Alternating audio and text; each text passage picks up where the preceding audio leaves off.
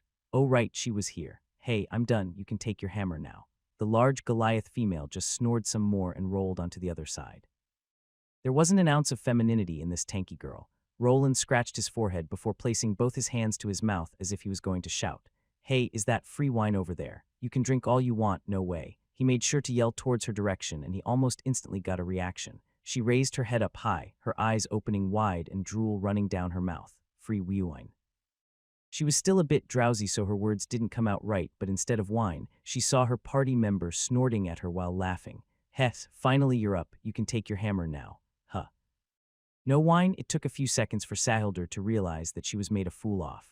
Her eyes narrowed and she moved forward with haste, putting Roland into a headlock while rubbing his head with her knuckles. Why you little? Roland didn't have time to react, and not like he was scared. He got his scalp rubbed and he pleaded for mercy. Soon enough he was free to go, his hair all ruffled up.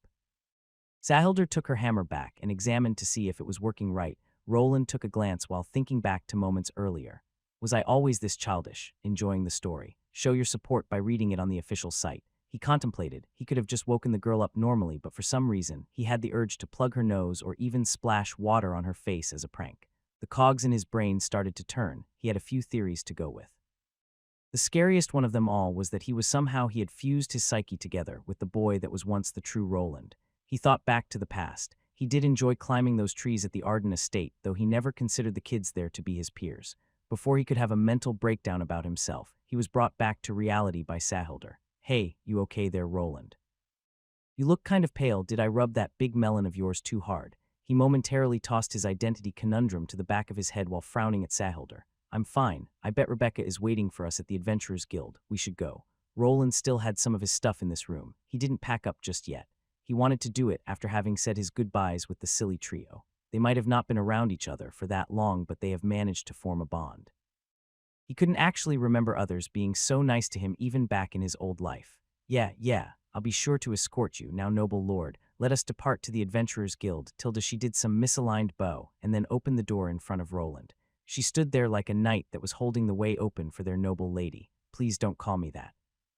People will think that it's actually true. The two finally left. Roland was going to use the train he had come to the city for his getaway. It didn't have a direct route to Edelgard, but it was a lot faster than going by horse carriage. It took them 10 or so minutes to get back. Rebecca and Raina were already sitting at the usual table with a piece of paper in hand. So you two lovebirds finished.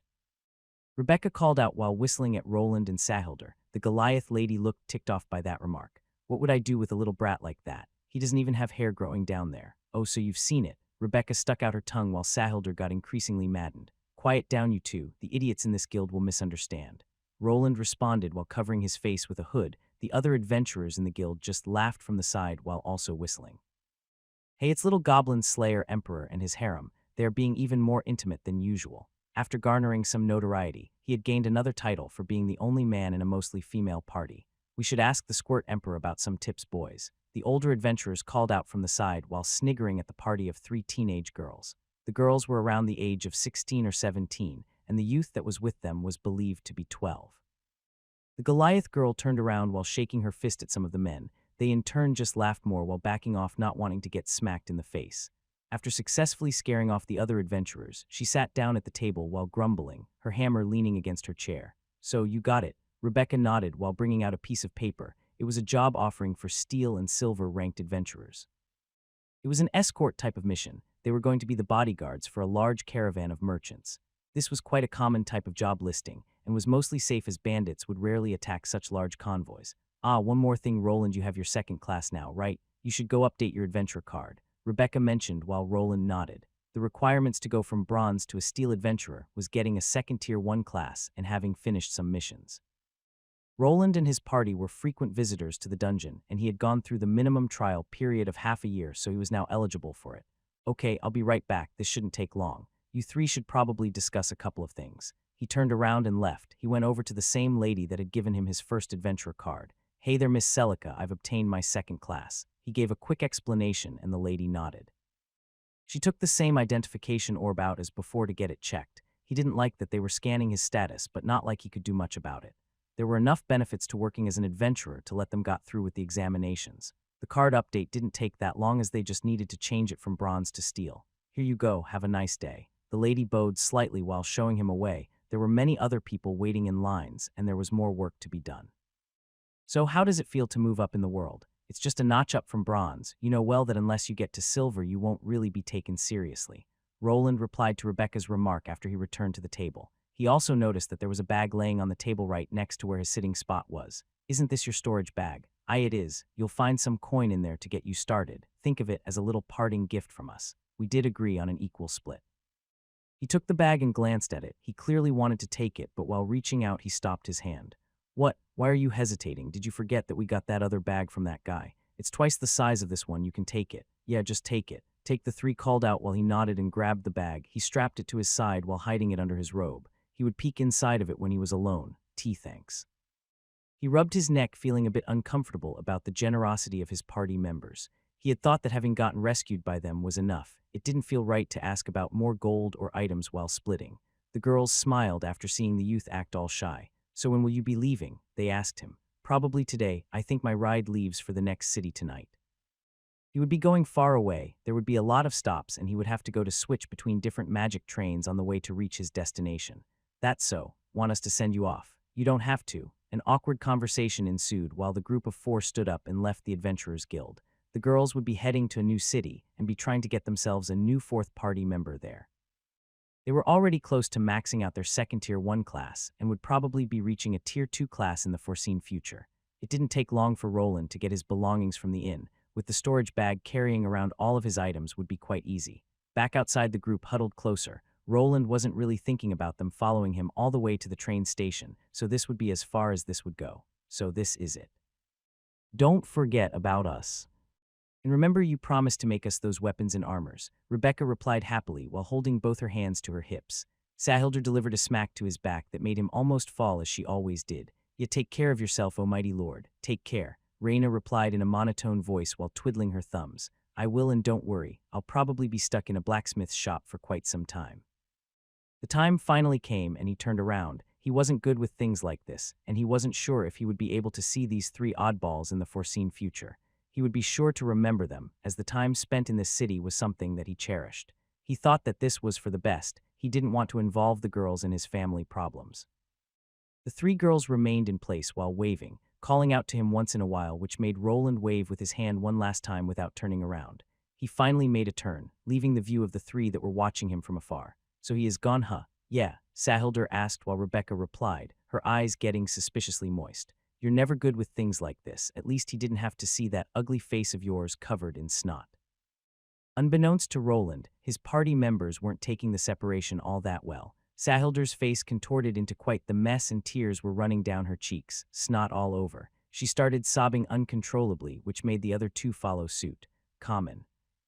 Let us go to the tavern. Stop crying, you're making the people uncomfortable. Who's crying? I'm not crying. Some people could see a Goliath female with her head down and two other girls patting her back. They looked to be saddened while walking into the city. The reason for their distress was close to reaching the train station that would take him on a trip through the large kingdom. The journey would take at least a week as he needed to change stations multiple times. Some of them would even require him to use regular carriages. Well. Farewell, my friends, it was fun while it lasted. He sat down at the train station and waited. An old part of his life was coming to an end. What waited for him next was unknown. He was nervous to a certain extent, but also excited. Nervous about the unknown, excited about the possibilities of his future life that was ready to begin. What do you mean he is gone? A loud booming voice was heard, followed by a sound of shattering furniture. A chair was thrown at a wall and it fractured into many pieces on impact. This all was happening inside a large room. It looked to be some kind of noble house. There were various paintings and bookshelves in this room, along with a big crest that had Arden written underneath. Please, my lord, calm down. Adam the butler used a handkerchief to wipe some sweat from his brow. He had just arrived at the Baron's office with bad news. His son was missing. The man responsible for keeping watch over him was nowhere to be found, and just as him, the boy was gone. The man didn't send in the weekly report as usual, and by the time they sent someone else to check, there was no Roland to be found. The report said that the adventure party that he was traveling with wasn't in the city of Carwin either. They might have just left the city together with the young master. Wentworth Arden, Roland's father, stood there behind his desk. In a fit of rage, he had tossed his chair at the wall, missing the butler but a hair. Get out and send more people, and bring me a new chair. The butler just bowed while getting out of the room with haste. The Baron moved over to the couch that was to the side and grabbed himself a bottle of schnapps to soothe his nerves. He looked to be quite angry while he drank. He had seen the whole report. The man that was supposed to keep watch was gone. There were a couple of possibilities, some better than the others. The possibility of the boy just going to a different city was there, but the disappearance of one of his men was strange. The Baron smelled some foul play, and he was angry that the possibility of his son's death was out there. Did he escape? The man spoke out before taking a big gulp straight from the bottle while contemplating. He knew well that finding his son would be difficult if he decided to run away. He didn't have enough pull to get the Adventurers Guild to give out his location. Only large ducal houses or the king could achieve such thing. The adventurer guilds around the kingdom were very adamant with their rules. They also had some powerful adventurers that the kingdom wouldn't be willing to go against if push came to shove. Or did he perish? This was the other option on the table, one that he didn't want to believe in. He shook his head while taking a swig from the bottle again. His chair was already on the way, and he needed to get back to work. Somewhere far away, the estranged son in question was sitting in a large moving train. He was looking at the passing scenery with boredom. He had been on the road for a week already. There was no TV or internet here, so he was left with staring at the scenery or reading books. He had already gone through the storage bag that his previous party members gave him. He wanted to go back and throw it at their faces as they left 10 small gold coins inside.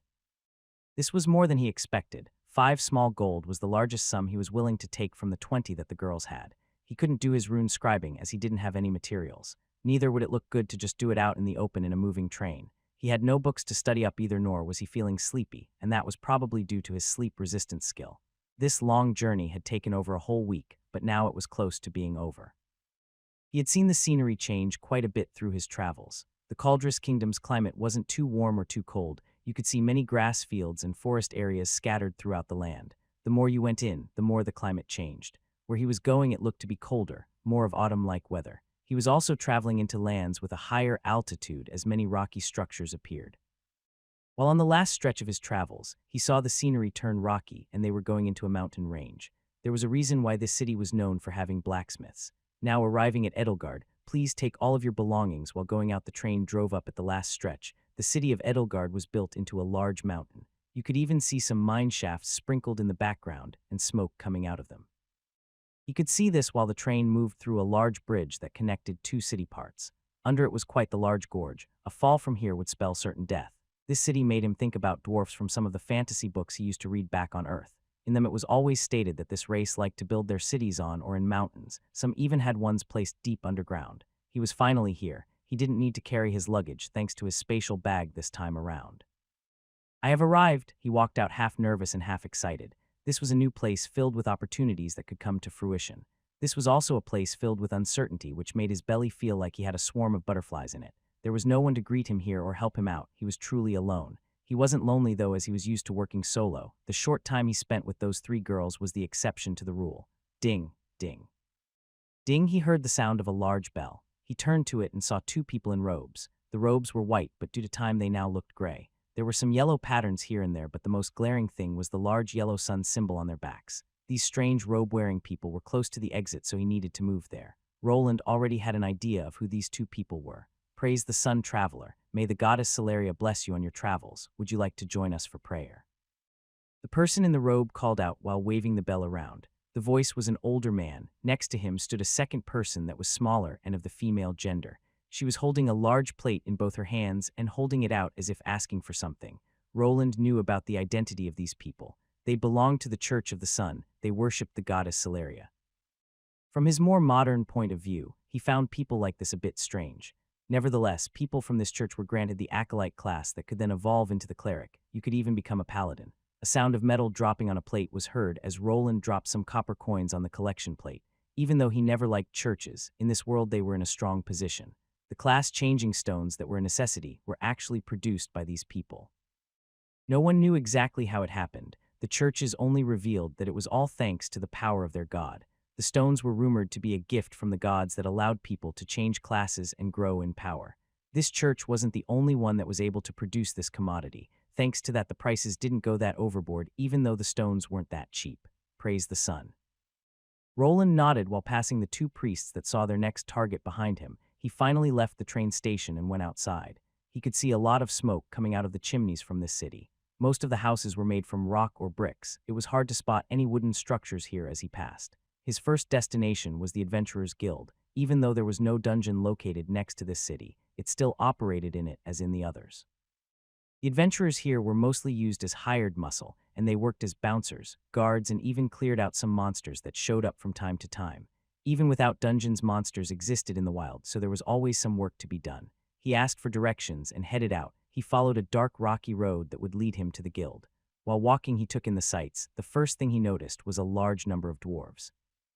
There were also another interesting race that he didn't see before: gnomes. From what he knew, this race was very creative and intelligent, which made them good crafters by default. In contrast to dwarves that like to work with heavy weapons and armor, the gnomes prided themselves in making more intricate machinery. The magical trains that he was using were apparently invented by the gnome tinkerers. They also worked as normal craftsmen, specializing in smaller items like trinkets and magical accessories. Roland needed to find a new base of operations. From what he could tell, he needed to get himself a job at one of the scribing shops. Making magical scrolls was also a business, and many adventurers used these one-time magical items for various occasions. While going through the robust-looking city, he finally arrived at the Adventurer Guild. The guild was slightly different than the previous one, but it had a similar layout with the same job listing notice board. The people inside didn't care much about the small robed figure that entered. His short height wouldn't really raise any eyebrows, as there were many gnomes and dwarves sprinkled all over the place. He got himself a city map which he had to pay, but thanks to his Steel Adventurer ranking, he got a small 5 discount. It wasn't much, but saving even a copper coin was a win in Roland's eyes. He looked at this map first. He needed lodging, and there were some inns and taverns that he could stay nearby. He preferred the former as they didn't smell like booze all the time and weren't as loud all into the night. He had walked off the stiffness after leaving the train, and it was getting late, so he decided to visit one of the inns that were in his price range. He didn't really care about the quality of the bed. He could mostly sleep anywhere, even on the floor. Even though he had a lot of coins on him, he didn't want to waste them on lavish living, as he didn't know how much money he would be able to earn here. Roland headed to the closest inn that was marked for bronze and steel adventurers. He was lucky back in Carwin, so he thought that he might be lucky this time around as well. The Singing Crow Inn. Roland looked at the wiggly sign that was getting pushed by the wind. The inn was quite large and had 4 levels to it. He pushed the creaky doors open and was greeted by a nice smell. Inside, he saw a couple of patrons sitting on some wooden benches. They were eating food and drinking some beverages, probably alcoholic ones. While distracted, he moved forward, looking for some kind of counter with the bartender or someone that looked like an owner. While going through the crowd of people, he felt someone bumping into him. "Hey, watch out where you are going." He was still wearing his robe, and his face was slightly covered, so not everyone would notice that he was just an 11-year-old youth. Roland raised a brow as the person that shouted out had quite the high-pitched voice. He looked down and saw someone smaller than him with pointy ears. Sorry about that, didn't see you there." The person that he was looking at a more prolonged face, making her look more like an elf than a human. Besides the long ears, her eyebrows were quite long and she had noticeable high cheekbones. This was apparently a gnome girl of unknown age. "You got eyes, use them. Hey, Helsai. Stop flirting with the customers and go back to work." Someone called out from the back, which made the small gnome girl grit her teeth before moving away. She was carrying a plate with unwashed dishes that looked oversized in her small hands. Roland shrugged and moved over to the bar counter, where he requested a room to stay in. The pricing was a bit higher here than at his first inn, but he attributed it to this being a larger city in which people probably earned more. The door creaked open and he was greeted to a small room with 1 bed and a table with 1 chair next to it. These items were made from wood in contrast to all the stone and brick buildings. He tested out the mattress that was again just some straw stuck into some cloth. He smirked to himself while thinking that he was already used to bad sleeping conditions like these. He sat down on the chair and started unpacking his belongings. He placed his quill along with some other materials for drawings on the table. He could finally draw the schematics for that Lesser Fire Orb rune. "You have created the schematic for the Lesser Fire Orb rune. Highest, you have gained 1,000 experience points." It took him an hour to finish up with this schematic. He was getting better at redrawing those diagrams. This rune was also something he drew from his memory, and not while looking at a weapon with his debugging skill. He memorized it during his class trial and was even able to achieve the highest subgrade. He rubbed his eye with his knuckles while feeling tired. The bumpy train ride and lack of sleep were slowly getting to him. He placed the sheet of paper next to the other two schematics while looking down. In his mind, he felt like he was cheating the system. He could just draw from memory and get large amounts of experience from it. He would need to spend a few days fighting monsters to get the same number of XP as he did now.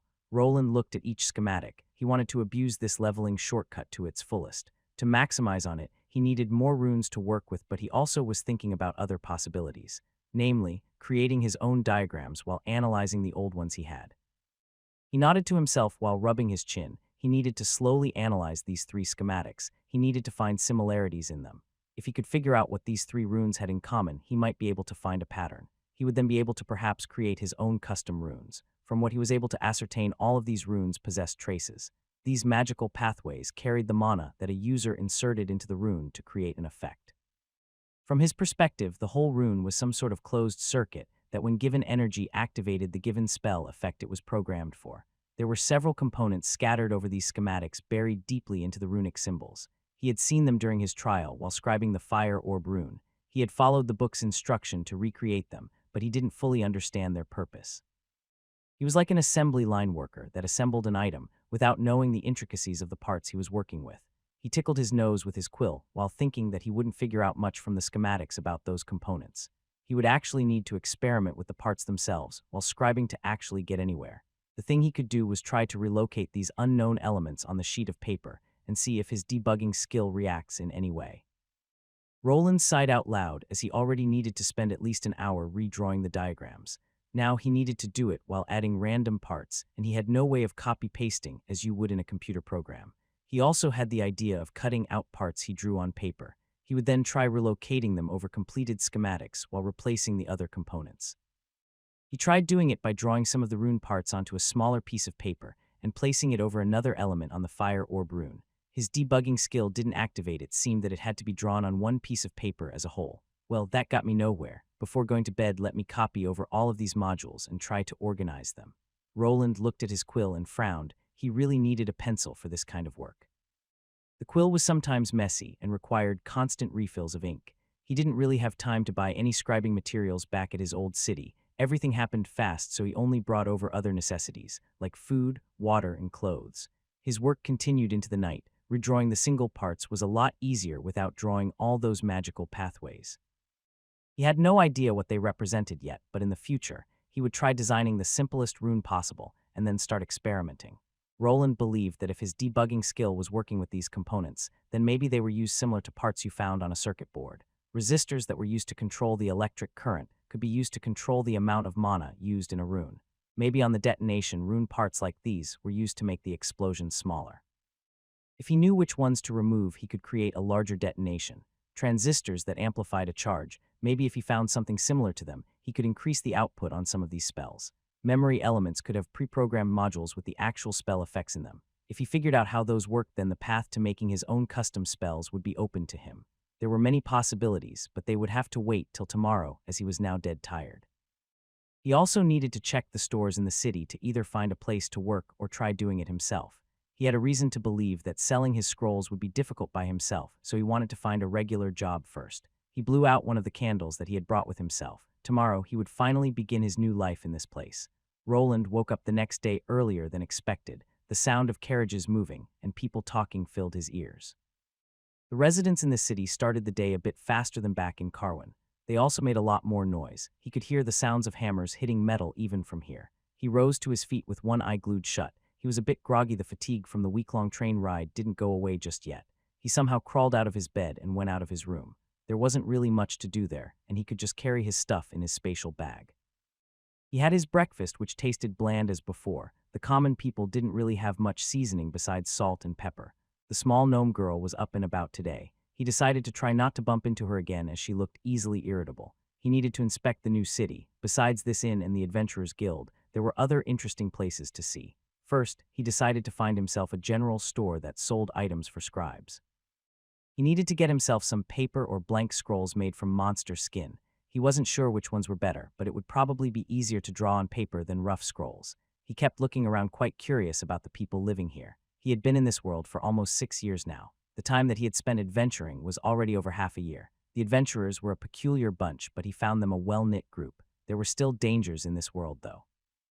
Bandits and monsters prowled in the night, and you could get yourself a death sentence if you bumped into a person in a high enough position. Luck was on his side, as besides that one encounter, he had managed to fly under the radar. This was probably thanks to the adventure party he had joined. The three girls were quite cautious in their hunts. He didn't show it back then, but he noticed that they were different from the usual adventure group. They didn't wander into the deeper parts of the dungeon even though they should be strong enough. He had reason to believe that they weren't willing to go there with a child like him. He shook his head around, trying to forget about the recent but now old days. He needed to get some shopping done, and he had reached one of the larger general stores. He entered inside and could hear a bell ringing the moment he pushed the door open. He could see some people inside looking at the items on display. The first thing he noticed were the long display cases. They had items placed in them with small text which showed the name and the pricing akin to modern-day price tags. There were some bookcases placed at the walls and some decorations in the form of shields and swords at the walls. This was a general item store, so you could find things like potions, scrolls, and even provisions here. "Good day, customer. Feel free to look around the store," he heard someone calling out to him. In front behind the display cases stood an older gentleman. He had large glasses on and was partially balding with some hair on the sides. He was wearing a heavy apron over his regular clothes with some tools sticking out from the pockets. Roland nodded and moved closer to the display cases. He could see some potions of various grades. They had the same grading system as the runes, ranging from lesser all the way up to legendary. Here he found mostly lesser and common ones, though. Oh, they do have some scrolls here. In one of the display cases, he saw some rolled-up scrolls. This one he was looking at had a mana arrow spell inscribed onto it. He looked at the price and saw that this one went for one small silver coin. He wasn't sure if that was a large sum for an item like this. So he tried comparing the price to monster kills. He reasoned that it wouldn't be worthwhile to kill a goblin with this spell scroll unless you were getting a mana stone out of it. If you considered this a life-saving measure, then it wasn't that costly. He looked further and spotted more scrolls that were being sold. The next one in line was a fire arrow spell scroll. This was a direct upgrade from a mana arrow spell and was tier 2 magic. The person making this scroll had to be a more advanced scribe along with being an elemental fire mage. The cost of this spell was triple what the inferior one cost. Roland was a bit surprised by it only being this much. He was inclined to think that this spell should cost a lot more. It was always best to ask when you had some questions instead of overthinking, so he looked at the store owner and gave his question. "Excuse me, why does this fire arrow spell only cost 3 small silvers when it's a tier 2 spell, while this mana arrow spell costs 1 small silver?" The store owner moved a bit closer to look at what his customer was looking at and then gave the answer. "Even though it's a tier 2 spell, it is that much more potent. It also depends on the person making these scrolls and materials. If it was a fireball spell, it would cost about 6 small silver per scroll. Also, dear customer, these scrolls get identified by a professional that can distinguish their true attacking value. An archmage could very well create a simple mana arrow spell that would be several times stronger than a fire arrow spell. It all depends on the person making it." The shop owner was quite happy to explain while taking out one of the scrolls and showing them off. These scrolls also had gradings just as the runes. They were a bit different, as the determining factor was not how well they were made, but how much power was injected into them during the creation process. The people made it simple and rated them from lowest to highest, and they were checked by a special device before a price was assigned. "I see, thank you." Roland nodded and wondered how high his grading would be if he wrote down his own mana arrow and mana bolt spell. He had a lot more intelligence and mana than a regular mage, so he should be able to make more powerful spell scrolls. Before asking more questions, Roland went around the store and found the things he was looking for. He found some magic ink and the more crude-looking monster skin scrolls. He was also sure to get himself a pencil and more sketching paper. From what the shop owner said, these were the cheaper options, as the magic paper was made from some difficulty to come by wood. In contrast, monsters were easily hunted down in certain dungeons and were a good renewable resource. The empty scrolls came in bundles of 10, and they were close to the size of A5 paper. This meant that they weren't all that big, but considering the spells he was going to write on them weren't that high level, this was enough. Larger spells required larger scrolls, but these were enough for Tier 1 and Tier 2 spells. The 10 blank scrolls cost him 9 small silver, which put them at 9 large copper coins apiece. So if he managed to sell them all at the price of the mana arrow spell in this shop, he would only be making 1 small silver coin. He probably wouldn't be making any money if he added the price of the magic ink into the mix. This book's true home is on another platform. check it out there for the real experience. He was seriously contemplating getting a job now. If he worked for someone, he wouldn't need to worry about manufacturing costs, and he would be still able to earn experience points while getting paid. Excuse me, are there any scroll scribing shops nearby? The shop owner gave Roland the location of the nearest store, but he didn't know if they were recruiting. He bowed respectfully to the man before leaving. The man had been really helpful. His next destination was a place called Exior's Magic Emporium. It was one of the larger magic shops in the city, and was apparently owned by some rich magic user. Roland had no idea what class of mage the person was, but he was loaded. Roland was slightly worried that he wouldn't be able to get a spot in the workforce, mainly due to his lack of elemental affinity. He wasn't sure if he should disclose that he had a more advanced version of the scribe class to people he didn't know either. The mana arrows weren't really a hot commodity from what he could tell. He ended up by a large 3-story building. It had the name that the shop owner mentioned. The sign on it was composed of 2 potions on the side, a scroll in the middle with a staff going through them. It had your standard magic shop feel to it, nothing out of the ordinary. I guess this is it. The first thing he did was to see if there were any job listings hanging outside the 3-story tall building. He didn't find anything like that, so he decided to step inside. The doors were a bit peculiar as they didn't have any handles, but this mystery was resolved quite fast as they opened by themselves the moment he got there. On the inside, it had a similar layout as the general store he visited before. There were display cases with various magical items scattered all over the place.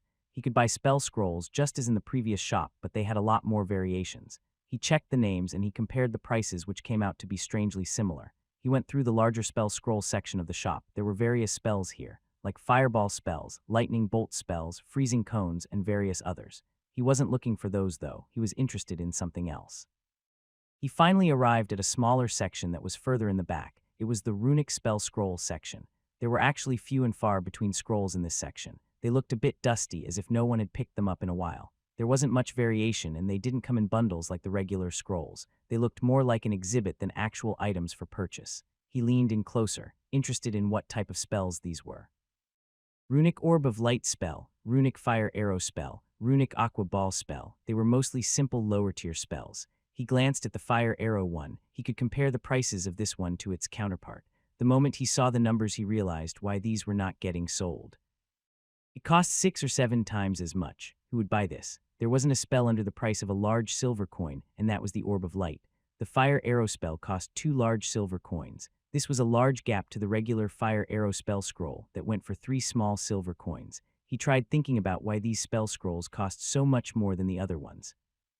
There could be a couple of possibilities, but luckily there was a clerk coming his way, so he could just ask like before. It was a cute-looking girl with long ears, and she was of the taller kind, an elf. She was wearing a red robe of some kind, with the same logo that the store had on her chest part. She was quite the beauty, with golden hair as most of the elves were. "Hello there, need any help?" The girl smiled. She looked to be in her later teens, but from what Roland knew, she could be well into her 50s. The elves were a race that could live for a very long time. Yes, why do these runic spell scrolls cost so much more than the regular spell scrolls? He was here to ask for a job, but he was also interested in why the runic scrolls were so overpriced. Also, why they didn't look like they were selling well.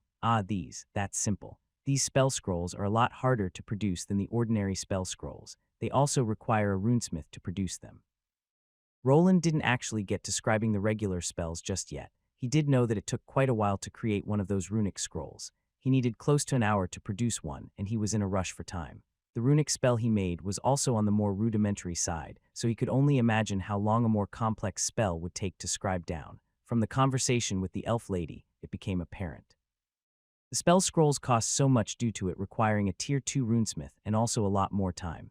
The runesmiths probably weren't willing to drop the price range due to the time and effort put into their work. There were a couple of those spell scrolls there. He wanted to get them for further research. He could probably upgrade them to the highest grade and get some schematic experience while at it. Before that, though, he recalled what he was here for in the first place. Yes, excuse me, miss, is this shop perhaps looking for mana scribes? He didn't want people to know that he was a runic mana scribe, just yet, as he didn't know if that would bring any unwanted attention to him. The elf girl looked at him from top to bottom and nodded. Mana scribe. I'll have to ask the manager. I think we are, but she didn't finish the sentence while covering her mouth, as if she was holding back from revealing too much information. Just follow me, I'll bring you to the manager. He is always looking for good workers. Tilda the woman turned around and he followed after her. They both headed upstairs. The stairs were quite narrow and circular, and there was hardly any space for anyone to walk next to. On the next floor, he saw a corridor leading to a room with the words manager on them. To the sides were other rooms that were closed off.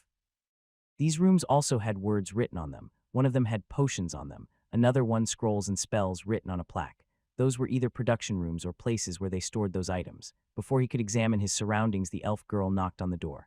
They both heard a high-pitched voice answering with a "come in," and so they did. Inside was your usual office with a large desk. On that desk beside documents, there was a full-blown chemist set with various vials and tubes. There were various colorful liquids going through those tubes, for what reason he did not know. To the sides were shelves filled with some strange ingredients which made Roland think that he entered an alchemist workshop. "What is it, Ziliana? You know that I'm busy." The person that answered wasn't human. He was a person with a smaller frame and a large head, and his ears were pointy, but not as long as an elf's. He was holding a pipette and dropping some blue liquid into a larger pitcher of green liquid. "Manager, I've brought you a potential worker. I think this boy wants to work as a scribe." The smaller man stopped what he was doing and glanced at Roland with his eyes. He then went right back to what he was doing while speaking. "Just show him the contract. If he signs it, you can test his skills in scribing.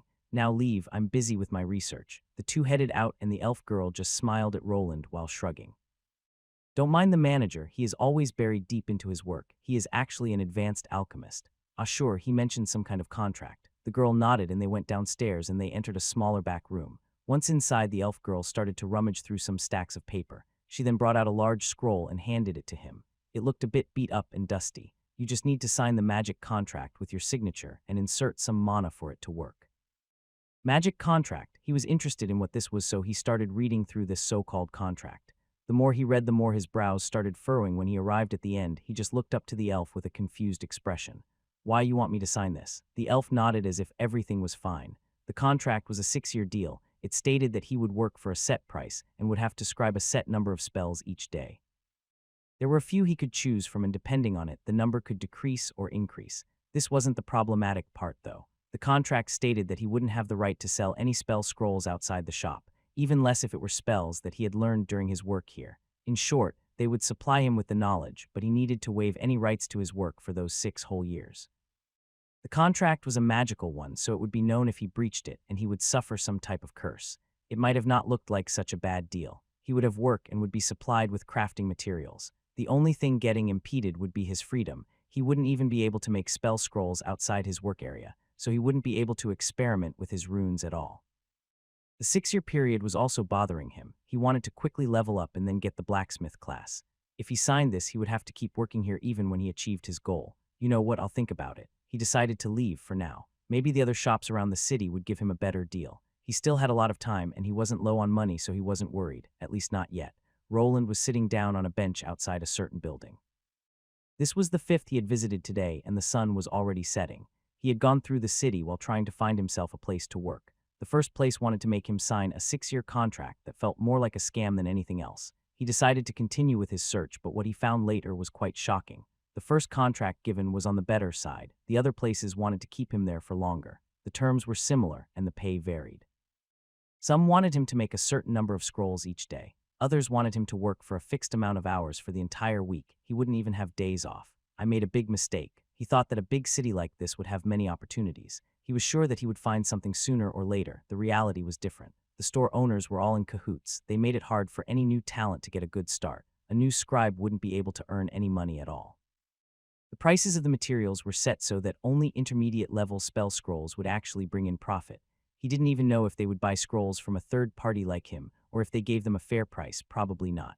Roland was now thinking that a smaller town might have been a better choice. They would probably offer him a less binding contract, one without a curse. The curse was also one that lowered your mana by 60 until the contract time ran out. For a mage, something like that would be crippling. Losing more than half of your mana pool would halt your progress dramatically. His plan was to work as a scribe for a year or so. With his experience gaining trick, he had reason to believe that he could reach L25 of this class by then. He figured that getting enough money for a class change crystal wouldn't be that hard. He even had enough right now. The reality was different, though. No one from the established shops would let him test his skills in their shops for free. He would need to pay up and close to slave labor. He had assumed too much. He thought that a mage class was a rare commodity. He thought that when the store owners heard that he was a mana scribe, they would spread their arms wide and invite him in, no questions asked. He had underestimated how businesses operated here and that they already had a system in place. Most of the scribes were kids from the magic academies. These academies were able to get better contracts for their students that were only working to level up and gain new skills for their future. If you were a solo act, the contracts were much harsher as they didn't really care about you as a worker.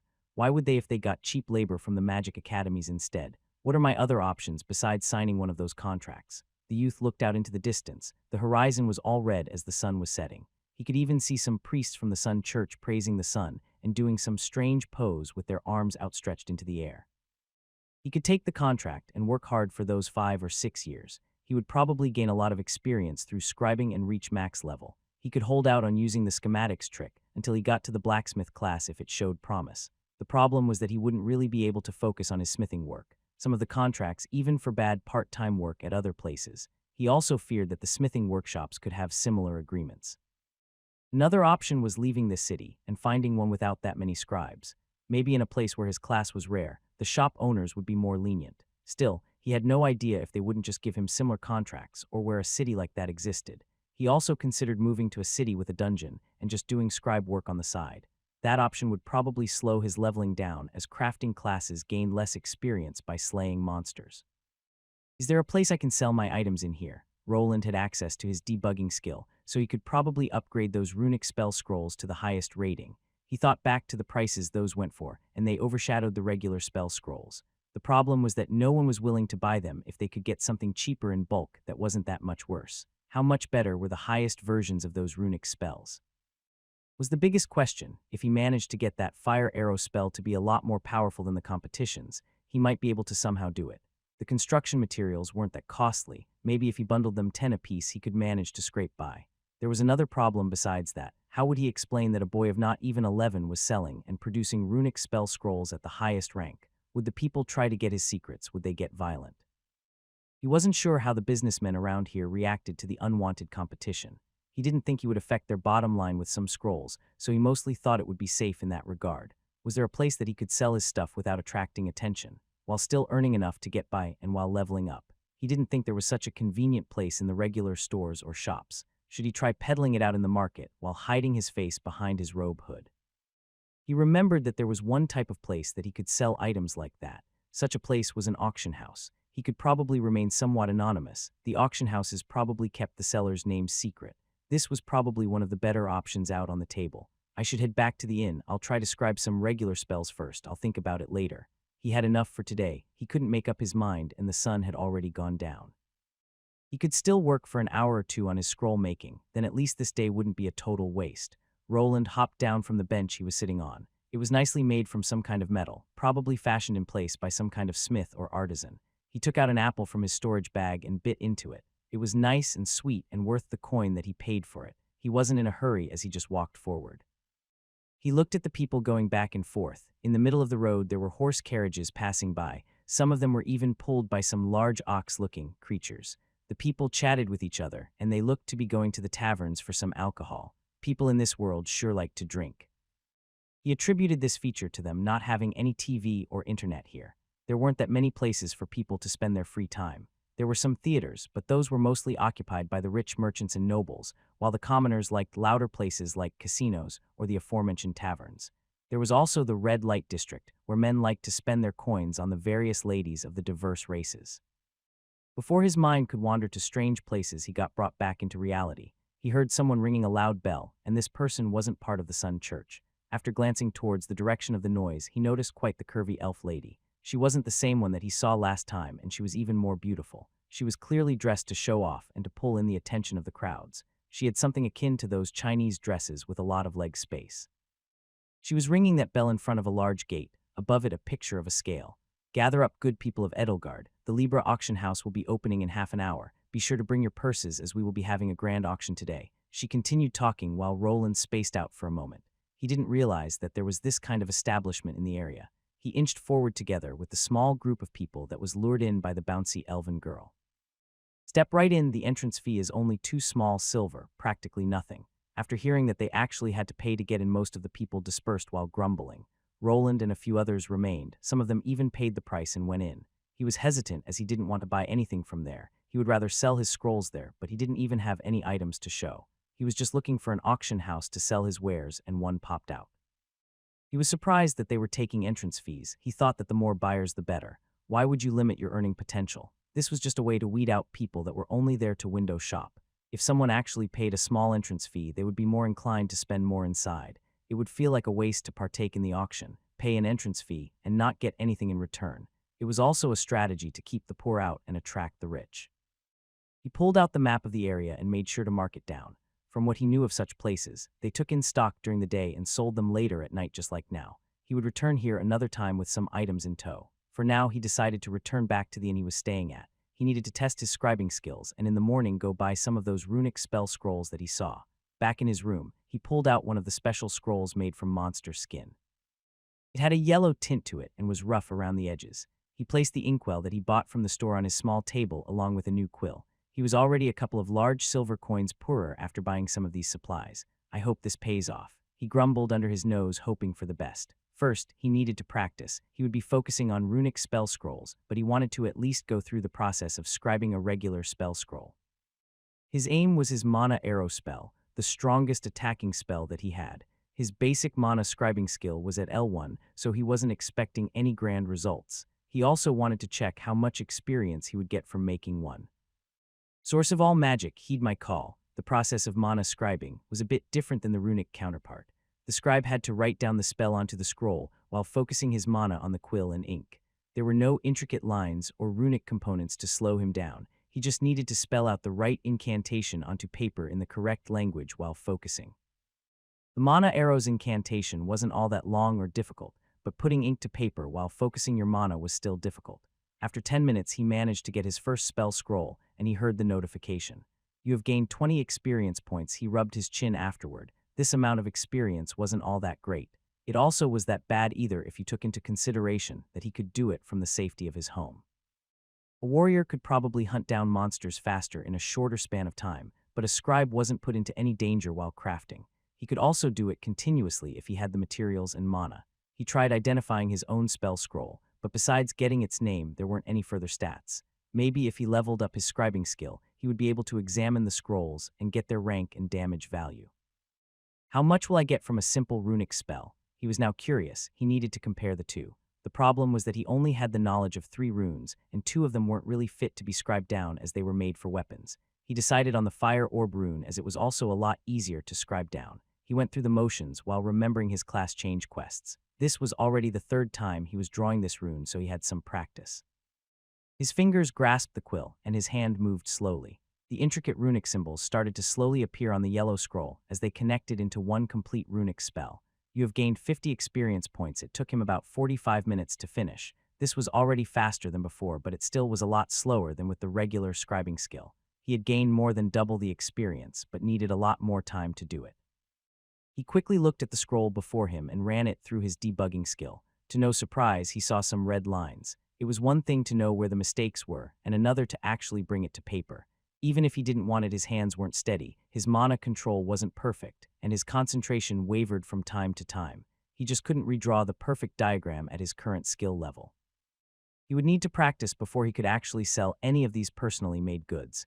He came to a conclusion. Making runic scrolls wasn't optimal for gaining experience points. He could probably make 5 regular spell scrolls and gain 100 XP, while making one runic version gave him 50 XP. This wasn't a problem for him, though, as he could just make some schematics to even it out. What he wanted at this time was to earn more gold, and he felt like the runic spells were the way to go. There was also another discovery that he made. His debugging skill wasn't working on the regular spell scrolls. There were no lines, he just couldn't see anything. This meant that runic spells and regular spells were different in some way or operated on different laws. How and why they were different, he could only speculate. Also, these runic spells didn't seem to mind that he didn't have any elemental affinities.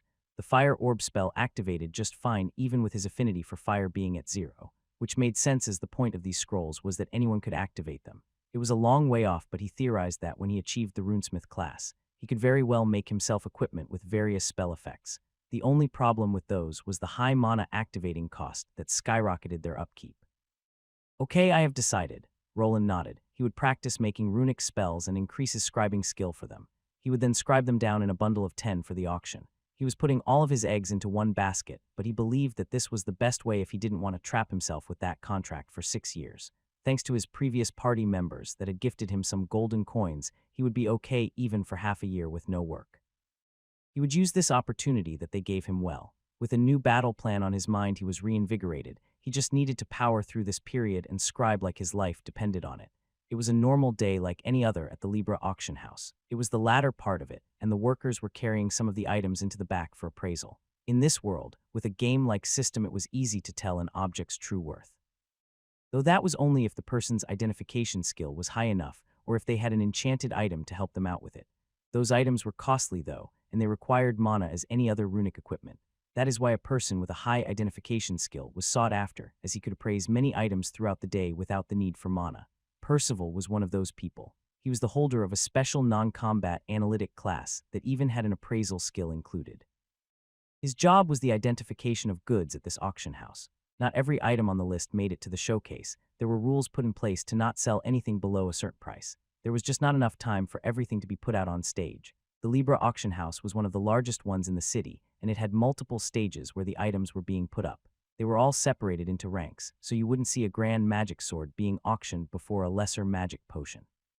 Here, Mr. Percival, this is the last item from this batch. We still need to decide on the order of the items. A person brought in a certain item and placed it to the side at the entrance of Percival's office before leaving. There were already certain other products, all separated by prices and labeled by the man's assistant, waiting for pickup. The appraiser was a busy person, so not like he had enough time to do such things himself. The assistant was a regular human by the name of Cynthia. Another one into the trash bin, in it goes. The girl shouted out in a cheerful voice while placing a metallic-looking statuette into a large tray with other various items. These were all products that were deemed unworthy for this auction house to sell them. Cynthia, how many times do I have to tell you to not be rough with those? If you break it, it will be deducted from your pay. Now bring me over that item. I want to go on my break. The man was a bit grumpy from all the long hours of appraising items and just wanted to be done with it. The girl slowly walked over to the item in question and picked it up. She was a bit confused as to what this was. It was rolled up with a couple of sheets of gray paper and tied together with string. I don't think this person is good at wrapping. She brought the item over to the grumpy old appraiser that looked at it with scorn. After he managed to get rid of the crude outer shell, he frowned even more. He had seen products like this before and knew that they weren't worth much. Even from the first glance, he could tell that the quality of the scroll parchment was the absolute lowest. Why would they make me appraise spell scrolls? They sell for almost nothing. Did this get through due to the packaging? I told them to look through the items before they bring them over here. What if there was a bundle of sticks in here? Percival, the appraiser, wanted to grasp the bundle of spell scrolls and toss them aside. Before he was able to do that, his lovely assistant grabbed one of them and took a look. Mr. Percival, these spell scrolls are strange. They only have a couple of large symbols on them. I thought you had to write a spell on these. The girl turned the spell scroll around to show it to the man whose eyes bulged slightly. He looked down to see that these items weren't simple spell scrolls. No, they were all runic spell scrolls, which were much harder to make. Give that back, you fool. Okay, the girl stuck her tongue out at the old man and went to the side. She was also waiting for him to finish up so she could take a break. The auction would be starting in a couple of hours, and she still had some other work to do. The appraiser fixed his glasses and placed one of the scrolls on the table so he could see it better. These are indeed runic spell scrolls, which runesmith had enough time to make these. He was a bit baffled why anyone would make so many of these. Maybe a new runesmith was feeling bored, so he or she made them. He didn't want to speculate more, so he leaned up and started examining the item. His identification and appraisal skills activated, and you could see a faint blue glow in the man's eyes for a fraction of the second. Runic Fire Arrow Spell Scroll, common high. One of his eyebrows moved up after reading through the information. He thought this was some beginner runesmith's work, but it was actually of a high grade. Even accomplished smiths mostly made items at the intermediate level, while high was a sign of talent and hard work. A regular intermediate fire arrow spell went for 2 to 4 small silver coins, but this was a runic spell scroll. They worked a bit differently than the regular ones. The biggest difference was the possibility of amplifying the spell. The user had the option of adding more mana into the scroll, which would increase the output to a certain extent depending on the rank. Interesting, I'd say this scroll could even go for up to 9 small silver coins. Not bad for a common spell scroll. The man almost made a mistake by crumbling up these. If the owner got wind of it, he might have to even apologize in person. These scrolls even had a little logo drawn in the corner. It looked like a red shooting star or a comet. There were more of those scrolls there, so he got to it going through them one by one. Highest. His eyebrow moved even higher as he saw that one of these scrolls was at the highest rating. This was something he didn't get to see often, an item with the highest rating. If the high-rated scroll could go for up to 9 small silver coins, then this one could even go for double, maybe even triple. The appraiser knew that a lot of the runesmiths were unwilling to sell spell scrolls below a certain price range. This was why they were placed in stores at exorbitant figures and never saw practical use. A highest-graded spell scroll could actually go for quite the sum, though. What did the highest rating mean? It meant that the spell was really close to jumping grades and going into a higher one. That would put this common spell scroll at half a step into the greater runic spell realm. By Celeria, who is this runesmith? Is he an advanced one? He mumbled to himself while finishing up with the appraisal. There were exactly 10 runic spell scrolls in this pile. 8 of them were at the high grade, while 2 of them were at the highest. There wasn't even one that was at an intermediate level, which told him that the person that was making them was quite the master. The man racked his brain. He couldn't imagine this being one of the runesmiths from the city. Most of them were grizzled men with some lesser magical aptitude that barely managed to become a mana scribe. Most of them preferred working with metals and not scrolls. The only use for them was practicing their mana control. "Are you finished, Mr. Percival? It's getting late." The man looked up. He had spent a bit too long inspecting these items. He coughed into his hand and then started writing down the appropriate pricing. The pricing was mostly there as a guide for the auctioneer to start off. They would use it to choose the minimum bidding price of the item. "Take them and be careful, they are delicate. Also wrap them up with some high-quality string for the auction." "Okay, are we going to sell these as a bundle or separately?" the assistant asked while taking out some better-looking string and rolling up the sheets of monster skin. "Why are you asking me? I'm just the appraiser." They would probably sell better as a bundle. The highest graded scrolls might make the buyers bid further. He added his opinion while standing up. The scrolls that he just appraised were slightly unusual, but nothing really that extraordinary. There were items in this auction that the minimum bidding price was a gold coin. The scrolls that could fetch a couple of small or large silver coins, a piece didn't really matter. The assistant girl shrugged while the old man walked out. She opened the door and 2 more male workers walked in. They removed the tray of useless items from the room first.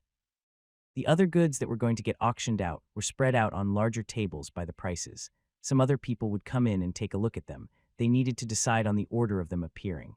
This was something Cynthia was also partly responsible for. While this all was happening, Roland was standing outside the Libra auction house. He had handed over his workload that he had slaved on for months. He was wearing a robe and a face mask. His eyes looked bloodshot as if he didn't sleep for a couple of days. He was reaching a boiling point. He had burned through most of his cash on crafting materials and could fill a couple of books with his low and lesser crafted runic spells now. He was quite pedantic when it came to his work ethic, unwilling to go to the auction house without at least a full clip with high-grade runic spells. He had worked tirelessly till this point. He looked at his status screen that went up a couple of levels since the last time. The skill that went up the most was his basic rune scribing skill. It was at level 5. Also, his rune mastery leveled up slightly while his understanding of making the runic scrolls continued. It was at level 2. He had procured the runic fire arrow spell scroll from that shop. He still remembered the strange look the lady elf gave him after she brought it over. She even tried telling him that it wasn't worth it and that he should just get one of the regular spell scrolls instead. He brought it back home and created a perfect schematic. It even gave him double the experience compared to the lesser rune schematics he made. He was still filled with anticipation and vigor at that point. This soon turned to despair after he noticed that scribing a common runic spell was a lot harder than the lesser variant. He failed and failed, losing more money in the progress of going through his resources. He even had to go back and practice on the fire orb rune as it was more manageable. He needed to level his scribing skill up to even be able to create his first fire arrow spell at the lowest subgrade, and this was already a full month after he obtained this item for practice. The 10 small gold coins that his party members had graciously given him started not to seem like such a big sum.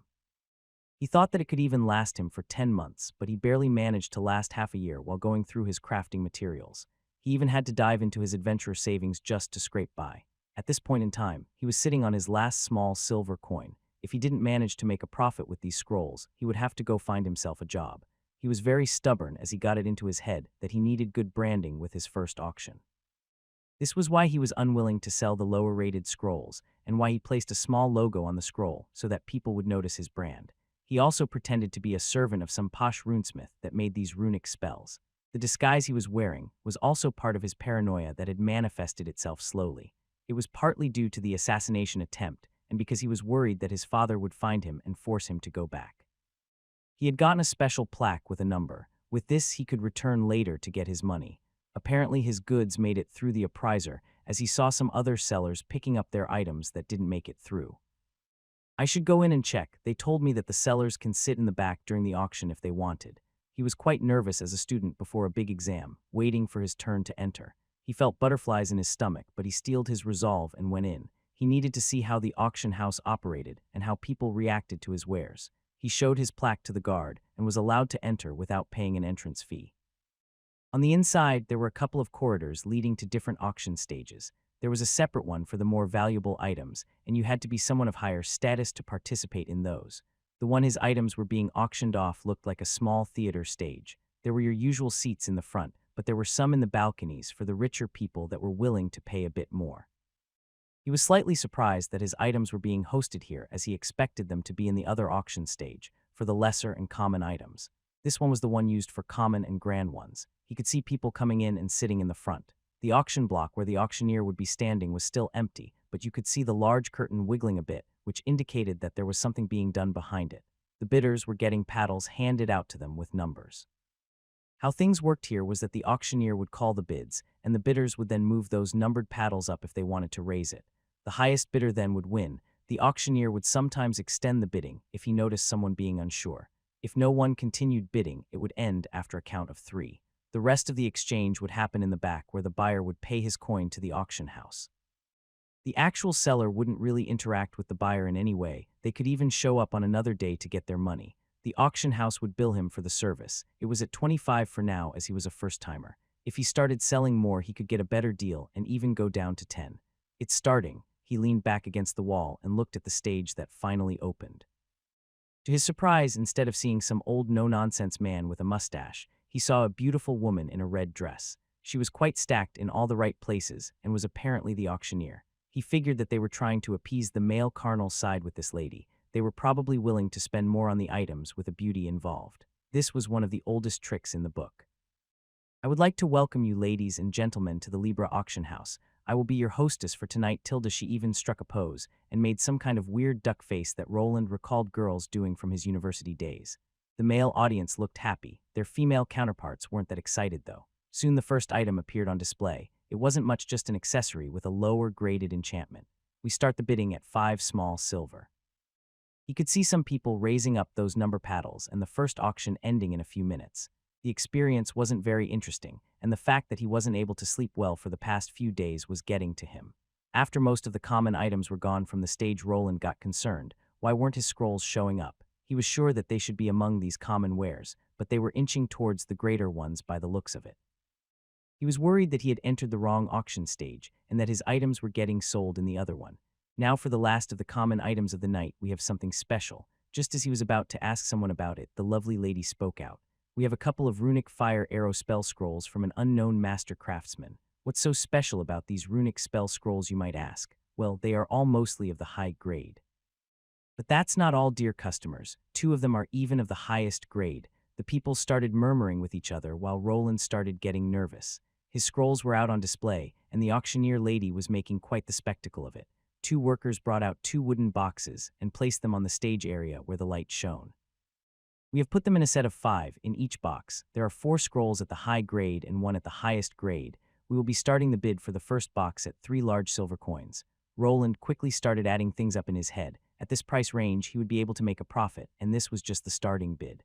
The people started moving those paddles up. The moment Roland saw someone bid further, he felt his heart beating faster. He was finally seeing the fruit of his labor getting appreciated. It was like a large weight was lifted off his shoulders, and he could finally relax. The first box went for 4 large silver and 5 small silver, and the second one went for 4 large and 7 small. On his first attempt, he had managed to earn close to 1 small gold coin. Even if he deducted the auction house's pay cut, he would be able to recuperate his losses. Roland waited all the way until the end. He saw some finely crafted magical weapons and accessories be carried onto the stage that were sold for many gold coins.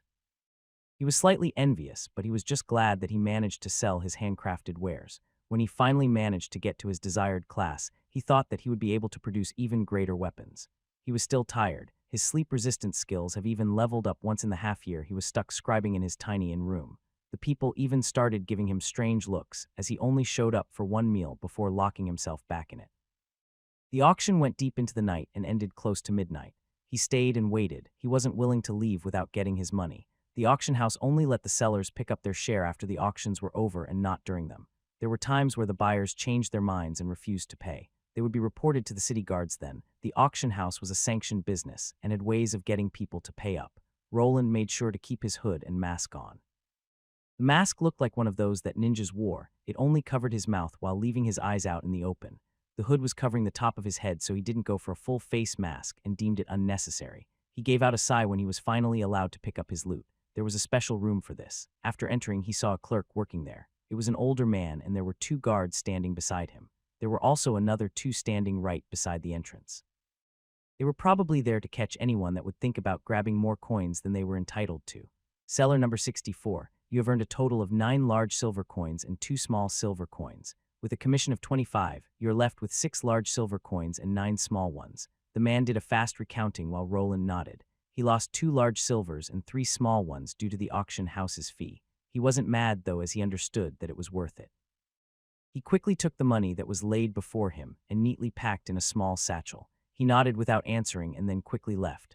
Unbeknownst to him, some people in the auction house took note of him as they were curious who the new craftsman in the city was that was able to make the highest common grade spell scrolls. Roland ran all the way back to the inn with haste. There were still many people out and about in the city, drinking late into the night. He had grown a bit since half a year ago, and with the added bonuses of his running and sprinting skills, he was going fast. At the inn there weren't that many people around. Everyone was mostly in bed as they needed to get things done in the morning. Back in his room, he collapsed on his straw mattress-filled bed. He couldn't really remember much past that as he woke up at 12 p.m. the next day, awoken to the church bells that sounded in the distance. He felt revitalized after the rest and ready to earn more cash. His plan was coming to fruition, and he had made the first step. Now he had to strike while the iron was hot. He needed more materials, and in due time better runic spells to practice on and then sell. Roland didn't know why, but it felt really good to manage on his own. He actually preferred working for himself even though he was putting in more hours than a regular worker would. With the influx of new assets, he bought more resources, more ink, and more monster scrolls for the spells. He had redrawn this fire arrow spell so many times that he was now a master of it. It would probably take him a while to master another comparable one, so he decided to focus on the fire arrow spell for now. He had spent countless hours redrawing it, affixing the magical pathways into the correct forms. He had even used up all of his sketching paper and pencils to practice while being low on mana. This fire arrow was certainly something designed for a runesmith class. It was very draining on his mana reserves. If he wasn't blessed with a large pool of mana, he wouldn't be able to scribe more than 1 or 2 of these runic spells per day. When a person was drained of their mana, they would start feeling dizzy and sleepy. If your mana ever hit 0, you would get a splitting headache and sometimes even pass out. This had happened to him one of the days he was scribing. His devotion to the task at hand had caused him to suffer a backlash. He even received a debuff to his mana regeneration the next day, which halted his progress even further. Time passed again, and things were getting more interesting at the Libra auction house. Mr. Percival, the appraiser, had a stack of brand new runic scrolls, all of them with the runic version of the fire arrow spell. This time around there were 3 at the highest grade, which made the man wonder if this runesmith master was improving by the day. There were always high and highest graded runic scrolls there. Word around the city spread, and the magic shops were slowly beginning to look into this new person that was slowly nudging himself into their territory. But just as Roland had speculated, they didn't feel threatened just yet. The number of products going around was just too small to affect these large stores that had other items to sell than spell scrolls. He didn't know if they would act in any way, but for now, he was left alone to his devices. The more of the highest runes were added, the better the prices got. Roland was slowly regaining his lost fortune. He deposited 10 scrolls each every week while earning close to 1 small gold coin. Soon he was able to get a better quill, better paper, and was now even thinking of going to a more expensive inn that was further into the city. Things were looking quite good indeed, so good that he could now start thinking about the future once again and get back to his research. Another 3 months had passed in a flash. Roland was sitting in his tiny room with a complete stack of scrolls. 6 of them were at the highest grade, while 4 of them were at the high one. I've gotten good at this one spell. But I think I need to move on from it. Roland was slightly tired of redrawing the same sequence over and over again. He felt like a person at the assembly line doing the exact same task every day. He needed some variation in his life, and he knew just the thing to spice things up. He placed his created scrolls into his spatial bag and decided to get dressed. He left the inn and headed out of the city, doing it on foot. He was sure to leave early in the morning, giving himself more time till nightfall. This city was built into a large mountain, but that didn't mean that rocks were the only thing in the area. There actually was a large forest nearby where he was headed. Within 2 hours, he was at his destination. There should be some around here. There is one. Roland came to a stop and placed himself behind a tree. His stealth had leveled up from basic to the regular, but if he ever wanted to get it up to advanced, he would need a rogue class. He squatted down and reached into his storage bag. From it, he pulled out a crude-looking book. The pages of this book were tied together by thin string and pushed through small holes at the edges. It was barely holding together from how bad it looked. On the other side was quite the familiar creature that Roland was inching closer towards. Jiggy, it was a goblin, but instead of being green, it was a lot paler. This was a variant that was called a mountain goblin. These creatures roamed the forest around the city, but they didn't venture towards it. They sometimes attacked carriages that went between cities, but that was a rare occurrence. The goblin didn't have much of a chance to react as a glowing red arrow shot right through its brain, melting it in the process. The person that produced this magical spell was Roland. He had his hand placed on the topmost page of his crude grimoire. He had made it from the lower and low-graded spell scrolls that he didn't want to sell. He had figured out one thing about his basic rune mastery skill. He could level it up by using either runic scrolls that he made or weapons that had runes engraved into them. These goblins didn't offer much in experience, but they were good enough for him to train his skills on them. The idea of using his stash of scrolls like a magic book just dawned on him once. The page that he used to activate his spell crumbled into dust soon after activation.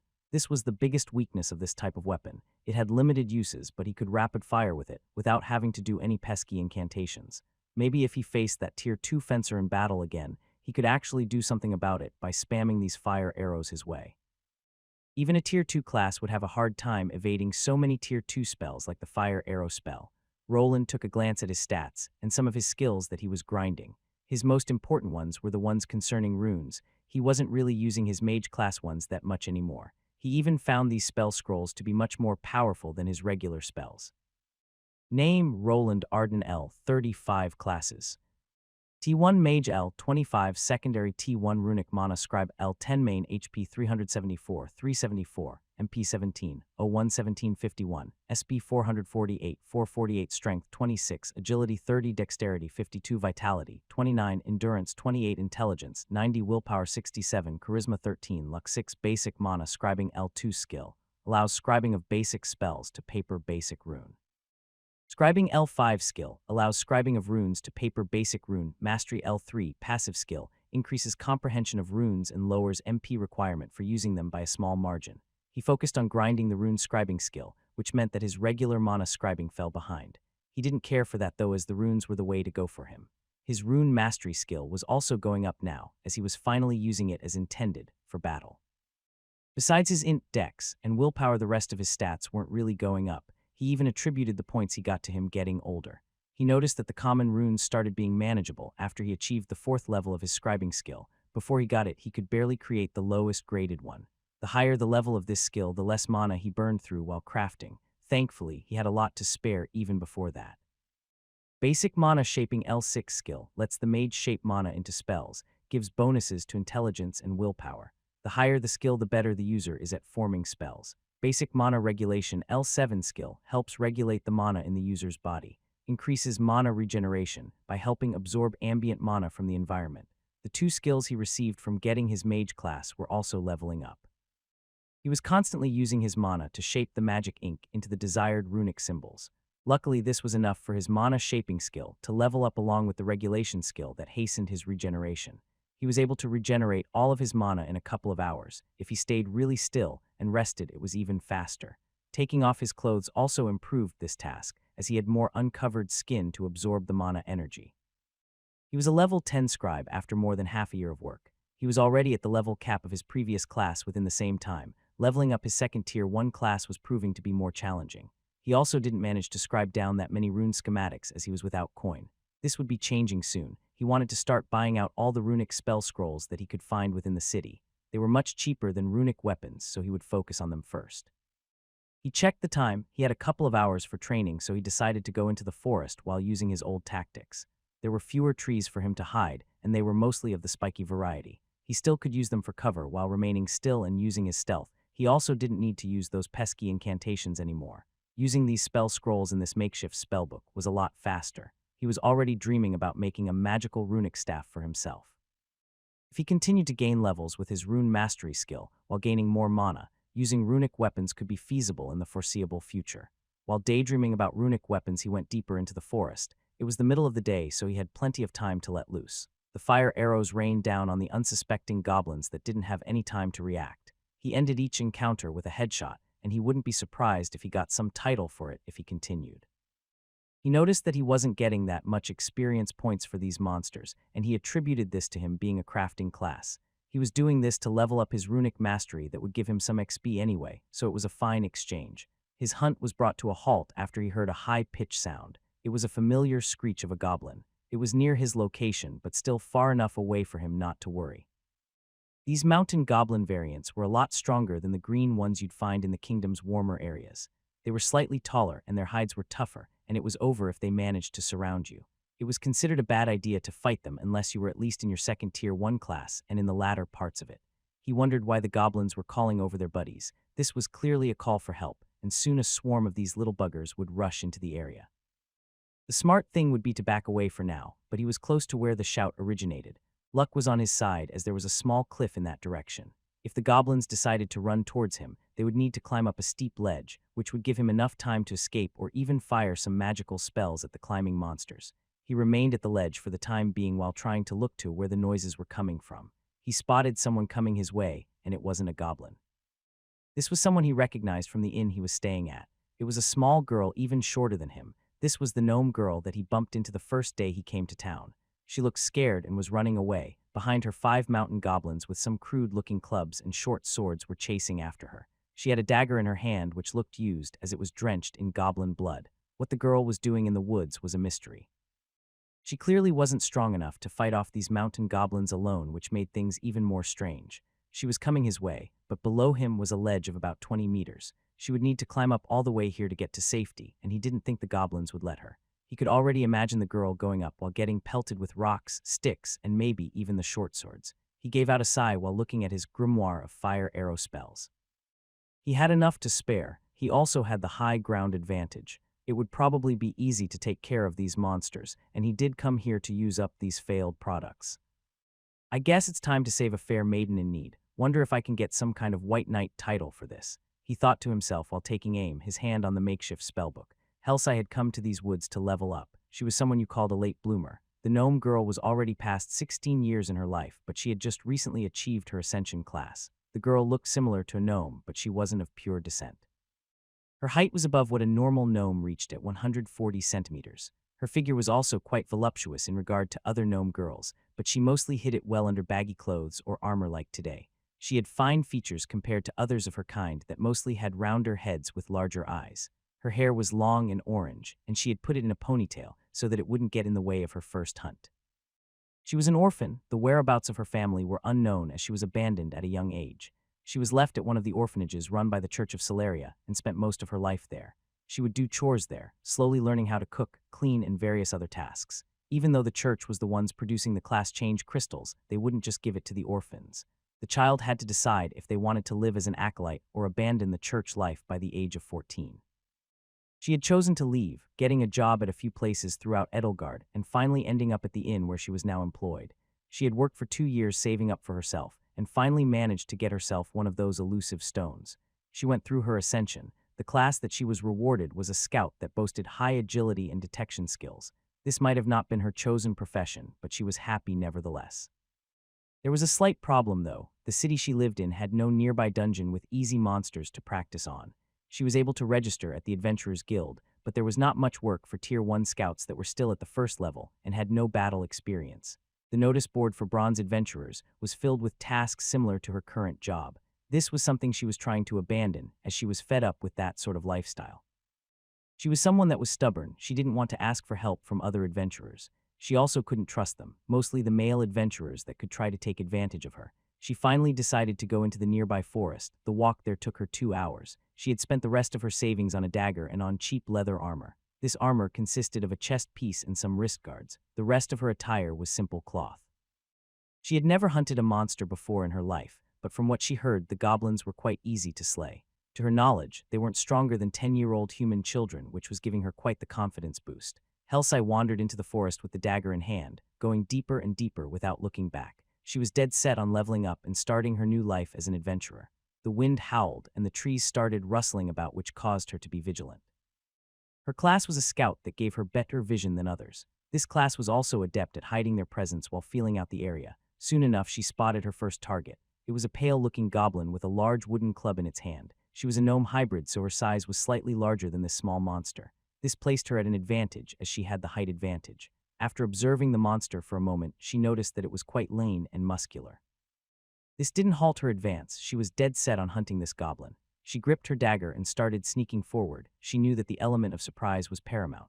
If she managed to land a backstab, she could probably deliver a killing blow. She moved forward while the monster was looking down at something. There were some large insects there that the goblin started stomping on. This gave her a chance to move forward while sneaking. The goblin was unaware of the small person sneaking up behind it. It switched to hitting the ground with its club while grinning. Suddenly, it heard something snap behind it, which put it on alert.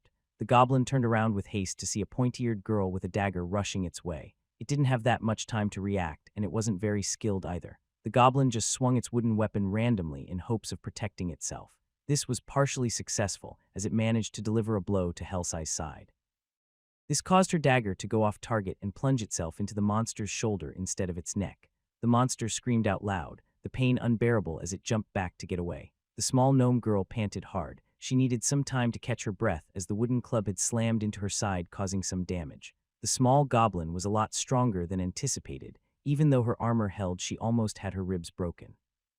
She didn't realize that the monster had called for its friends, so she continued. The enemy was wounded, and she just needed to finish it off. The goblin, with rage in its eyes, charged forward. It went into a berserk state and started swinging wide. The girl was slippery as an eel. The blows weren't reaching her, but she couldn't move forward either. The first blow had taken the wind out of her, and she was now hesitating. She had almost no combat experience, having only occasionally fought with the other orphans or drunkards in the city. Soon enough, more goblins started appearing, which finally forced her to turn around and run. She could barely handle one of these monsters. What could she do when 4 more appeared? So started her getaway. She was panting while running towards the city. The forest was unknown to her, and she was still just a level 1 scout. Her tracking skills weren't quite there, so she found herself running in a random direction. This was a mountainous area, and luck wasn't on her side as she found herself blocked by a high rocky wall. She looked to the sides as the road forward was blocked. She could hear the angry goblins running behind her, which caused her to panic, unable to decide. Should she try climbing this or try her luck by going sideways? There could be a better climbing spot further down. Before she could decide, one of the goblins jumped out at her. It didn't get far, though, as something bright and red came whizzing from somewhere. It pierced the monster's head and stopped it in its tracks. 1 monster was dead and 4 more remained. "Hey, you alive down there?" She heard a voice from above, and she found it slightly familiar. She looked up and saw a person standing there. This person was wearing a black robe, and it was hard to make out his clothes. By the sound of the voice, she knew that it was someone younger, but still a man. "I'm fine, but there are more coming," she shouted out while slightly relieved that there was another person here that was even willing to help. "I know, wait a moment, I'll clear them out." This was when the massacre began. She could see more of those red flaming arrows being shot out. They made beautiful red arches and burrowed themselves into the goblins the moment they jumped out from the bushes. 5 spells and 5 goblins were dead. She looked at the charred corpses that were missing their heads. The smell was something that she wouldn't forget for quite some time. She spaced out for a moment before that person's voice brought her back to reality. "Why are you standing there? You need to leave. More goblins will be coming soon." "Oh, you should probably get the mana stone from that goblin there. The second one on the left before that. It's to the right of its heart," the person shouted while dropping down some rope. Hellsai looked at the goblin in question and decided to follow the advice. To her surprise, a small mana stone was there. If she could sell it, she could probably earn a few small silvers. She didn't remain there for much longer. The girl was already scared as it was. She started climbing to get to safety. The ledge wasn't that steep, so she managed to do it in a couple of minutes. On top, she collapsed onto her knees while panting. Strength left her body due to having to run in a panic this far. "You okay there?" "Hellsai, right?" She turned her head to the person that rescued her. This was apparently someone that knew her, but she was unsure from where. What she saw was a young human male about 160 cm in height, pulling the rope up and placing it into a bag of holding. The wind moved his hood around, and she could finally make out his face. This was indeed someone that she knew, someone that lived at the inn that she worked at. Most people thought he was a weirdo. He always stayed locked in his room and would only leave to eat and rarely went outside.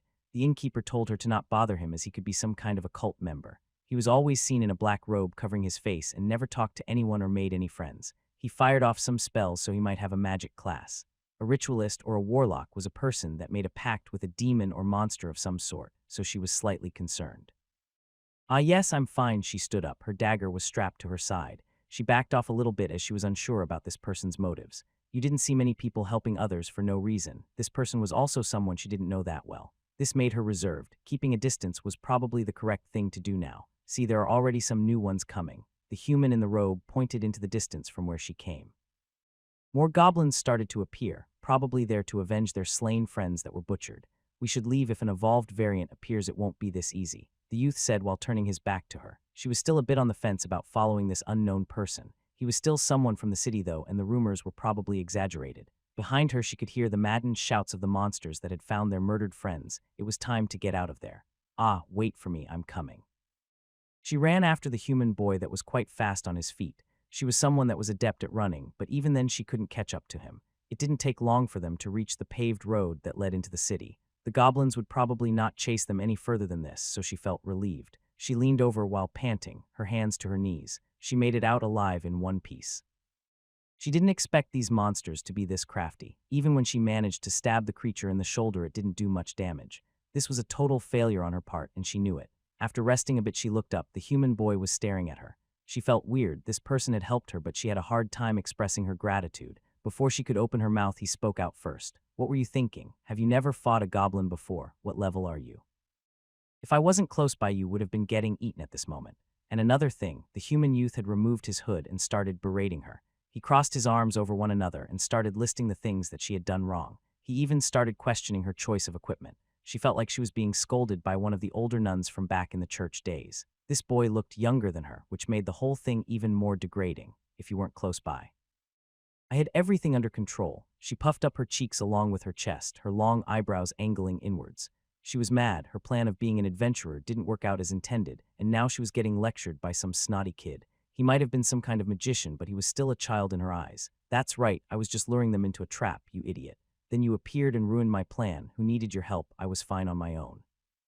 She moved her head to the side while harumphing loudly. The youth that was reprimanding her stopped talking while astonishment covered his face. He watched as Helsai stubbornly turned her head to the side while biting her lower lip.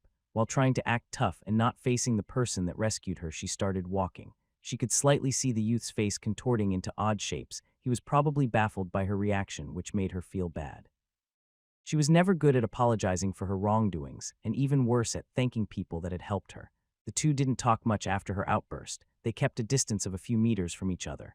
The gnome girl wanted to apologize, but each time she saw the youth's face she felt indignation, as if he was looking down on her for failing. They finally separated at the city entrance, and both went their own way. There was a tiny problem, though. Helsai had forgotten that the youth that she didn't know the name of was staying at the inn she was working at. She was also a worker that lived there, so they almost immediately bumped back into each other. She kept her distance as he was eating his supper.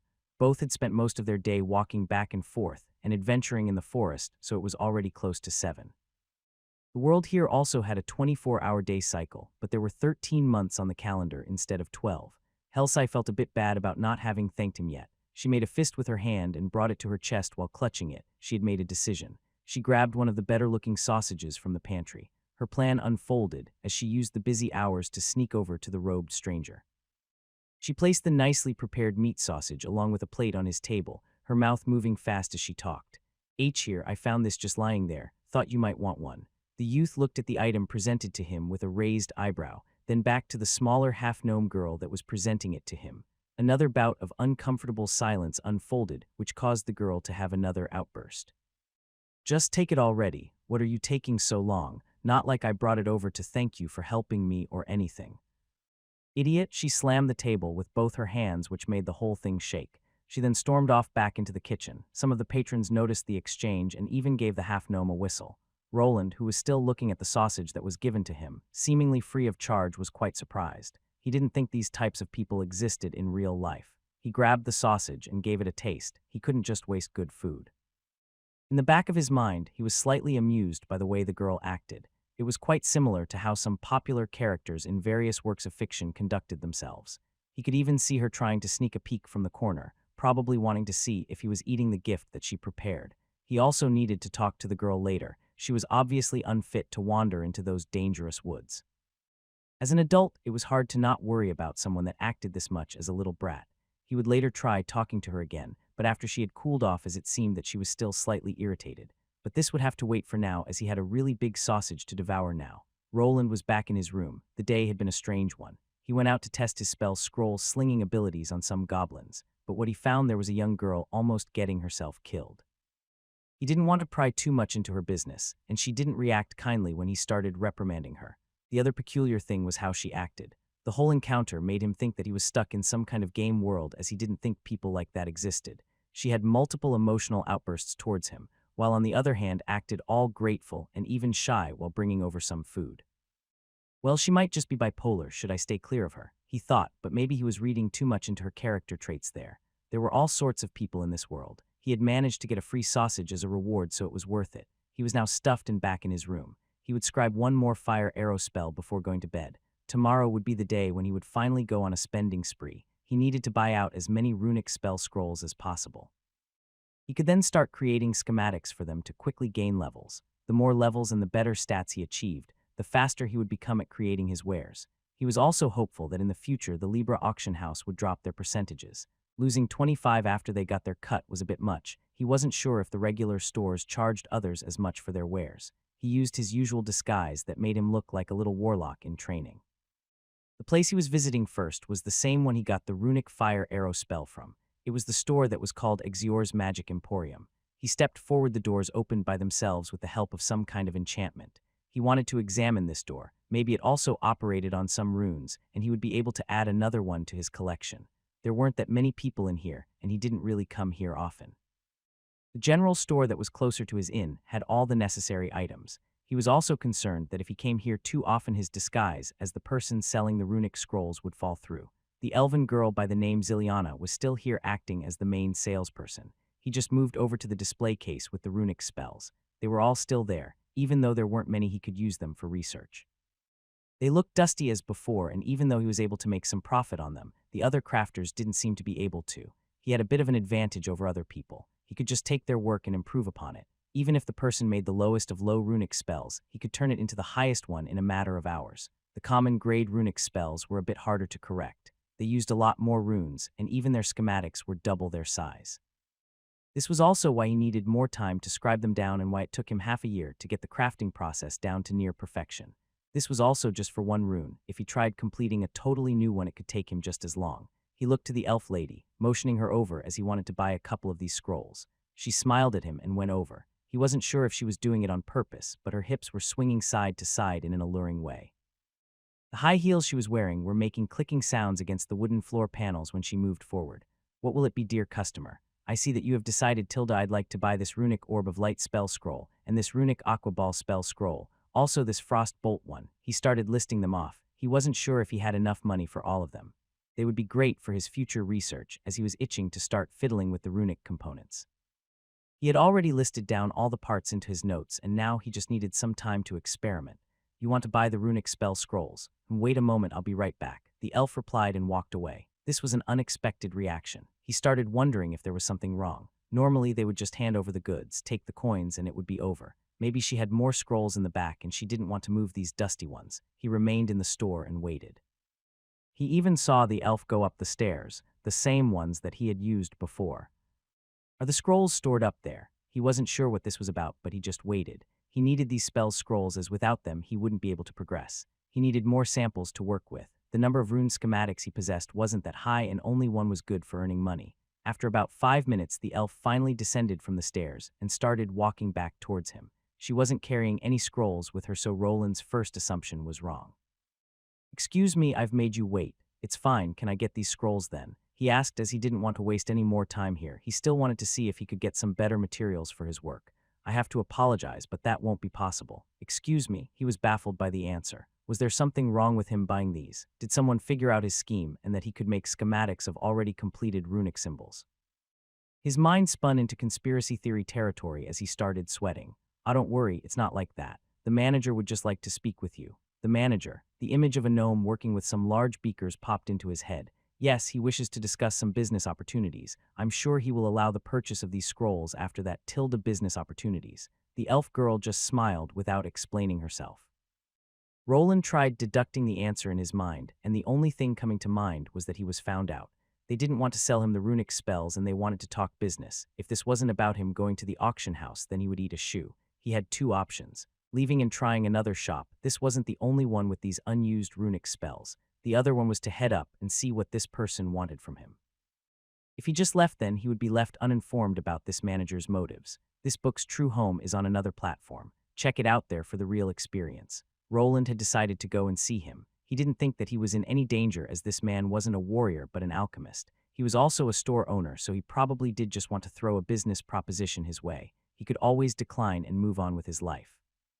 Leaving the city if things got complicated was also an option. Okay, lead the way. He nodded while the golden-haired elf smiled. He was soon before the same door as half a year ago. Not much had changed there. The person inside still looked the same. The alchemist equipment might have increased with a few pitchers and beakers here and there, though. The door closed behind him after the elf woman had left. He was now left alone with the store's manager. If he was also the owner of it was unknown to him. He remained standing and looked around. Besides the alchemist utensils, there was also a furnace to the side. He wondered why something like that was here, right next to a bunch of chemicals and flammable books that were standing on a nearby bookshelf. Then he remembered that this world probably didn't have anyone to check the safety measures of stores. Runic fire arrows, he could hear the gnome finally speak up. He had a higher-pitched voice than a human and was a lot shorter. Roland compared the man's height to the other gnomes he had seen around the city, and he was a bit on the taller side, close to 120 cm. What about runic fire arrows? He replied, playing dumb as he didn't know if he had been really found out or just being tested. The older man stopped doing what he was and finally stepped out from behind the alchemist's setup he was working on. He had a grumpy expression on his face. Roland could finally get a good look at him. The man had a full beard that was gray and was wearing some kind of turban on top of his head. His ears were pointy and long, not as long as an elf's though. He had quite a large nose with a large wart on the left nostril. His clothes consisted of a baggy robe that was tied to him with a brown leather belt. Kid, don't insult my intelligence. Did you really think no one would notice your antics? I've got to give it to you. You have a lot of talent if you can produce spells of that quality and all at such a young age. He moved forward while talking, heading over to another desk that was in the corner. It had a large chair behind it, probably so that he could see over it as it looked to be human-sized. He sat himself down and then took out a wooden pipe. Smoke soon flowed out from his nostrils. Roland was a bit worried that he was exposed. He had disguised himself and even said that he was working for someone else when he was selling his wares. Maybe if he played dumb, he could still evade suspicion. I was just hired to deliver the scrolls there. The gnome just raised his eyebrow as if he was looking at an idiot. He scuffed some while blowing out some smoke Roland's way. You sure are persistent with your little story. If you wanted to hide, you shouldn't have stuck out like a vampire in the sun. Listen here, your secret is out. I could give a mole rat's ass about the reason you were using that stupid disguise. I am here to talk about money. Roland just remained in place and continued to listen. At this point, he already figured that there was no way of talking himself out of this. This gnome person probably had informants at the auction house that tipped him of. He could have even been followed by someone that was good at hiding. He as a mage class was not really good at detecting trouble, so people could easily sneak upon him. You've got talent, kid, but even more important than that is that class and work ethic. That class. The gnome smiled at him while removing the pipe from his mouth as he explained further. You are still green, kid. Do you think you can hide your special class from anyone without an enchantment to block out the identification skill? The gnome's eyes shone blue for a split second as he looked at Roland. Level 10 already. Not bad. You have a bright future ahead of you if you continue working hard. Roland took a step back while digesting this information. This person had a high identification skill and he could read him as an open book. His runic mana scribe class had been revealed to him and he couldn't even do anything about it. You saw my class back then. That's right, I have a very good memory, you know us intelligence types. Then someone started selling runic spell scrolls. Now why would any respectable runesmith sell crummy spell scrolls? Maybe it was a runic mana scribe instead. The way this man had figured him out was revealed. It was all mostly thanks to one skill. All of the work that went into his disguise had been for nothing as he was exposed right from the beginning. What the old man wanted from him was still up to debate. That's just, he slumped a bit forward in defeat. His thought he had it all figured out, but apparently he was just deluding himself. Now, I'm not here to blackmail you or anything, so just relax and take a seat. We have a lot to talk about. Roland just sat down in defeat. There was no reason to deny it anymore. What do you want? Not much. I want you to work with me. I'm not signing one of those ludicrous contracts. Roland was quick to reply. He still wasn't willing to get himself stuck working for 6 years in one spot. He would rather leave the city and try elsewhere. He had made enough to relocate. Those contracts are for talentless hacks. You kid have a future. This is how I see it. I'll supply you with the location where you can develop your craft. I'll even lower the price for the materials. The man started talking business. He wanted to sponsor Roland. He would give him his own place where he could do his runecrafting. The contract he was offering was a lot less strenuous than the one he saw half a year ago. He wouldn't need to share any of his secrets. He would only be required to continue crafting like he already did.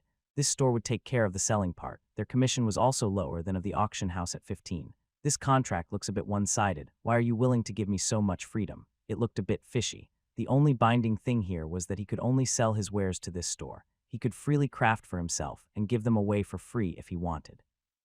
There was even a clause that he was allowed to sell it at a cheaper price for a couple of people of his choosing, and he could also negotiate for it. The period of this contract was also shorter, just 3 years, after which he was up for renegotiating or just leaving outright. That's an easy answer. You show a lot of promise. There aren't many people at your age that have such a high level. You probably don't realize how rare unique classes like yours are. I am willing to invest in your talent. I don't think that it's a bad deal. The man smiled while already having the contract ready. Roland only needed to sign on the dotted line, and it would be finalized. The punishment for breaking the contract was a slightly lesser curse that would only remove his mana by 30. It also didn't take into effect instantly if he broke one rule, and he could work it out with the boss to evade it. It was actually a good contract for someone with no backing and no influence like him. He could work and sell his items while not having to worry about the price margin. The auction house buyers were sometimes stingy with their purchases. He would also get his own place to tinker about, probably one of the rooms in this large building. This contract could even extend to when he advanced to a blacksmith. It was easy to scribe spell scrolls, but he would need a fully equipped smithy to get anything done as a blacksmith. The contract stated that the company he was signing with was required to present him with facilities for his craft. It wasn't limited to his runic mana scribe profession either. I see that you have made your research. It would probably be unwise for me to refuse. He replied while looking at the old man that was wiggling the contract before him. The gnome also warned him about the other stores. Apparently not everyone was as lenient as he was. Others might want to crush him instead of recruiting. It would be easy to pull some strings and have him banned from the auction houses in Edelgard. In this city, there existed something like a council. Their members were the most influential businessmen in the city, merchants, store owners, owners of large smithing shops, and other various businesses. They gathered every 3 months for discussions. If an upstart appeared, they would first try to get them over to their side. If they resisted, they would be crushed. Roland was flying under the radar for now, but as soon as he tried creating his own company, the council would come on knocking. The gnome here was part of it, so he could put him under his protective umbrella and shield him from any future woes. Roland moved his head down and thought. The deal wasn't that bad and he was still young. The contract was only 3 years, so he would have a lot of leeway when he improved later on. He also didn't know how long he would have to keep this up until he would actually have enough money to buy his own workshop. Let me think about it. Could I get a copy of this contract and read it over? The old gnome didn't have a reason to refuse, and Roland left. He would read through the contract again and come up with a few modifications, like being allowed to keep his own brand symbol of the small red comet along with having his identity hidden. In the end, he would agree to it. His life of crafting had only begun with this step. Sign here on the dotted line. Is my name enough? Yeah, that's fine. The contract mostly just reacts to your mana and not your actual name. Roland wrote his name into the contract that went through some changes. He managed to get the gnome to agree to keep his true identity a secret. He also didn't mention that he was from a noble house. The most important clause, though, was the one stating that the gnome couldn't undersell his work. There was a minimal price negotiated while taking into account what the scrolls were selling in the auction. Any other items he created would be negotiated further, but he didn't feel like the gnome was trying to rip him off. At least not too much. He still wanted to make a profit. He wouldn't be surprised if they knew that. How far the gnome's identification skill was able to peak was unknown. He himself could only use it on certain items, and he would mostly just get the general name. He couldn't analyze people well either. If he looked at Ziliana, the only info he got was that she was a sun elf. This was the default elven race around here. Besides sun elves, there were also moon elves that were similar-looking to dark elves from most stories. For one reason or another, these two races didn't get along with each other. The woman rolled up the contract after it was finalized. He had finally accepted the offer, and his life as a contract worker had begun. Luckily, he didn't really have to make that many scrolls and should be able to do his research as well. He was even going to receive a personal assistant if he did well. He was led down into the basement. He didn't occupy any of the rooms closer to the manager's room. The place he received was a bit dim and had a very dungeon-like vibe to it. He had gone through some dungeon training against goblins, so he was fine with places like this. We weren't really using this one. That's why it's a bit dirty. Ziliana said while opening the door and showing Roland in. There wasn't much inside this room. Some empty boxes in the corner along with a wooden table and some chairs. The cleaning lady would come soon and some furniture would be carried over as well. Here is the key, don't lose it. He was handed the key. He would be able to come to this place whenever he wanted and even work through the nights. The gnome manager knew that some craftsmen liked to work hard. A bed would be supplied for him. Roland was thinking about moving from the inn here. He didn't need to pay for rent, but the air was kind of stale. You can start working tomorrow. Welcome to Xior's Magic Emporium staff. Tilda, you can call me Big Sis from now on. The elf struck a pose by placing her hands to her hips while looking at Roland. He just looked back with narrowed eyes while replying. All right, he almost forgot that he was an 11-year-old kid, which had its pros and cons. Roland also asked if the manager was the owner of this store and if the store was named after him. It was revealed that he was only someone akin to a regional manager of a larger company. It had a lot of chain stores strung throughout the city, and the main one was in the capital city. When he asked the elf about the gnome's full name, she just smiled at him without revealing it. Roland was getting the facilities and the basic materials. He wouldn't be getting the research materials, though. That was on him. He returned to the first floor and bought out every single runic spell that he could. With the contract in place, he felt like he could invest in his future more. He didn't inform his new boss about his unique skill. Even if the gnome saw his status screen, the name Debugger probably didn't ring a bell. He got some new spells that did various things. The Orb of Light spell felt similar to his Fire Orb spell, as it just produced a light of a different color. He made sure to find spells that worked similarly, so if he already figured out how to produce the Fire Arrow spell, he wanted to get his hands on a Water Arrow spell or an Earth Arrow spell. He could then compare the schematics and see if the parts or runes were similar. This store had a limited variety of these spells. This forced him to search them elsewhere. Luckily, the manager had supplied him with an armband that would hide his status. He would seem like an ordinary mana scribe to everyone else. After a day of searching, he had managed to find a couple of elemental variations of the Mana Bolt spell and the Mana Arrow spells. Surprisingly, there were none of the basic lesser runes of those two spells. Probably the runesmiths creating these deemed those two spells below them. He returned to the inn after a full day of running around town. The energetic half-gnome girl was running around the inn again. He was glad that she was still alive. He was slightly worried that she might have wandered into the woods again. He hoped that she had learned her lesson, but he didn't really have the time to be her nanny. She had to make her own decisions. The next day, Roland returned to the store. His office was now filled with some boxes that had blank scrolls in them.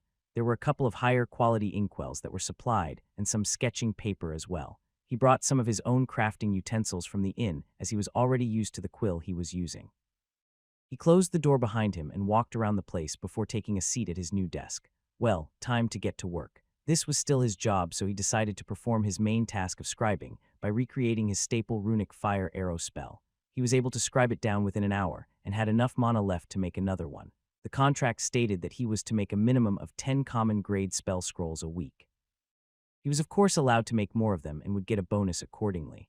Roland wasn't only interested in the money though, he wanted to progress, increase his levels and also to find out how these runes operated. The problem was that to progress he needed money and lots of it. He managed to get a temporary sponsor, but it was on him if he proved himself as a sound investment. He brought out a scroll that he had bought. It had the runic Frost Arrow spell on it. He also had a runic Gale Arrow scroll. He took out a pencil and some paper and activated his debugging skill. You have created the schematic for the common Frost Arrow rune highest. You have created the schematic for the common Gale Arrow rune highest. He received 2000 XP for each schematic. He had also tried making schematics of lower grades to see if he could stack more experience. He made an intermediate one of a common rune for 1000 XP. When he went for the perfected one, he was rewarded with another 1000. The trick didn't work. There was some kind of cap on gaining experience from making schematics. He had spent his first working days scribing the minimal number of runic scrolls while using the rest of his time on creating schematics of the various runic spells that he got from the other stores. They were mostly of the common grade, which caused him to level up faster. He wanted to stick all of the made schematics to a wooden notice board so that he could look at them while doing his research. He abandoned this notion as he didn't want to leave a board with multiple highest graded rune schematics out in the open. This would give away his secrets right from the get-go. He was sure to include a clause in the contract that there wouldn't be any spying devices or people watching over his room. Still, he didn't know if those contracts were 100% safe, so he would keep those schematics in his storage bag for now. When he needed to do some research, he would just take them out. He was doing this now. He placed all of the elemental arrow spells that he had gathered. The schematic that he was the most familiar with was in the middle, while the two others were to the sides. He could instantly see that some of the larger runic symbols were the same. That's probably the component responsible for the whole arrow part of the spell. He glanced at the other two spells. Besides the middle rune that was identical in all the other spells, there were 4 other symbols. Each of these runes was composed of smaller parts, and they all connected with each other to form a complete spell schematic. He just needed to figure it out. This was easier said than done. I wonder what will happen if I rearrange some of these components. He had all the correct pathways on the schematics. What would happen if he replaced one of the fire arrow runic symbols with one from the gale arrows? Could he produce a new spell? Would it blow up? He had multiple attacking spells to work with. He could exchange the components with each other as if he was playing with Legos. Well, there is only one way to find out. He began his first test, combining the gale arrow with the fire arrow. The spells weren't that different. They both produced elemental arrows. The gale arrow was a lot faster than the fire arrow, but it lacked the added fire damage that the other spell had. Firstly, he drew a schematic while replacing the last runic symbol from the fire arrow spell with the one from the gale arrow. He only needed to place the pathways in the correct order and to make it a closed mana circuit to finish the deal. He instantly moved his head closer to examine his creation. The most glaring thing he saw was the mass of red after he connected the largest runic component at the end. His debugging skill was telling him that it wouldn't work. He didn't get a prompt that he had created a new spell either. He wasn't deterred. He started dissecting all of these spells into parts, and his research continued. Thanks to his debugging skill, he was saving a lot of time. He could only imagine how many blank scrolls and magic ink he would have to burn through if he did all of this manually. You have created the schematic for the lesser smoke arrow rune, lowest in the end. A combination pattern that worked was made. He created a lesser runic spell by combining higher grade runes with each other. He theorized that combining 2 elements with each other wasn't such an easy thing. This might have been Tier 3 territory, as he was hoping for something like a frostfire arrow, but got a glorified smokescreen instead. There were a lot of problems with this particular rune. After combining 2 perfect schematics, he was left with a barely working one. His debugging skill showed him red lines everywhere, and even some of the components needed replacing. He had somehow managed to graft these 2 spells together. He shoved quite a bit of parts together while hoping for the best. His experiment showed results, but the spell he created was less than stellar. This isn't going too well. He could spend months and years doing it like this. The debugging skill was aiding him, but he was only randomly combining the runes with each other. This could allow him to get some new spells, but he wouldn't really understand how. Also, the whole process was too random and time-consuming. His main goal was to figure out the way these runes worked. He already knew that they were similar to circuits and programs. They followed some kind of binary language, and maybe there were even parts that had complex algorithms working in them that were responsible for the spell's shape or power output. He managed to produce this spell within a week after randomly combining the larger runes with each other. The detail in drawing these schematics also played a big role in everything. If he missed one important section, the debugging skill didn't activate. He then had to go through the entire thing to find the part he missed. Roland finally decided to perform some live tests. He took the lesser runes as the base for his next experiment. It was the fire orb rune and the light orb spell that were quite similar. Both produced a sphere of light that varied in brightness and the element used. He had isolated some elements that he thought were responsible. He got to work, but he wasn't aiming to create proper schematics. No, he wanted to use the supplied scrolls for his research. The way the runes started was all the same. They always had the same element there that was responsible for absorbing mana from a user. It varied in size, being larger in the common grade runic spells. A craftsman needed to close the whole circuit onto this element. You also had to fashion additional magical pathways around all the runic symbols that weren't visible to the naked eye. These pathways were a bit thicker than the rest, and their purpose was to siphon mana into the starting component. It was more or less akin to power input or power plug, while the person inserting mana was seen as a big battery. The mana would be gathered through all of the pathways and focused through this power input. The other traces would then carry the mana into the other rune parts. Sometimes it was quite linear, while other times the mana was distributed to multiple of them at once. Just like in series and parallel circuits, the way the mana flowed changed depending on which circuit type was being used. He also made a distinction between the mana flow and the mana pressure in the whole circuit. This pressure was akin to voltage in a battery. It would push the mana energy into the traces and be responsible on how large the flow was. In a series circuit type, this mana voltage would be split between its components equally, and it also would cease to work if one of the parts was hindered in any way. In a parallel circuit, it wouldn't lose this pressure, but it would use up mana faster. This was some of the basics. Now he continued as he needed to figure out the rest of it. I think this one might be something similar to a resistor. He glanced at both the spell diagrams of the orb spells. He focused on something that he believed looked like a resistor. The fire orb one was smaller in size than from the regular orb of light. His first test would be to replace the two with each other to see if the Orb of Light spell dimmed. He went to scribing and completed the altered version of the Orb of Light spell. To his satisfaction, this little test worked. The spell activated, and the light was indeed dimmer, which proved his theory to be correct. The ones he was working here were probably fixed resistor types, as he didn't think he could alter the resistance mid-spell activation. There were also variable ones, as their name stated they were in place to resist the injected energy that was mana. If he installed a variable resistor on a spell, then depending on the quality of the material, he might be able to switch it on the fly to get a stronger spell effect. It could also blow up in his face if he lowered it too much though. That's one down. Now to find all the other basic ones: inductors, capacitors, amplifiers, fusees, and more. If he managed to distinguish between all of the basic circuit components that were in these magic runes, he would be able to alter the spells. What kind of changes he could bring he wasn't sure. Removing all of the resistance from the circuit would probably make the spell unstable. If he wanted to connect the various runic spells that he needed to know this. Maybe if he knew where to remove or add the basic rune circuit components, he would be able to correct all the badly made schematics he tried to combine. The fix could be really easy. Maybe he only needed to add another resistor to make a working Firegill arrow spell. Roland needed to get the basics down first before he moved on to the real meat and potatoes of these runes. Then he might be able to figure out the inner workings of the motors, the components that were storing the spell programs inside. He gave out a sigh, understanding this would be hard. Luckily, he had a lot of time on his hands. He had signed a 3-year contract and was getting charged less for these materials. His experience was increasing at a rapid rate, but the higher his level became, the harder it became to level it up. His hand moved to his stiff neck. He had spent the whole day working. He didn't feel tired. This was more interesting than he anticipated.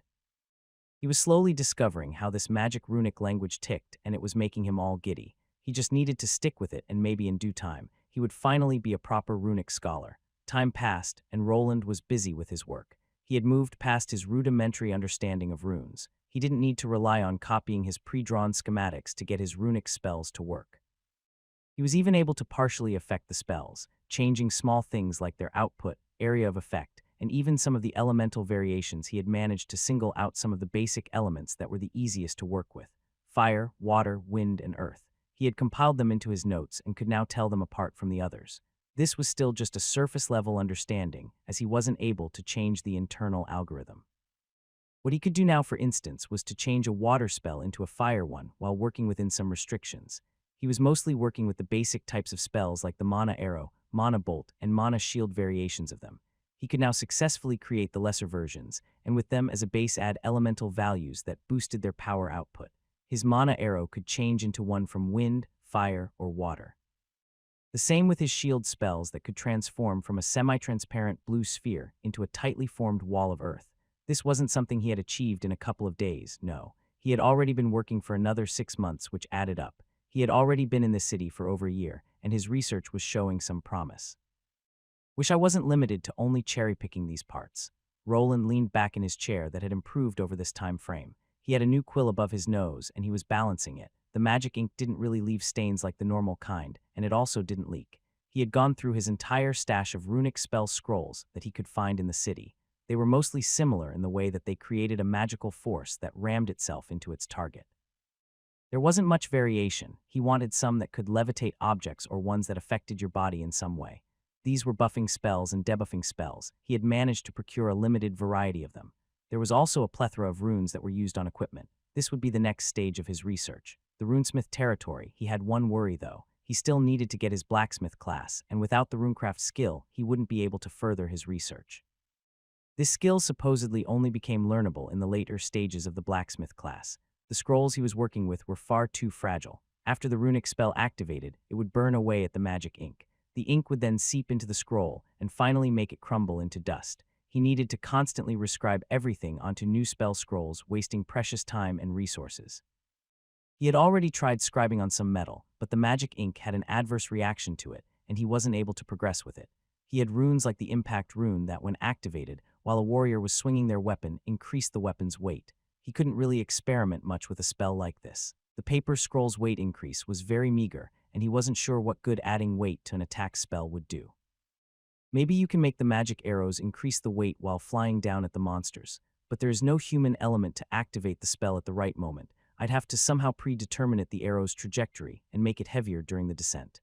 Otherwise, the added weight might make it fly slower, could just make it heavier at the beginning, and just add more mana, call it a heavy magic arrow, or heavy impact arrow. It was fine to speculate, but the scrolls that he was using did cost him some coins. He could make 50 iterations and see if one stuck and burned through his whole stock in the process. The best way would be if he could create some kind of reusable item that could fire off these spells. Like a magic staff, the problem was that he would only be able to do that after he achieved the runesmith class. He took his time to look at his status screen. He had progressed through the levels and was now on the 20th. This all while scribing many runic spells and crafting various schematics that pushed him forward. Name: Roland Arden L. 45 classes. T1 Mage L. 25 Secondary T1 Runic Mana Scribe L. 20 Main HP 393 90 MP 2014 SB 474 474 Strength 27 Agility 31 Dexterity 65 Vitality 30 Endurance 30 Intelligence 100 Willpower 76 Charisma 14 Luck 7. He felt that in another half a year he would reach the threshold and become a blacksmith. The problem with that was that he would need to go through a drastic change in professions. Scribing runes and making horseshoes didn't really vibe so well together. I wonder he took another glance at his skills. His rune mastery skill that was L4 at the moment. It stood out like a sore thumb. It wasn't useful for crafting runes. Its role lied in combat. It decreased his mana expenditure while using runic equipment.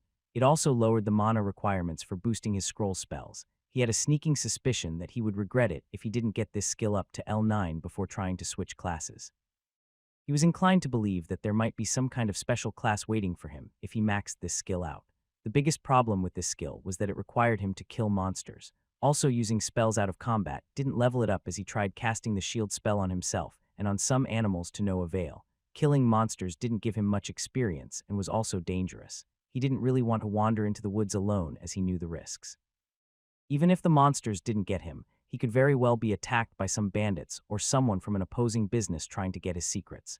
He turned his thoughts towards the Adventurers Guild. There was no dungeon here, but that didn't mean that the guild members didn't hunt any monsters. They did sometimes organize expeditions into monster-infested lands for various reasons. He could join one of such undertakings as a support mage. He even managed to improve on his scroll design through this time period, which would increase his utility in a party. The more his scribing skill increased, the more he could compact the runic components. With time, he managed to limit the scroll's surface, which let him create more scrolls with fewer materials. The difficulty of the crafting process increased several-fold, though. He needed to fit the complete rune diagram on something that was half the size of the scroll paper that he had been using. His aim was to fit a common grade spell onto a surface that was the size of a regular playing card. He could then just flip through them and spam his spells. The most he could manage now is fitting them on something the size of an envelope. This was already much smaller than the scrolls he was using. Surprisingly, even though he was using less magic ink on the smaller scrolls, the runic spells didn't drop in power. It was like creating a smaller processor that, even if smaller than the original one, didn't have to be worse. There was a little drawback, though. The smaller scrolls couldn't be overloaded as much as the larger ones. The user had the option to insert their mana to make the spell stronger, but the smaller scrolls just couldn't handle the increase in mana that well. This was more a problem in the materials not being able to handle it, and not the rune diagram itself.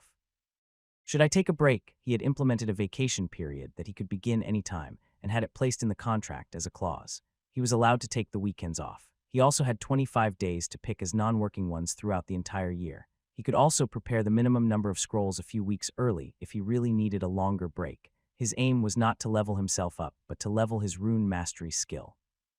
He needed to get it up to level 9 before hitting his cap. He wasn't sure if that was achievable, but he was even willing to wait before he got it there.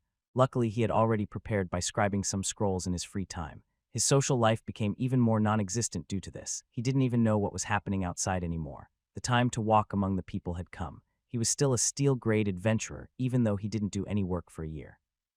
He would probably be able to find a spot in an expedition, but it would take him away from here for at least a week. Thanks to the increase in both his mage and scribing skills, he was a lot faster now. His high int stats showed its worth at times like this. A year ago, when he first started, he could barely produce a runic fire arrow scroll in a day. Now he could make 5 or 6 of them and even compact them onto smaller paper. This wasn't his only spell that he had. He had bought out all the possible spell scrolls in Edelgard and also asked the manager to procure him ones that were common grade or below. His scrolls were quite popular with the adventurers and were even getting shipped to other cities along with his signature. The people came up with some nicknames for his crafting persona, due to the red comet-looking mark that he stamped every scroll with. They gave him names like Crimson Comet, Red Star, or the Scarlet Runesmith. Some others just called him an idiot for making so many rune spell scrolls and not making any runic weapons instead. He was known for only making high or highest grade spell scrolls. The biggest factor to his popularity was that these scrolls were actually worth the coin that was spent on them. After taking into account the price of crafting materials and craftsmanship, they were deemed affordable. They were quite loved by support-type classes that had higher levels of mana compared to the warrior classes. Acolytes and priests could use them for protection and even add to the firepower against boss-level monsters. The superiority of runic scrolls against the regular spell scrolls once again came to light as finally some affordable ones were finally being made. Roland moved down from his chair and got his coat. His workroom looked kind of messy. There were piles of research material, sketches, and his scribbles everywhere. He still kept the most important stuff on himself, though, as the rune schematics. He had asked the elf girl how much a schematic of a rune spell could go for. The answer made his eyes pop out. He could use them as a last-ditch effort if he really needed money, but for now it was better to keep them to himself. He walked out. He had improved his gear slightly. He was wearing a set of fine gambeson under his robe. He spent most of his money on the spell scrolls, so he couldn't really get anything fancy like magical armor. This was quite good for a mage as it was quite light while offering a lot of protection against regular attacks. He still had the heavy rapier that he received after the battle with that fencer. Besides that, his shoes were made from leather, and he was wearing matching gloves. He wished that he could get himself some spell-sliding gloves, but they cost far too much. There was also a problem with those items as they broke down after some uses. Just like the scrolls, the mana would corrode the materials, which meant that if he wanted a reusable resource, he would need ones that were at least made from mithril. This silvery metal was one of the best around when it came to runic gear. It came at a huge cost. He wouldn't be able to get anything below a large golden coin made with it. The sliding doors opened up, and he could see the sun being still up. Even though people were giving him nicknames involving the color red, he was still wearing black clothes. If he switched to red, he felt like he would be sticking out like a sore thumb. He walked towards the adventure house while looking at his old adventure card. He hadn't really been using it since coming here. He had wandered into the goblin-infested forest from time to grind his skills, though. The goblins proved to not be the best training as they were far too weak. This is also the reason why he decided to take up a request from the guild. He wanted to join a larger expedition where he could kill monsters that were stronger and offered more experience. He pushed the doors of the guild open and was greeted to a familiar sight. The arrangements in this building were similar to the one in Carwin. This also made him remember his old party of misfits. He wondered what those 3 girls were up to after over a year had passed. He frowned slightly as thinking about the past wasn't very productive. He moved towards the notice board and started looking. There were a large plethora of quests being hung up there, some of them even to subjugate goblins. He did always bring back the ears with him, as they were worth a couple of coins. Is there anything worthwhile? There weren't many nearby monsters around the city, so the goblin forest was as far as he could go without getting into too much trouble. There were more ferocious monsters living in the uninhabited lands further into the kingdom. He reasoned that there should be some jobs that he could take, and that wouldn't keep him away from his work for longer than 2 weeks. Let me see, protect convoy from bandits while traveling to the city of Stegend. That one is a bit too far. It would take a whole week, and I bet the caravan would stop between the other towns. He rejected that one. The possibility of meeting monsters or bandits was questionable, and he wanted to use up his spell scrolls to level up his skill. He started going through listings. They were all mostly protection missions placed by the merchants. They were always happy to hire some extra muscle to be extra safe. There were also some jobs asking for exploration or for finding missing people or caravans. His eyes finally stopped at one job in particular: investigate and clear out Mansto's grotto from the monster infestation. He started reading through this one. The description stated that this grotto was in fact an iron ore mine, which also has some rarer metals in the deeper parts. The miners had broken through a wall and tunneled right into some kind insectoid monster nest. There had already been some casualties, and the mine was now closed off. Roland rubbed his chin. There were monsters he could kill there. The only problem was that it was in some kind of mine shaft. How wide the corridors were was unknown, and if the whole thing collapsed onto him, he didn't think a rescue party would be coming. He wouldn't be going in alone, though. This was a large-scale operation with more than one small team involved. He was also a mage, so he would be allowed to hang out in the back while the warriors took all the hits. The risk might have been worth the rewards, and he would get bonuses by killing more monsters. He went through the other listings again, but didn't find anything worthwhile. This mine wasn't that far. They could get there in a day or 2. He didn't think that killing the monsters would take that long either. He nodded and went over to the guild receptionist. He presented his card and told the person that he wanted to sign up for this expedition. The mission didn't seem to have any rank requirements, though. His steel rank allowed him to be accepted, but being a mage also added to his worth. He left soon afterward, as they would be heading out in 2 days. He could use this time to prepare and scribe some more spell scrolls. Having more ammo was also advantageous. He was also interested in testing some of his altered spells on the monsters. The 2 days of preparation passed in a flash. He had gathered what he could. Besides his spell scrolls, he had some healing potions and some rations all nicely packed into his storage bag. When he arrived, he saw a group of tough-looking adventurers already gathering up. There were about 20 people here, and they would be probably splitting into 5 or 4 parties. There was also someone he knew here, a certain small half-gnome girl that was apparently coming with them on this adventure. Before he could ask about why they allowed a low-level adventurer like her to come with them, he was spotted. The girl's eyes went wide, then they narrowed. She zoned in on him, probably recognizing him by the black robe that he was wearing. This would probably be quite an interesting expedition. He hoped that the girl could at least keep herself safe this time around. Some time had passed since Helsai's first expedition into the forest. That was something she considered a big failure. She couldn't kill a single goblin and had to be rescued by some kid, and she even got berated her for it. She did manage to level up once. The goblin that she injured had chased after her and was finished off by the human mage that rescued her. She gained part of the shared experience after the kill and managed to level up. This incident made her rethink her approach. She wasn't strong enough to wander alone into the forests. She also figured out that the white goblins that were in this forest were stronger than the regular green ones. She was a scout. This was a combat class while also a utility class, so she needed to increase her combat and detection skills. She didn't receive any free weapon proficiencies as they needed to be trained by herself. She needed to increase her basic dagger proficiencies and maybe the short sword ones. She was a class relying on agility and wouldn't be good with heavier weapons. With their good eyesight, a scout made a good archer, but they mostly needed to use short bows or crossbows due to their lack of strength. Contrary to popular belief, archers relied more on strength than dexterity as they needed enough power to draw their large longbows. The dexterity and good vision then added to their aiming proficiencies. After the first level, she had received a basic trap-finding skill. Before that, she only had a passive that allowed her to see better and spot hidden enemies. It only worked on them if they weren't hiding or their skill in stealth was really low. The half-gnome girl had decided to first train a bit, increasing her passive weapon proficiencies along with doing basic strength training. While at it, she also made sure to visit the Adventurer Guild, hoping that she could get a job there. To her dismay, not many people wanted to take in a bronze-class scout into their midst that was only on their first class.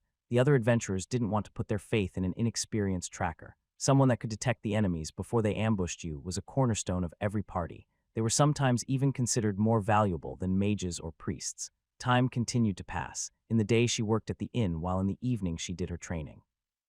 She was quite diligent and even managed to level up thanks to increasing some of the basic combat skills. She had never trained before and had gone through her first-class change. People who didn't train the basic skills beforehand would find them leveling up faster after attaining a class. After a few months of hard work, she had her break. She managed to land a spot in a party. She agreed on lower wages and was more or less a tag-along extra. Her first job was to protect a caravan that would take her on a 2-week trip back and forth. The pay wasn't great, but she still took it. This forced her to quit her job at the inn. The innkeeper wasn't happy about an abrupt leaving of his worker, but he could do nothing but shrug. The first quest unfolded with some strains. Their party was attacked by some wolf-looking monsters. They managed to clear them out with only a couple of people injured. Soon she started leveling up and her adventure life had finally begun. She found the encounter very exciting and was hoping for more, but to her dismay, it wasn't always so action-packed. Her party spent 2 weeks walking in front of a cart and sometimes riding it. The monster attacks were rare and she felt bored. The sleeping conditions were even worse than at the inn as they either slept outside or in one of the carriages. She even had to deal with the male members snoring all night long. She also didn't like the looks that some of the adventurers were giving her. Luckily, she wasn't the only female in the group and they never went too far. Her new party consisted of her as a scout, 2 warriors, a girl that was an archer, and another scout that was already in his second tier 1 class that was a tracker. This was a popular class to take along with a scout, as it also had monster detection qualities, along with basic pathfinding skills. Everyone besides her was a steel rank, so she was the newbie of the group. She had to do things like cooking or washing their dirty clothes. She knew that they didn't consider her a real party member just yet, but she had to catch up to everyone. Their ages were all comparable to her, as she had a late start. The days continued to pass, and she never returned to the inn. Her levels were slowly rising, but without any dungeon nearby, her progress was meager.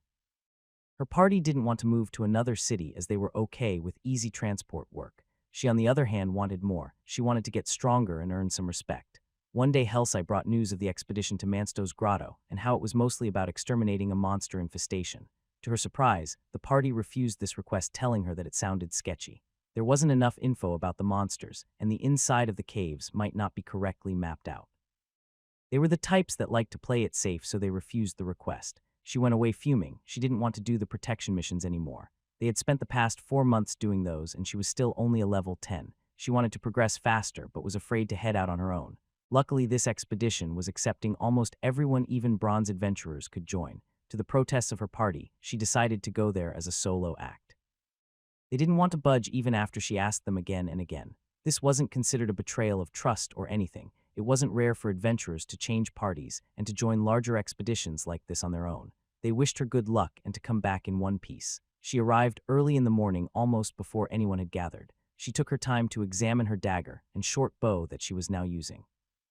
She was wearing light armor, and the same leather vest was still on her, as she didn't have enough coin to make a drastic change to her gear. She also looked at her status screen while wondering how she compared to others at her level. Name: Helsai Scout L, 10 HP 242, 40 MP 176, 176 SB 335 335, Strength 15, Agility 30, Dexterity 25, Vitality 18, Endurance 20, Intelligence 12. Willpower 14, Charisma 15, Luck 9. Scout class, increases stamina regeneration by 20, improves vision by 25. When she asked the person that had the same class as her about his stats, he just laughed. He explained to her that she shouldn't ask or reveal her status screen to anyone. It was actually considered rude to do this unless you had some kind of strong bond with the person you were asking. The people that were going to go on this expedition started gathering together. There were a variety of classes here, but most of them looked to be warriors with some archers and scouts sprinkled in. There were 2 people sticking out like a sore thumb. One was a youth with golden hair. He was wearing a long white robe and had a large symbol of a sun embroidered on his back. He was holding a large book in his right hand and was praying while looking in the direction of the rising sun. He was obviously either an acolyte or a priest.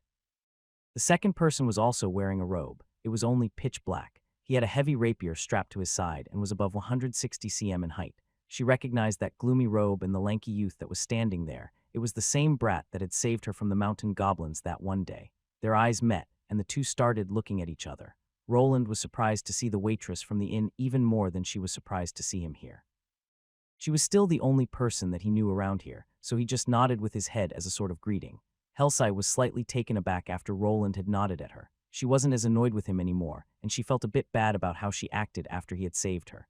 Still, she just nodded back at him, and then turned around as she didn't really have anything to talk about with him. There were exactly 20 adventurers here plus the person in command. This person raised his hand and gave a shout to make himself noticeable. He looked to be a man of about 180 cm in height. He had a robust stature and was of the human race. His hair was brown and he had a short beard. The thing that made him stand out was that he was wearing blue brigandine armor. It was made from either heavy cloth or leather, and lined with small oblong steel plates riveted to the fabric. The rivets were sticking out as little round metal circles outside this heavy cloth. The advantage of this armor was that it wasn't a single piece of metal and allowed better movement. Roland had done some research as he was soon to reach the blacksmith class and knew that this type of armor was also easier to manufacture or repair than plate mail. He was also wearing some heavy cloth under it, which was the ever-popular gambeson. The man looked to be in his later 20s or in his early 30s, which prompted Roland to believe that he was at least a Tier 2 class. Besides the armor, he also had a longsword strapped to his side that was probably enchanted. "You can call me Wells. I'll be taking the lead in this expedition. We have 20 members, from which 15 already have their own parties. The rest will form the 4th. The man started listing down some basic info. He didn't add much. The exact kind of insected monster was unknown, and the mine had been barricaded from the outside so that the monsters wouldn't wander out. Now they were waiting for the adventurers to move inside and clear them out. They would be the first organized party to go in. Roland was more interested in the party he was getting. He was going solo, so he would be joining the 4th party that was forced together. Wells was the one that brought them together, and he started calling the solo adventurers out while also listing their main classes. Dalrak, Dwarf Shield Warrior, Steel Rank. Roland saw a robust-looking dwarf move out from the crowd and move towards where the leader was. His beard wasn't all that long and he looked young. He was also wearing heavier plate armor with a chain shirt underneath. Selenar, Sun Elf Tracker and Archer, Steel Rank. This time it was a tall, lanky elf. He was wearing light green leather armor and carrying around a longbow over his shoulder. He had all the usual fine elven features that all sun elves had, long golden hair and a pretty face. Orson, human two-handed sword warrior, steel rank. All of his party members were of the steel rank apparently. This one was also a youth that didn't look older than 18. He was above 180 cm in height and was wearing a metal cuirass over his chest. His arm and leg protection was lighter, probably due to him having a large sword to swing around. He looked like your usual damage dealer by game standards. Roland, human mage, steel rank. He was finally called to action, so he walked over towards his new group. The others gave him some looks that soon subsided. The last is Helsai, half-gnome's scout. Bronze rank, the leader narrowed his eyes while reading the last member's name. She was the lowest-ranked party member and caused everyone to look. The girl noticed the scornful looks, but she was already used to them. She knew that she was still green. Still, it was quite annoying to be looked down upon by people that were of similar age as her. While Roland's and Helsai's group gathered up, the leader continued talking. The priest-looking person that was seen by Helsai was brought to the forefront. This is Priest Elric. He will be joining our expedition, and as a special guest, he won't be joining any of the parties. The leader explained that the priest was getting a special status in the group. It was their responsibility to protect him from harm, as he was able to heal the people from the expedition.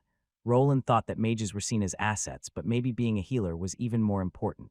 Praise the sun, my children. Let the sun goddess watch over you and warm your souls with her eternal sunshine. The moment he got to the forefront, he started preaching. The adventurers looked at each other while trying not to show their disdain. It was understandable that the priest classes were important assets and they needed to be protected. This didn't change the fact that most of them were considered to be religious zealots. If you asked them about Celeria, they could talk you to sleep while conversing about her greatness from dusk till dawn. From what Roland could tell, the expedition consisted mostly of steel-grade adventurers.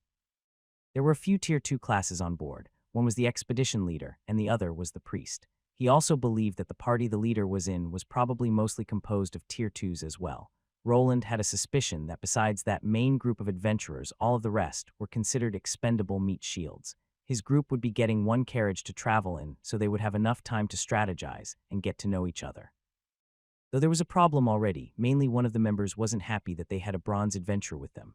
What is this? I didn't sign up to babysit shitty little bronze brats. Who are you calling a brat? You're not even much older than me. The ones fighting were Orson and Helsai, the half-gnome. Apparently the man didn't like that they had a bronze rank with them. The small girl was staring daggers at him and stomping her foot on the ground. Ha.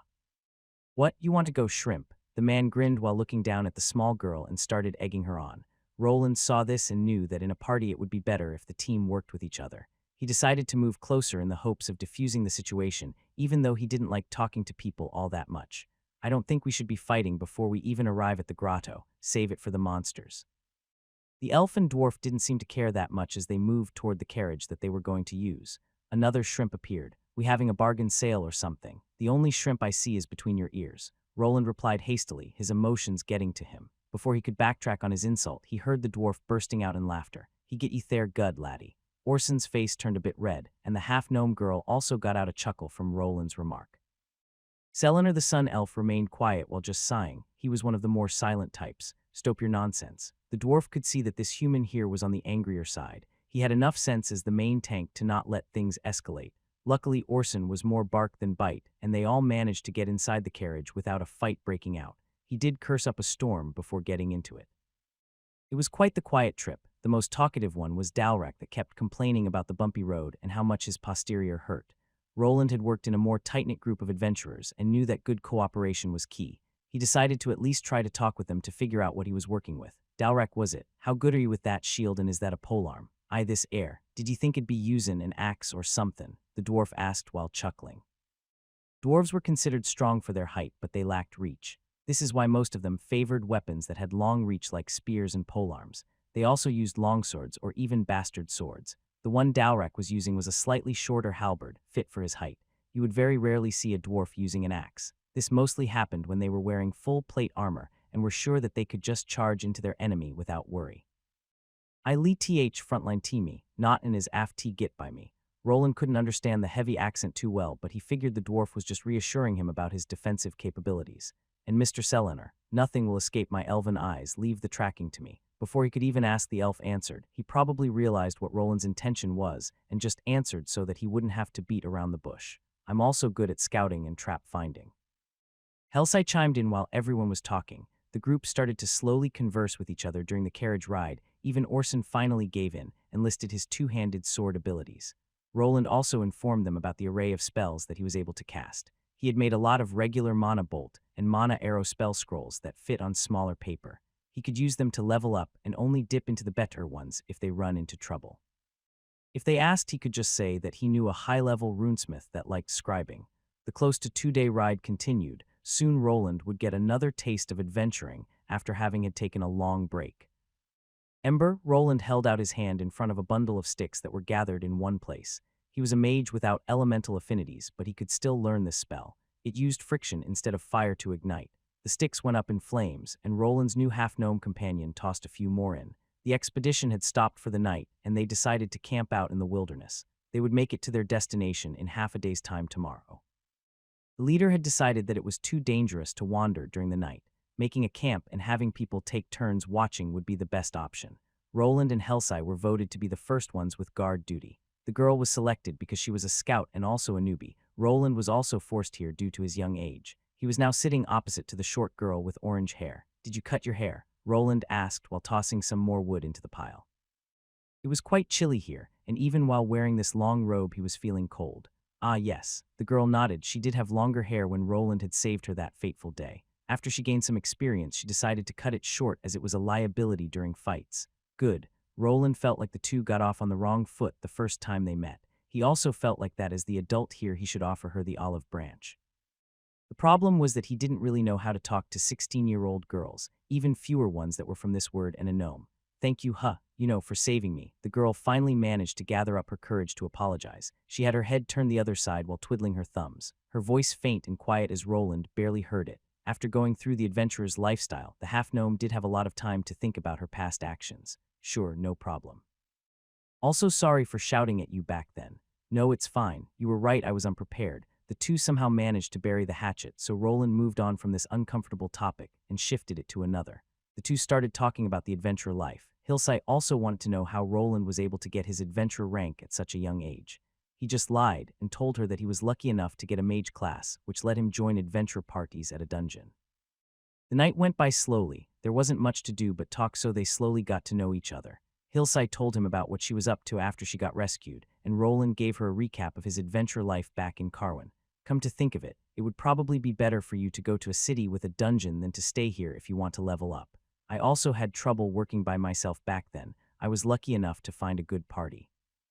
He gave her his opinion. If she really wanted to level up, going to a city with a dungeon would probably be faster. Still, going on simple escort missions was probably safer as you never knew what could appear in a dungeon. Sometimes some rare monster variants appeared on the top levels that could easily kill the low-level adventurers. In contrast, bandits and the surface-level monsters were a lot easier to handle. "You think so?" The small girl crossed her arms together and moved her head down. She started thinking about something and went quiet. Roland went on with more advice, hoping that it would be at least somewhat helpful. "You could also try finding some bronze adventurers there and practice on the easier levels. You sound really knowledgeable for your age. Are you really a human kid or just a large halfling in disguise?" The girl narrowed her eyes while looking at Roland that wasn't behaving for his age. She even expected him to act more bashful with such beauty as herself. But there he was talking normally and just acting like some kind of mentor figure. He never even tried to sneak a peek at her figure like all the other male adventurers. He looked to be 13, so he should have been at that age. This was a hit to her femininity. "Halflings are only a meter tall, then a giant halfling. You might be really old. Stop talking nonsense. How would a giant and halfling even copulate?" There was an actual giant race in this world, but they were various types ranging from 3-4 meters all the way up to a staggering number. "See that? That's not how a brat talks." "Oh, would brat act more like you then?" "Yes, more like M." Hey, Roland laughed a bit while the half-gnome girl stared him down. She even threw one of the smaller sticks at him, which he caught with his hand and just threw back at her. Before a stick fight could break out, another person walked over. This was someone from the other teams to switch them out. Roland didn't remain there for long and headed back to the tent that the rest of their party members were sleeping in. This was probably the worst part of this journey, sleeping in a small tent with 4 other people. "Aha, that's why dwarves are," Helsai complained, as even before they could enter the tent they could hear loud snoring. The dwarf, being a dwarf, had drunk himself to sleep. This also caused him to snore like a bear. The half-gnome girl never liked sleeping next to guys for this reason. At least in her old party, there was another girl, and she sometimes got to sleep in a tent with her without the other companions. I'm surprised that those other 2 are managing.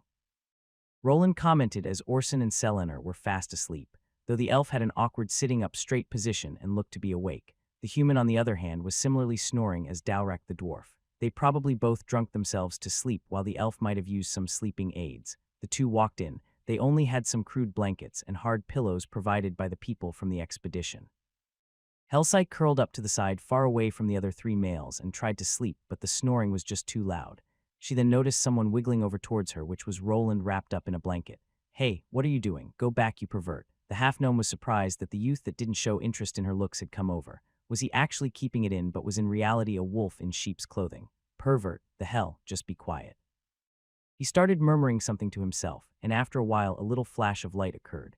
Surprisingly, Hellsight couldn't hear the snoring of the two other men now. She glanced at Roland that had an unimpressed, judgy expression on his face. "Hush spell, it places a small dome that keeps sounds outside, best used against snoring drunkards. Now go to sleep, it will only last 30 minutes. The youth then rolled over to the side so that Hellsight could only see the back of his head. She realized that he only came over here because the spell had a limited range. There were some lesser spells like this that Roland could practice even without an elemental affinity. The 30 minutes should be enough for the two to fall asleep. While already asleep, they should be okay with the snoring. The next morning when Roland woke up, he felt that something was off. He felt something heavy on top of him. It was a person, and he or she was right on top of him. He opened his eyes, and to his dismay, it was Dowrak. He even got a nice whiff of his breath as the dwarf opened up his mouth while yawning. "Get off me." Roland began pushing and pushing, but the man on top of him was quite heavy. He was already level 45 and somehow managed to do it even with his meager strength stat.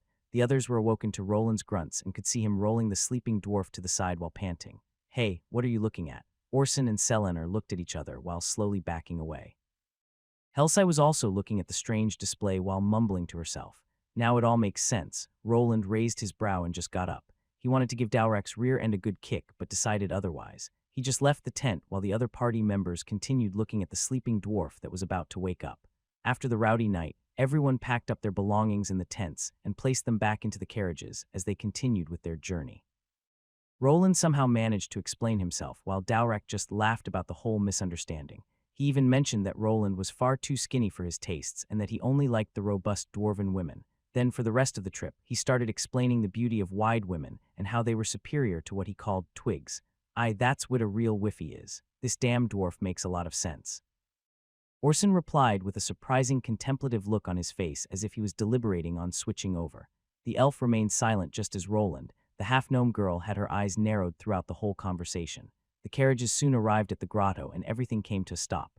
Dowrak's spirited discussion would have to wait until this was over. The leader's shouts soon could be heard as he barked out some orders. "Everyone, gather up." It took a couple of minutes for everyone to reach the meeting place. The parties stood next to each other while looking over their weapons. There was a large, wide river by which the grotto was located. The natural entrance to the grotto had its base part submerged in water. The opening was close to the river, which caused it to be in the water. Behind it, a large mountain. The people started out by using the natural opening at first, but afterward they had created a separate entrance for easier access that was located closer to land. They had also sealed off part of the old mine shaft that connected to the natural grotto as it kept flooding the pathways. The mine was dug into the mountain, going up and down in several spots. The miners made sure to dig in the opposite direction of the river. This did save them from flooding, but didn't protect them from the monster invasion. "Listen up. There are several openings to the mine. We will split up here." Wells started explaining the battle plan. Due to the sheer amount of mineshafts that spread in the mountain like spider webs, they were going to split up. Everyone was given a map with the marked mineshaft opening that they would be going through. The miners escaped quickly, so the exact location of the breach wasn't marked down. Roland already saw a big problem with this strategy. They didn't have any sort of communication device with them. Things like that existed in this world, but they were items that cost a lot of money and used up a lot of mana. Even if they found the source of the monsters, they wouldn't be able to call for help. The plan was for the teams to locate this location and then retreat so that the main party that was composed of Tier 2 fighters could move in and do the heavy lifting. They could also try to do it on their own if they were confident. This would increase the monetary rewards that they would be getting. Roland wasn't sure about the level of these monsters, so he wasn't sure if he would be doing any deep diving. The important priest that had come along would also leave with the expedition leader's team, which made things even more dangerous.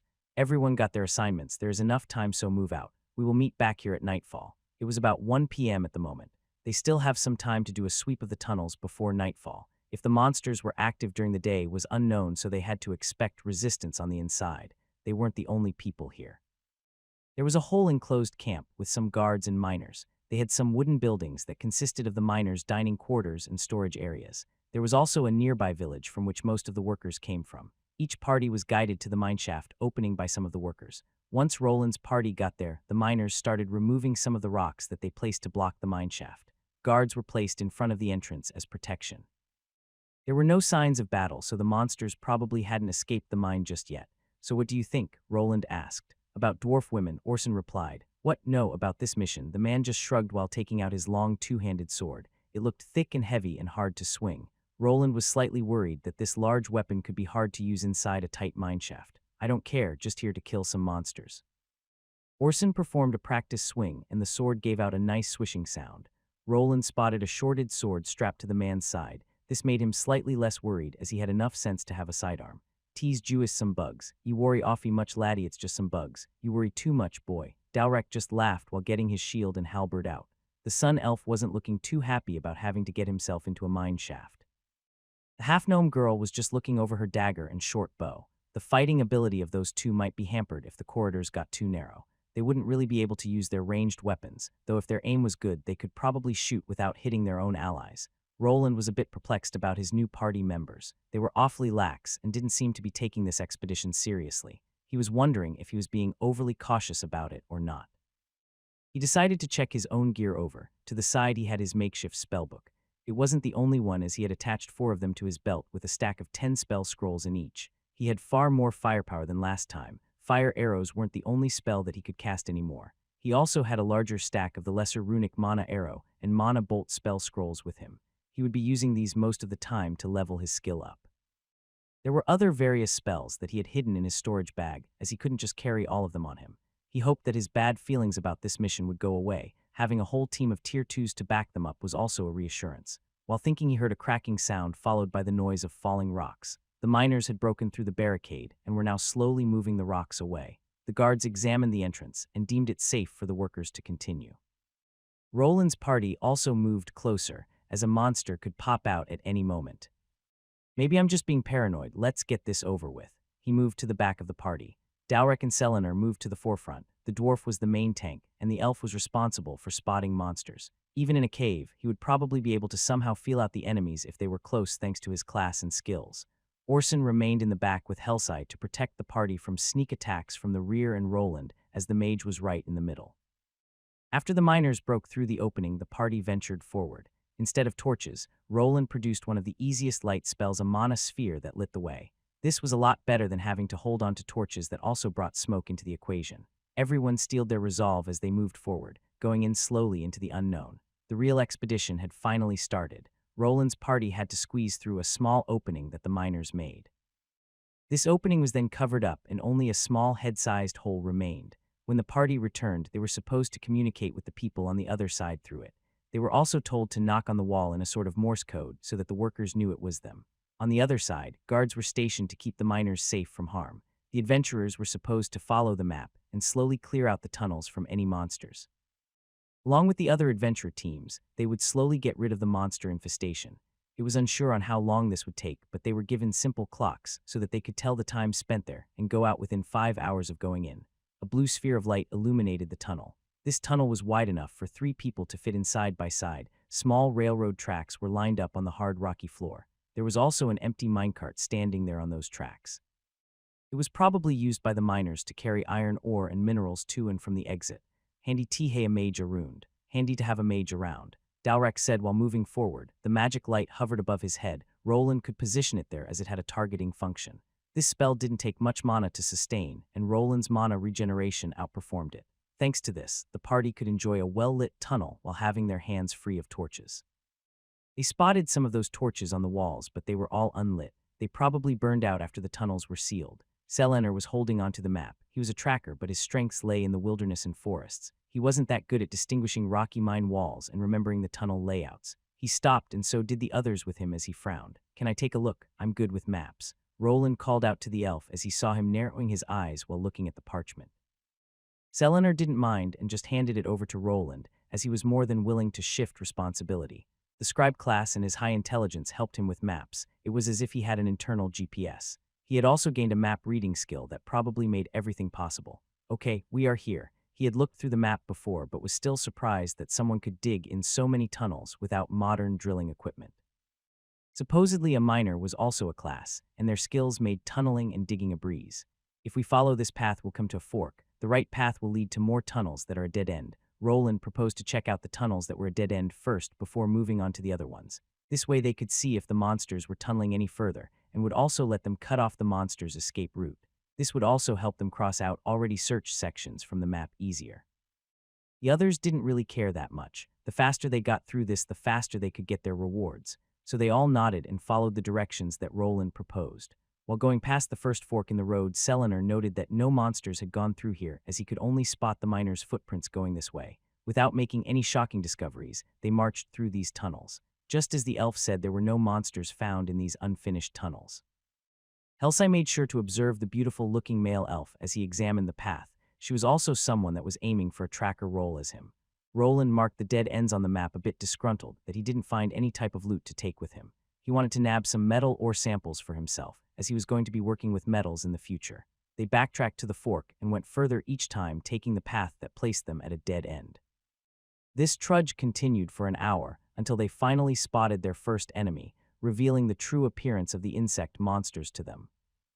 It just had to be those. What stood before them was a troublesome foe. It wasn't troublesome due to its strength. It wasn't even a particular hard enemy to kill. The troubling part was that it rarely was seen alone. It was a giant ant monster, and they were now looking at a worker type. This ant was the size of a large dog breed. When it spotted the party, its feelers started wiggling about, and its mandibles started gnashing in their direction. Before it could act, an arrow buried itself into its eye. The monster was stunned and practically dead, which allowed Selenar to finish the job with another well-aimed arrow to the head. Fucking Miamex, Orson called out after the Miamek worker drew its last breath. Everyone from the adventurers knew that this type of monster was tricky. They came in droves. There were always more giant ants around if you spotted one.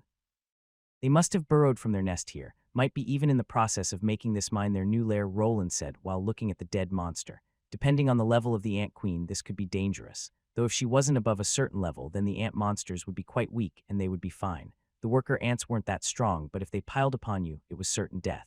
What's so scary about these ants? They don't look so tough, Helsai called out. She didn't see a problem in this, as the ant was easily dispatched by 2 arrows. The other adventurers gave her dumbfounded gazes as if they were looking at an idiot. What are you looking at me like that for? She stomped her foot on the ground as she noticed those spiteful gazes. That's why bronze newbies are. Orson snorted while the half-gnome girl glared back at him. Roland took this chance to educate her about the dangers of organized monsters that actually had a leader. The ant workers and soldiers would give their life for the queen, and they could communicate with each other. The biggest danger lied in their organized hive mind-like behavior. I bet we'll be seeing more of them coming here now. Get ready. I think the miners might have lied about this, probably to save some coin. Everyone beside Helsai nodded, as they knew that a monster ant was considered a more dangerous enemy. The commission they would have to pay would increase accordingly. They could always lie if the first expedition turned out to be a failure, and if the job wasn't completed, they wouldn't have to pay the entire sum. The one in charge was probably willing to endanger the adventurers' lives just to save a couple of silver coins. More are approaching. Selenar called out to the party, and everyone got ready. Even Helsai pulled out her short bow. Get behind me. Dalrek moved to the front. The corridor was a bit wider, so they had enough space to move around. Roland shifted his hand to his belt, where one of his binder-like scroll grimoires was attached to. It was quite plump with a lot of the smaller versions of the scrolls. He held it forward and pretended to be muttering an incantation before firing off a deep blue-colored bolt of mana. An unlucky giant ant monster that was first to appear got the brunt of the hit. The blue bolt of mana energy slammed into its head that promptly exploded into many chunks. Green blood leaked everywhere. Roland wouldn't let this chance slip by. He had a large quantity of these lesser mana bolts and mana arrows with him. He brought them just so he could level up his runic mastery skill. The only problem was that he wasn't alone. He still wanted to at least make the people think that he was a regular mage. The German shepherd-sized ants continued to pour through the corridor towards them. They all looked the same, and they tried to swarm the party of 5 with their superior numbers. Luckily, the party they were facing was prepared. Orson backed up Dalrek at the front, while Helsai and her elven companion used their bows as support. These smaller worker ants didn't seem to have a hard enough armor to protect themselves from the arrows. They were held off at the helm by a large halberd and shield along with a two-handed sword that the human warrior was wielding. Just as Roland expected, Orson was having trouble swinging his large sword around. He even found himself having to shove an ant away while using his thick sword blade as an impromptu shield.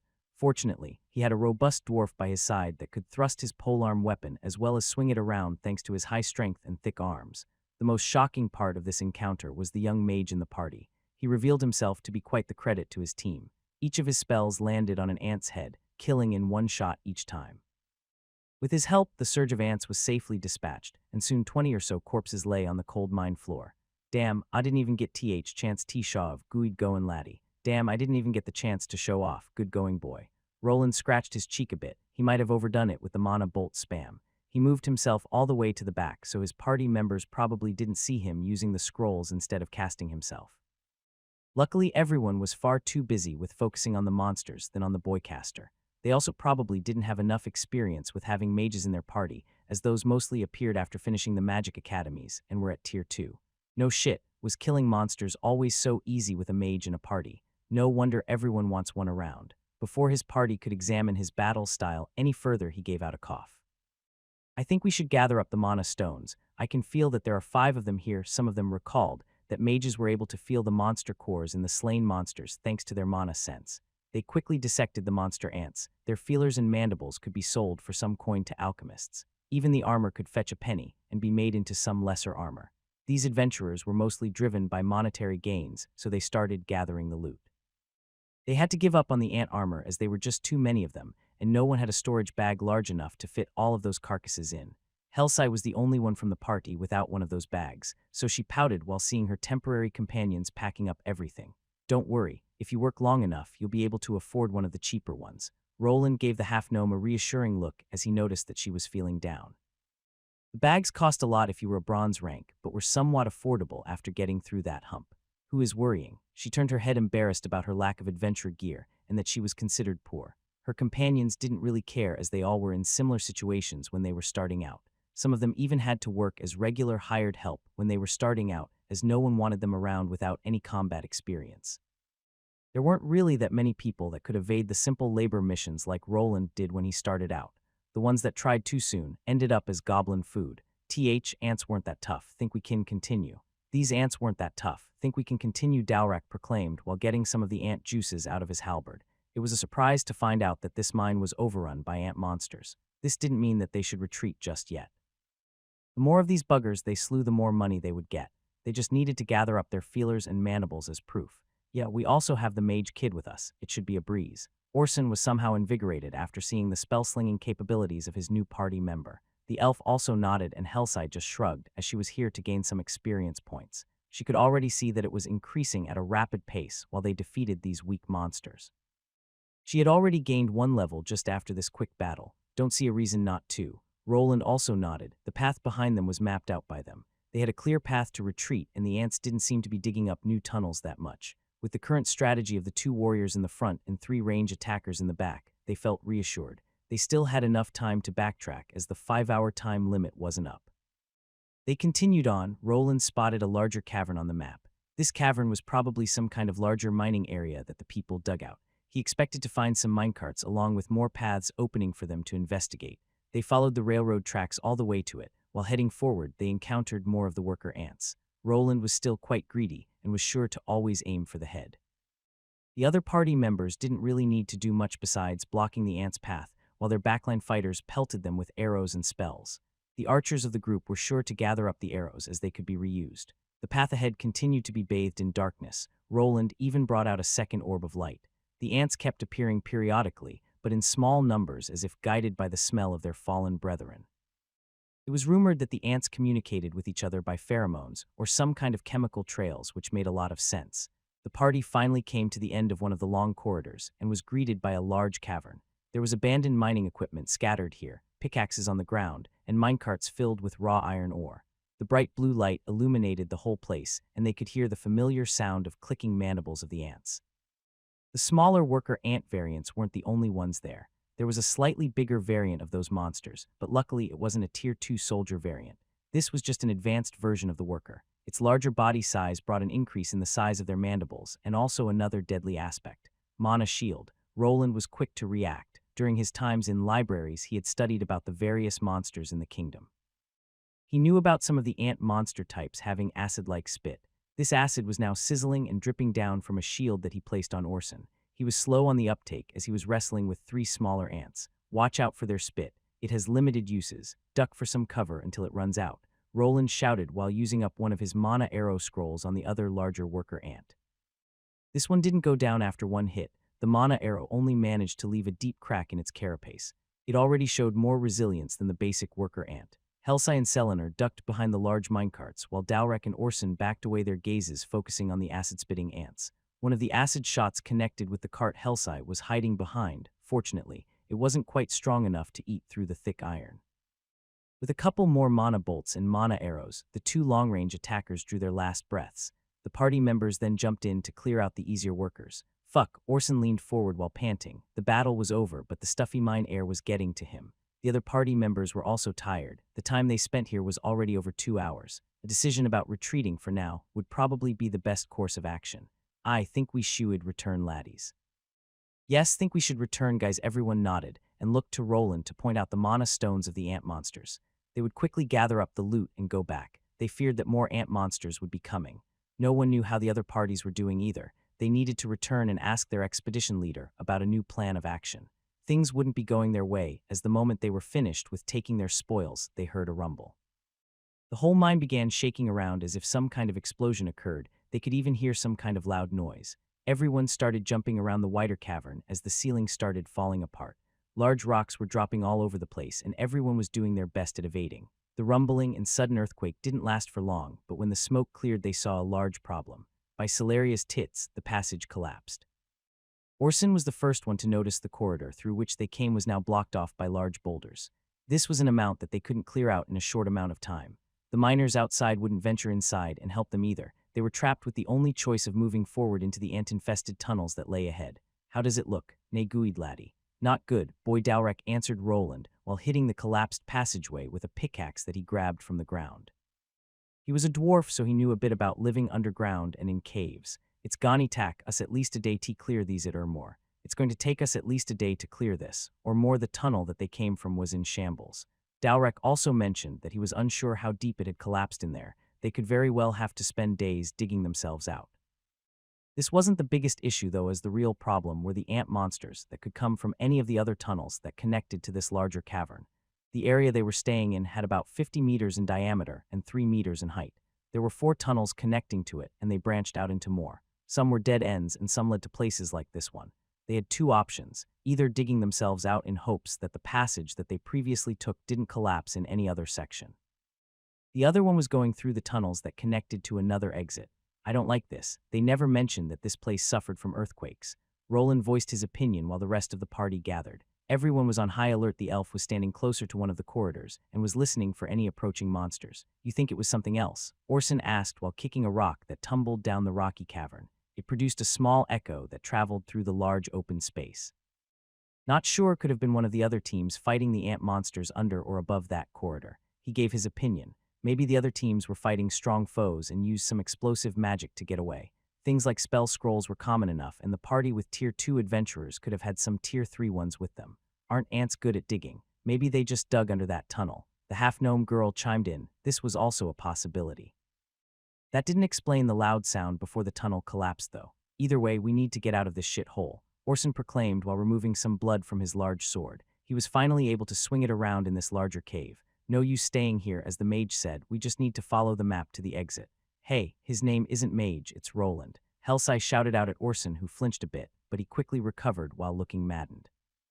Roland was surprised by the girl's short outburst, but he just nodded at her as a thank you. The half-gnome was bashful about the gesture as she turned her head to the side while blushing slightly. Whatever, the ants aren't posing a problem yet. We could try moving forward. There is also the possibility of them swarming us from all those tunnels if we wait here, said Roland while the party continued to discuss the situation.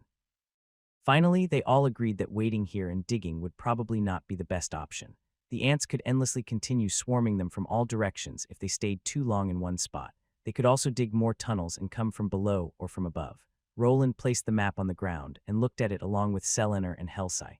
The girl was eager to learn some map reading, and she was also interested in the conversation the two were having. "We are here, the collapsed tunnel that we came from is here." He had something akin to red crayon with him, as well as a pencil to scribble on the map. "The closest exit should be here." He marked their destination on the map. By the length of the tunnels, he could tell that it would probably take some time to get there. "We could probably take a break here at this junction that connects to more tunnels. It's about the same size as this cavern." The two warriors from the group didn't care much about what Roland and the two trackers were discussing. They stood to the side while keeping watch over them. Selenar nodded while looking at the path they were going to take. Helsai just scratched her head a bit, as she wasn't really knowledgeable with reading maps or measuring the distance. This would be something she wanted to look up when she got back to the city. After witnessing these two, she was slowly realizing what a good scout should be able to do. There wasn't much to pack up beside the ant antenna and the larger mana stones that the evolved version of the worker ants had. A monster that had gone through at least one evolution in their life would always possess a monster core. The more evolutions, the larger and denser they got. The size wasn't always an indicator of quality, as the mana stones could be rated similar to the runes, from lesser all the way to legendary. The mana orbs of light floated forward, right above Dalrak's head as he entered the new corridor. The whole party ventured forward, but now they had to account for attacks from the back. This made Orson move to the backline to protect his squishy party members. They journeyed forward, slowly into the unknown. They didn't know if the other parties were okay, but the basic worker ants didn't pose much of a threat to any of them. The problems started when the acid-spitting ones came into play. It took about another half an hour for them to encounter another group. This one was also mixed, having the advanced variant sprinkled into the mix. Dalrak received a couple of acid shots with his shield, while Roland cast a defensive barrier around the party with an actual incantation this time. He had given up on grinding his skill at this point. He needed to save the one-time use scrolls for later. It was unknown how many of the ants there would be, and even having one more scroll could turn the tide towards their favor. The biggest downside in this strategy was that his party members had to contribute a lot more now. He had blasted through the ants with runic spell scrolls, but now he was conserving them by casting regular incantation-based spells that needed time to prepare. Dalrak ducked to the side. "Aye laddie, mana blast." A large concentrated orb of mana traveled past the dwarf and connected with two acid-spitting ants. There was a small explosion that caused the two monsters to lose parts of their thorax. This left them incapacitated but not dead. This was enough for the party's tank to plunge his halberd onto their heads. Mana Blast was the most powerful spell a newbie tier 1 mage could muster up. It would be later replaced by the commonly used Fire Blast spell that packed quite a bit more punch while causing a massive explosion. If he was able to use that, he could probably have been able to kill those two in one shot. After clearing out about 10 of those ant-like monsters, they heard Orson's shouts from behind them. "There are some fuckers behind us." Everyone besides Dalrak turned around. The dwarf was still keeping the front protected. He couldn't let the party be overrun from both sides. Luckily, it was only a couple of the normal ones, so even Orson was able to take them out with the help of his sidearm. He had placed his two-handed sword onto his back for the time being, as it was optimal for fighting in these tight corridors. "Fuck, I'm never taking another mission in a blasted mine or caves. You know that most adventurer jobs are in dungeons, right?" Helsai quickly replied while sighing. "Shut up." While Orson was complaining and spitting on the ant corpses, the sun elf from the party did something peculiar. He pulled out a bottle of some sort and started pouring its contents onto the dead ants that were behind them. The part looked with interest, but their silent party member didn't look like he felt to explain his actions. The most interested person was Helsai, that in turn looked to Roland, wondering if he knew something. Before Roland answered, a peculiar smell invaded his nostrils. It was the smell of peppermint. It was severely times more intense than regular peppermint, which caused him to back away. He remembered something from his old life, which prompted him to voice himself out. "Think he is trying to cut off the monster ant's chemical trail. If it works, the ants that come here won't be able to follow after us." Roland looked to Selenar, who nodded. He probably didn't have much of that oil, and used it only now after ants were appearing from behind. They continued while stopping with the dissecting of the monster corpses. They did nab the mana stones that Roland was able to pick out, though. This saved them some time while also allowing them to get something for their troubles. The elf continued to spill the strong-smelling oil here and there in the hopes of masking their smell from the monsters. It seemed to be working, as no more ants appeared from the rear. They managed to get to a junction with more tunnels going in various directions. It looked to be clear on the inside, so they ventured forward while keeping vigilant of their surroundings. The time they had spent in this mine was reaching 5 hours. "Do you think they will send a rescue party?" Helsa asked while looking at the magically lit cavern and the scattered minecarts. "Probably not, unless one of you is some kind of noble or rich merchant's son, that is," Roland commented while the guys laughed. To the half-gnome girl, this was new. She thought adventurers were a tight-knit group of excitement seekers. In reality, they were more or less mercenaries that wouldn't move unless a lot of money was on the line. Unless someone made a request to save them, no one would be coming. If we hurry, we can reach the next exit in 2 or 3 hours. Helsai was a bit saddened by the realization that no one gave a mole rat's ass about them. She could only steel her resolve and move forward. At least the guys that she was together with felt more genuine than her last party.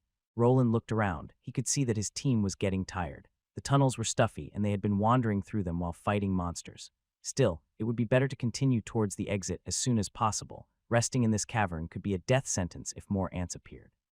We need to follow that corridor. Roland pointed at the next one that they needed to use. They continued forward while Selenar used up his oil behind them. If the adventurers knew beforehand what they were going against ant monsters, they could have brought more of that oil that the elf was using now. They arrived at another larger cavern. This time around they were greeted to a gruesome scene. "What is this? Hey, isn't that one of ours?" Orson called out while looking around. Here they saw many large ant monster bodies dead on the ground. There were a lot more than what they encountered, and besides them, there were also other bodies, the dead remains of 2 adventurers. They quickly assessed the situation. The other team must have gotten into a big scuffle and suffered casualties. All teams had at least 5 people with them, so the rest must have escaped. Shit, Roland looked at the map and then at where the corridor that led to the other exit was. It had collapsed and was blocked off. It was probably safe to assume that the other adventurers set off some kind of explosion while running away. Roland was beginning to think that he made a mistake in coming here. His skills were leveling up already, but things were also looking grim. The only thing good in this situation was the sheer amount of mana stones remaining in those insect corpses. There were even some of the larger-looking acid ants sprinkled into the mix. Maybe digging back that tunnel when they had the chance would have been the better option. "What are you doing?" Roland asked as he spotted Orson going through the dead adventurer's belongings. He even saw him nab his storage bag and attach it to his belt. "What? Not like a dead man needs this." The dead person looked like some kind of archer or scout by the light armor he was wearing. The other was a warrior. His long sword was to the side embedded in an ant's body.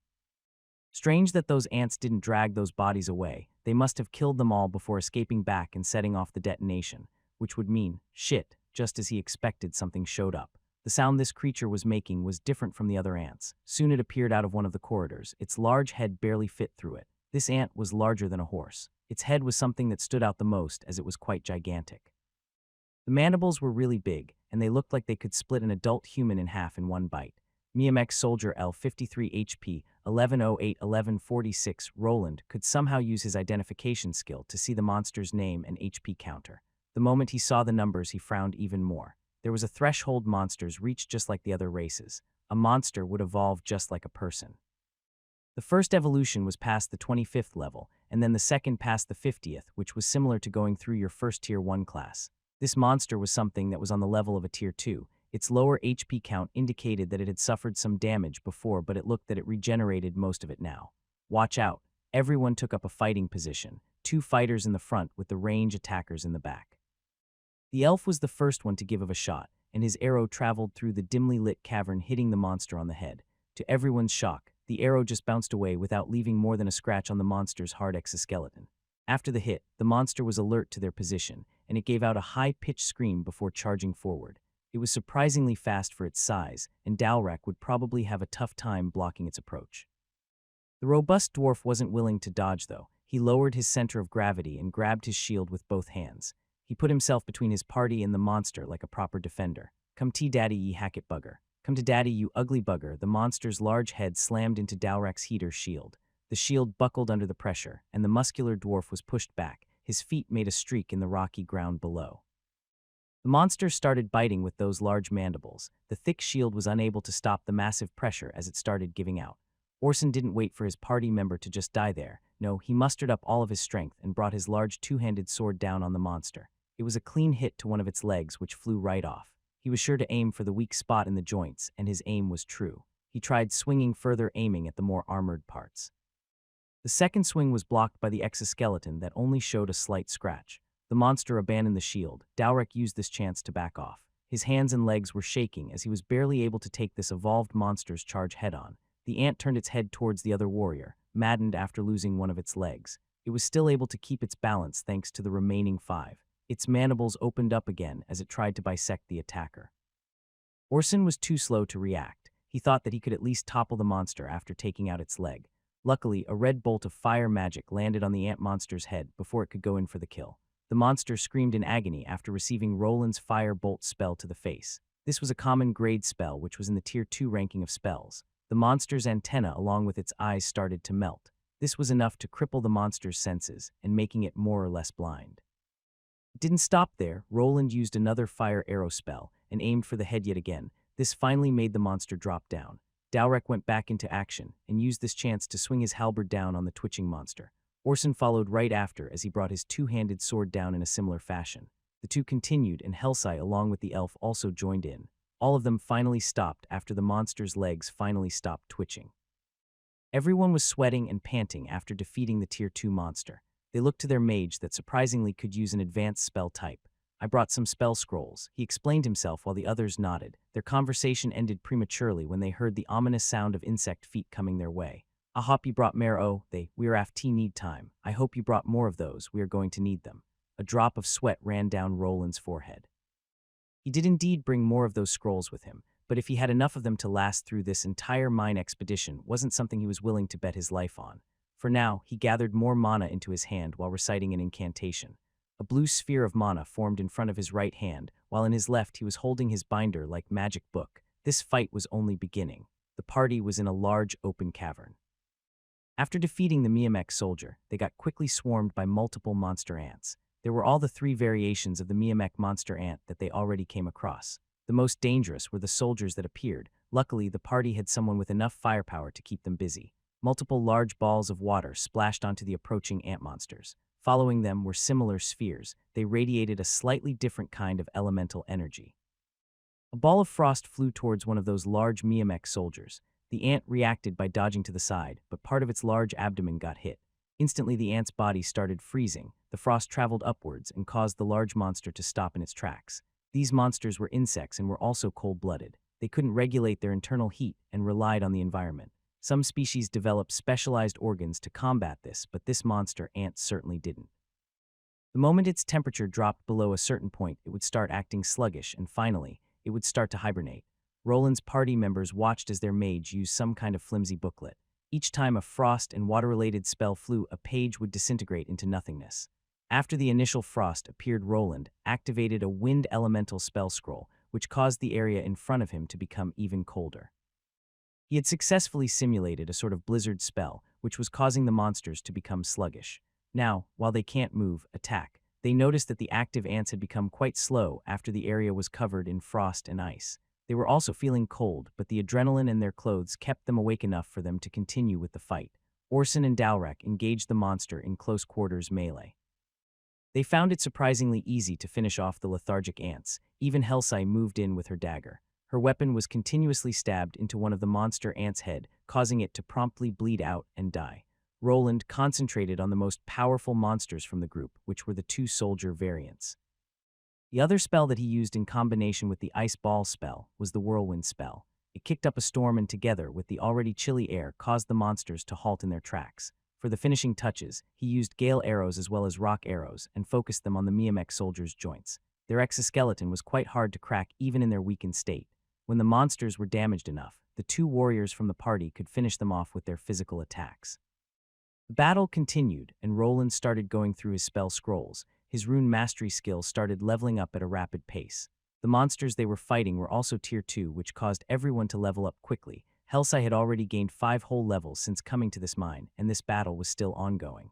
The battle didn't end quickly. The ant monsters kept coming and coming. It was as if there wasn't anyone besides this party left for the Miameks to hunt. All of their focus was pulled here, but when they entered the freezing cavern, only death awaited them on the inside. While the party was continuing with their death bout, something else was happening outside the mine they were trapped in. 2 people were seen arguing with one a lot angrier than the other. You gave us a false report, admit it. A man with a beard was holding a chubby man by the neck with one hand while shaking him about. Nonsense, how could I have known that it was a Miamek infestation? The man being held up was the supervisor of this mine. The person holding him up was Wells, the man responsible for this expedition. His party was lucky enough to not have any tunnels collapse on them. They had ventured inside just like Roland did. After a couple of fights with the ant monsters, they also came across a soldier variant which they dispatched. After that point, they had retreated. The probability of them dying multiplied, and they weren't willing to test their luck. We need to report this to the guild. This isn't a mission suited for steel-grade adventurers. He looked to the teams that had made it out. 3 from the 4 teams had returned, but one of them was missing 2 members while the 4th didn't come back at all. This was Roland's party that was still the only one remaining trapped inside. We need reinforcements from silver and gold ranks, maybe even a platinum. We have no idea if a queen is with them. Those are tier 3 monsters. We have no chance against that, and they become agitated if too many of her hatchlings die.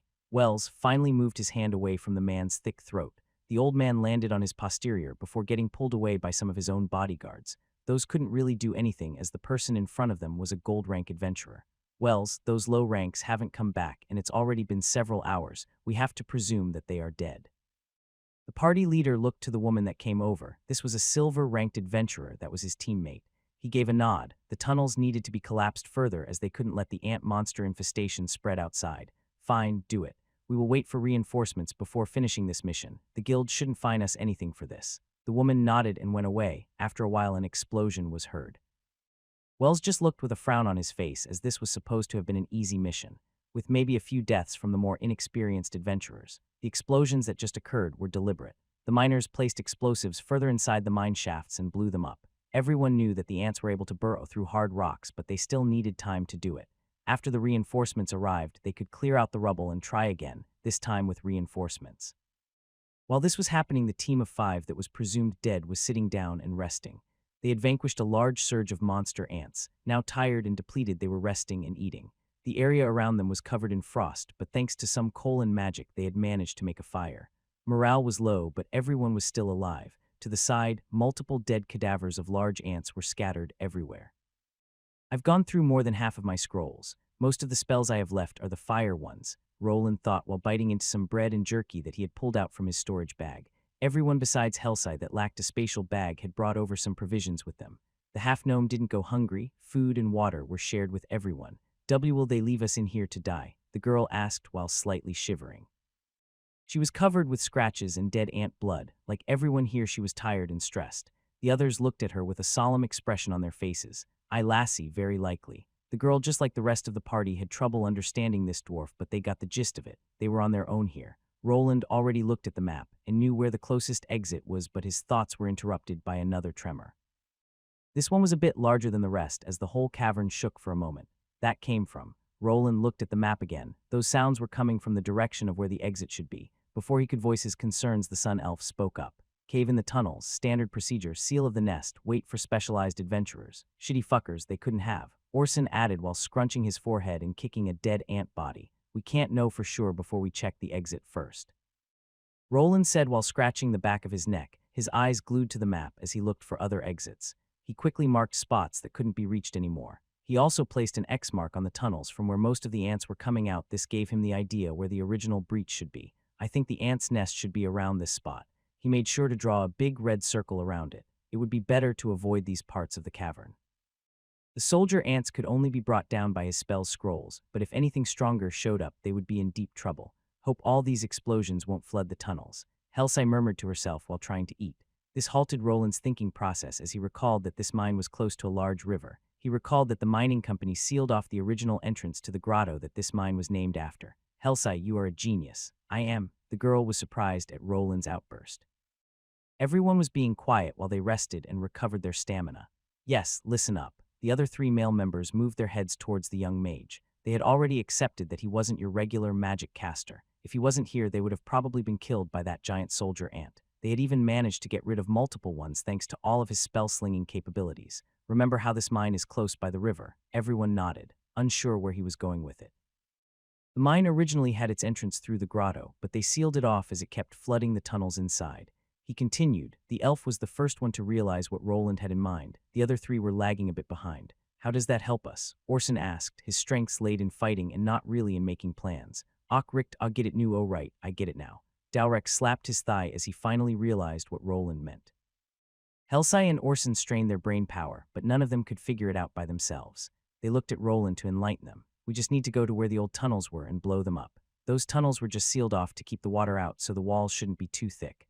They likely plastered it up a wee bit." Dalrek agreed with the youth. "The old tunnels were probably just patched up. The water didn't even reach that far, so they didn't even need to fully fill it up."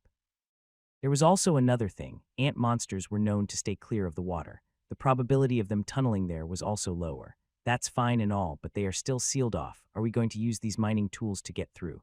The monsters might fin us through the vibrations in the soil. Dalrek nodded, bringing up that issue. If they started hitting the walls, the vibrations and loud noises could alert the monsters to their presence. Even though the tunnels were probably sealed lightly, they still would need a lot of time to get through them. We won't need to use them. Leave that to me. We will blow the wall up. Roland smirked a bit while thinking of a certain scroll that he made. It wasn't really good as an attacking spell, but could be used as a bomb or explosive. You sure came prepared. Helsai looked at the youth, feeling somewhat glad that he was here while also being dejected that she was so useless. If she ever got out of this place, she would probably take a safer approach to this adventure lifestyle and prepare more beforehand. Heh, thought all mages were only good at talking big. This shrimp isn't half bad. Orson nodded while giving Roland a smack on the shoulder that sent the youth stumbling forward. He had been more or less accepted as the temporary team leader. The others didn't really mind that he was the youngest from them as ability overrode age. I've recovered some mana. We should go. If what Selenar said was true, there won't be a rescue party appearing anytime soon. The travel time here was about 2 days from Edelgard. If they blew up the entrance area just now and considered the time of gathering adventurers, no help would be arriving sooner than 3 days, but a more realistic time frame was probably a week. Everyone here was already tired, and Roland's spell scrolls were reaching depletion. If another large swarm of ant monsters appeared, they would be in danger of getting wiped out. Heading towards the water was the best option as it cut off the ants' chemical trails that they used to communicate with each other. They planned out their route and finally departed. Everyone was on edge as they had spent quite a bit of time in these dark corridors. The only light came from Roland's spell, which sometimes flickered on and off. Everything was silent. They weren't coming across any other ants after having dealt with the large onslaught before. They didn't know if they just annihilated most of them, and there wouldn't be any more coming, or if they were still getting chased. They increased their pace, going faster and faster as they tried to reach the sealed-off tunnels as fast as possible. They finally arrived. The area was another juncture with a wider open space. Abandoned minecarts and mining equipment was left everywhere, and even some ant tracks could be seen. Still, there were no monsters to be seen. They had somehow arrived here safely. Good, it should be around here. Roland looked to the elf and the dwarf. They would probably be better fitted to find the spot where the tunnels were sealed off. The two nodded, and it didn't take the dude long to find the unnaturally looking wall. Dalrek gave the rock a hit with his polearm and nodded. IT's Air Orson looked at Helsai, who also nodded. The two stood on guard while Roland prepared the explosives. The item that he pulled out didn't look anything like explosives, though. It was a larger-looking scroll with a lot of runic symbols on them. Don't worry, it packs a punch. Roland moved over to the wall and looked at it, not really sure where to place this scroll. He asked Dalrek for some help. They took a thick nail from the ground and attached the scroll to the wall by hammering it in tightly. We should bring some of those mine carts over. When I activate, it'll blow within 5 seconds. The others could hide behind something, but he had to activate the scroll and then bolt to safety. The party set up some minecarts closer to the explosion area so that Roland could activate it and then run. Okay, here goes nothing. If this works, I'm not going to leave the whorehouse for at least a week, Orson mumbled while going behind the minecart, his words bringing a frown on Helsai's face. How about you give the dwarven girls a try? Dalrek laughed while thinking about the outside and the fresh air. Selenar just ignored the others as always and just continued to look at the surroundings with his bow out. His arrows were mostly depleted, but he still had a couple of shots left. Roland placed his hand on the larger scroll and activated it. He pumped some more of his mana into it and then bolted for the minecarts. The spell scroll lit up and the others could see the runic symbols glowing blue. The color then shifted to red before the whole parchment shone in a bright red light. Just as Roland vaulted over a cart, it exploded. Luckily, he got pulled down by his robe by Orson the moment the explosion occurred. The loud could be heard everywhere, even by the people outside. The party remained behind their hastily set up barrier and waited for the dust to settle before going out. To their dismay, the wall didn't fully go down and the path was still blocked. Is that water? Helsai commented while Dalrek grabbed one of the pickaxes from the ground and quickly ran up to the blasted wall. He smacked it with the axe a couple of times and moved his head over. I can cop a breeze, we are almost through. Roland pulled out another one of those scrolls and everyone was excited. Judging by this spell scroll's previous display of power, it should be able to blast through this already loose wall. They set it up again and quickly got back into position, the thought of safety on their minds. They all watched as Roland moved back to the scroll and activated it again. They smiled a bit as they saw the kid hastily run back behind cover while his spell scroll activated. This time around, he managed to get behind the carts in time before the explosion occurred. Another loud thump made the whole mine shake. We did it. Good work. Let's get the fuck out of here. MMH. Everyone rejoiced as the opening now looked large enough for them to fit through. Some water started pouring in, but it was at most up to their waist. They should be able to get through this. Before they could get up, another tremor made the whole mine quake. They all looked behind them and spotted a strange occurrence. The ground started rising upwards, and a huge ant head emerged from underneath. A monster that was several times bigger than a Miamek soldier started crawling out from the hard rocky ground. It was still an ant, but its abdomen was a lot longer than what you'd see on a normal ant. The monster filled out quite a bit of the cavern, and its head even hit the ceiling. It gave out a screeching scream the moment it spotted Roland's party that was still behind the minecarts. Miamek Queen L 163 HP. Fucking hell, quickly, run. They all bolted for the exit. There was no way that they were going to defeat that thing here. Roland brought out his binder with the rest of his spells and started pelting the monster with fire arrows. To no surprise, the fire spells didn't even leave a dent. He couldn't even burn off its antennae as he did with the soldier variant before. It's a tier 3 monster. He fired off a smoke arrow that caused some confusion before quickly turning around. He headed towards the created exit, the huge monster close in pursuit. He dived in while everyone else was already a bit further. His team members frantically pulled him inside. Everyone started running without looking back. The monster dived right in after them by slamming its giant head inside the tight corridor. It started gnashing with its huge mandibles at the adventurers while slowly forcing its large body inside. The whole corridor shook while they backed off with haste. The water inside slowed them down while the beast continued with its chase. Fuck, it's coming. Roland dove his hand into his spatial bag and pulled out something. It didn't look like a scroll. It seemed to be a hairless pelt with a lot of runes drawn on it. The monster was moving towards them faster than they were escaping. He decided to use his last lifeline even though he knew the consequences. What are you doing? Helsai shouted while looking back. She saw her mage team member hold a large pelt with one hand while placing his other in the middle. The moment he did, the center part started lighting up. She could see mana traveling in 6 directions from the middle part and traveling in symmetrical directions upwards. It connected with some other runes, and then it traveled through even more glistering pathways. A bright flash of red light was created, and a massive amount of fire arrows shot out from the other end of the large piece of monster skin. Roland had scribed multiple fire arrow spells onto a monster pelt that was used as the main resource for scrolls. The multiple fire arrows combined midair and connected with the monster queen's large open mouth. The huge ant received a mouth full of fire energy and quickly backed off while giving off an incomprehensible wail of pain. Roland flew backward into the arms of his dwarven party member. The hand that he used to power his spell was all mangled and charred. All of his fingers were broken, and the burn marks reached past his forearm. His vision was hazy and he passed out soon afterward. The shouts of his party members weren't reaching his ears as everything faded to black. A man about the age of 25 opened up his eyes. He had fallen down from what seemed to be a gaming chair. He was in a small apartment that only had one room that connected to a tiny bathroom. The whole place looked messy and unkempt. What was I doing? He stood up, his eyes felt heavy. He felt as if he had been sleeping for days. Dazed and confused, he glanced around. The room around him seemed familiar yet distant at the same time. He looked around. The apartment was badly kept, and dirty clothes that were rolled up into a ball were thrown in the corner. A half-eaten microwave pizza was to the side along with some soda. This drink had long lost its carbonated properties and now would taste like sugar water. The man rubbed his head as he sat back in his chair. He felt like he was forgetting something important. He remembered returning from a hard day's work while almost getting run over by a truck. Then he started playing some games. I must have fallen asleep while playing, he thought to himself while looking at his PC screen. Instead of seeing a game on it, he saw a pitch-black monitor. He leaned forward to his mouse. Maybe his computer had gone into sleeping mode after he dozed off. The moment he jolted his mouse, the screen flickered and something appeared, something that didn't look like a game. What the? He saw an image of an ant. It looked awfully realistic and somehow more monstrous than a regular insect. The image on the screen looked at him as it moved. He moved his head to the left and the large ant's head moved to face him.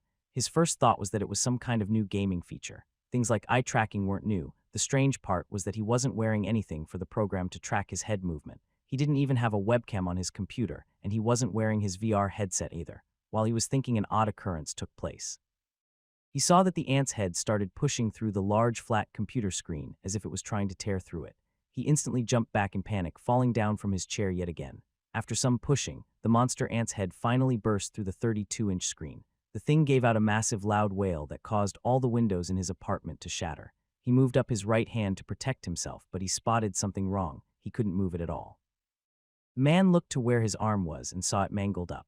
It looked as if he put it in a garbage disposal. His fingers were all bent out of shape and the pain was unbearable. Before he could register this, the monster ant's head moved closer. Its giant mandibles opened up in front of his face and they chomped down on his head.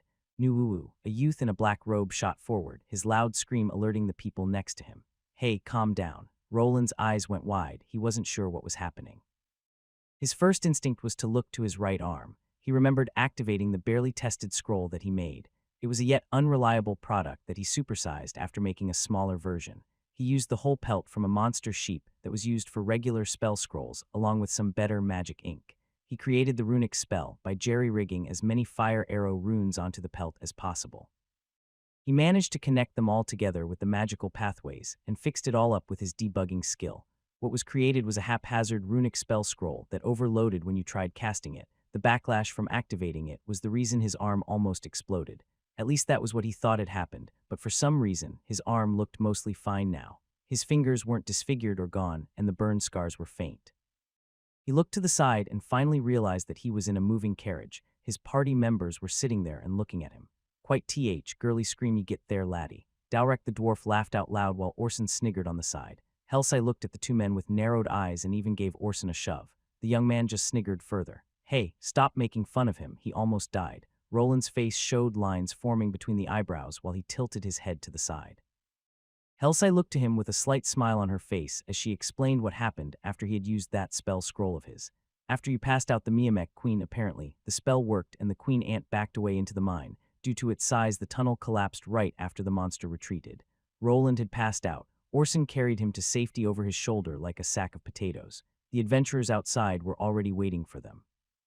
The two explosions that they caused to blow up the wall alerted them to their presence. Wells, the expedition leader, was really surprised to see them there all alive, with only Roland being injured. He was then healed by the Tier 2 priest that had tagged along on this expedition. The priest had advanced healing miracles, which allowed Roland's fingers to be patched up. The reason that they were in a carriage now was that they were heading back to Edelgard. So the expedition leader ordered a retreat after realizing that there was a Tier 3 Miamek queen in the mine. In short, yes, Helsai nodded while relying on the information. This made sense as the Tier 2 team would probably have a hard time against a Tier 3 monster. To bring down a monster at that level, they would probably need a full party of equally strong Tier 3 classes. Monsters tended to be stronger than their human counterparts, and the gap widened on the higher tiers. Well done back there, laddie. Couldn't he have made it back, Widu Dalrek said while giving Roland a manly smack to the back. This caused the youth to almost faceplant into the wooden carriage floor. He was slowly getting fed up with these people smacking his back all the time. Yeah, great job, kid. What was up with that spell anyway? Orson asked while everyone stared. Roland had made quite an impression on the adventurers here. Some of them were even thinking that he was a Tier 2 in disguise. It was just a spell scroll I bought. It's not like I can cast those myself. From the standpoint of these adventurers, this had to mean that Roland was someone rich. There was no way a normal person would have so many common grade spell scrolls on him of various elemental affinities. He had to either have some kind of connections or be the son of a rich merchant, maybe even a noble in disguise. They would of course not pry into his business, but it was something they would remember. Hey, if you need advice on some of the shops in the Flower District, come find me in the guild. I can introduce you to all the best girls. They'll take care of you. Just say that Big Brother Orson sent you. Roland had a blank look on his face while he was listening to Orson talking about the Flower District. This was how the city's red light district was called. The warrior was probably thinking that he was giving the youth some sound, big brotherly advice.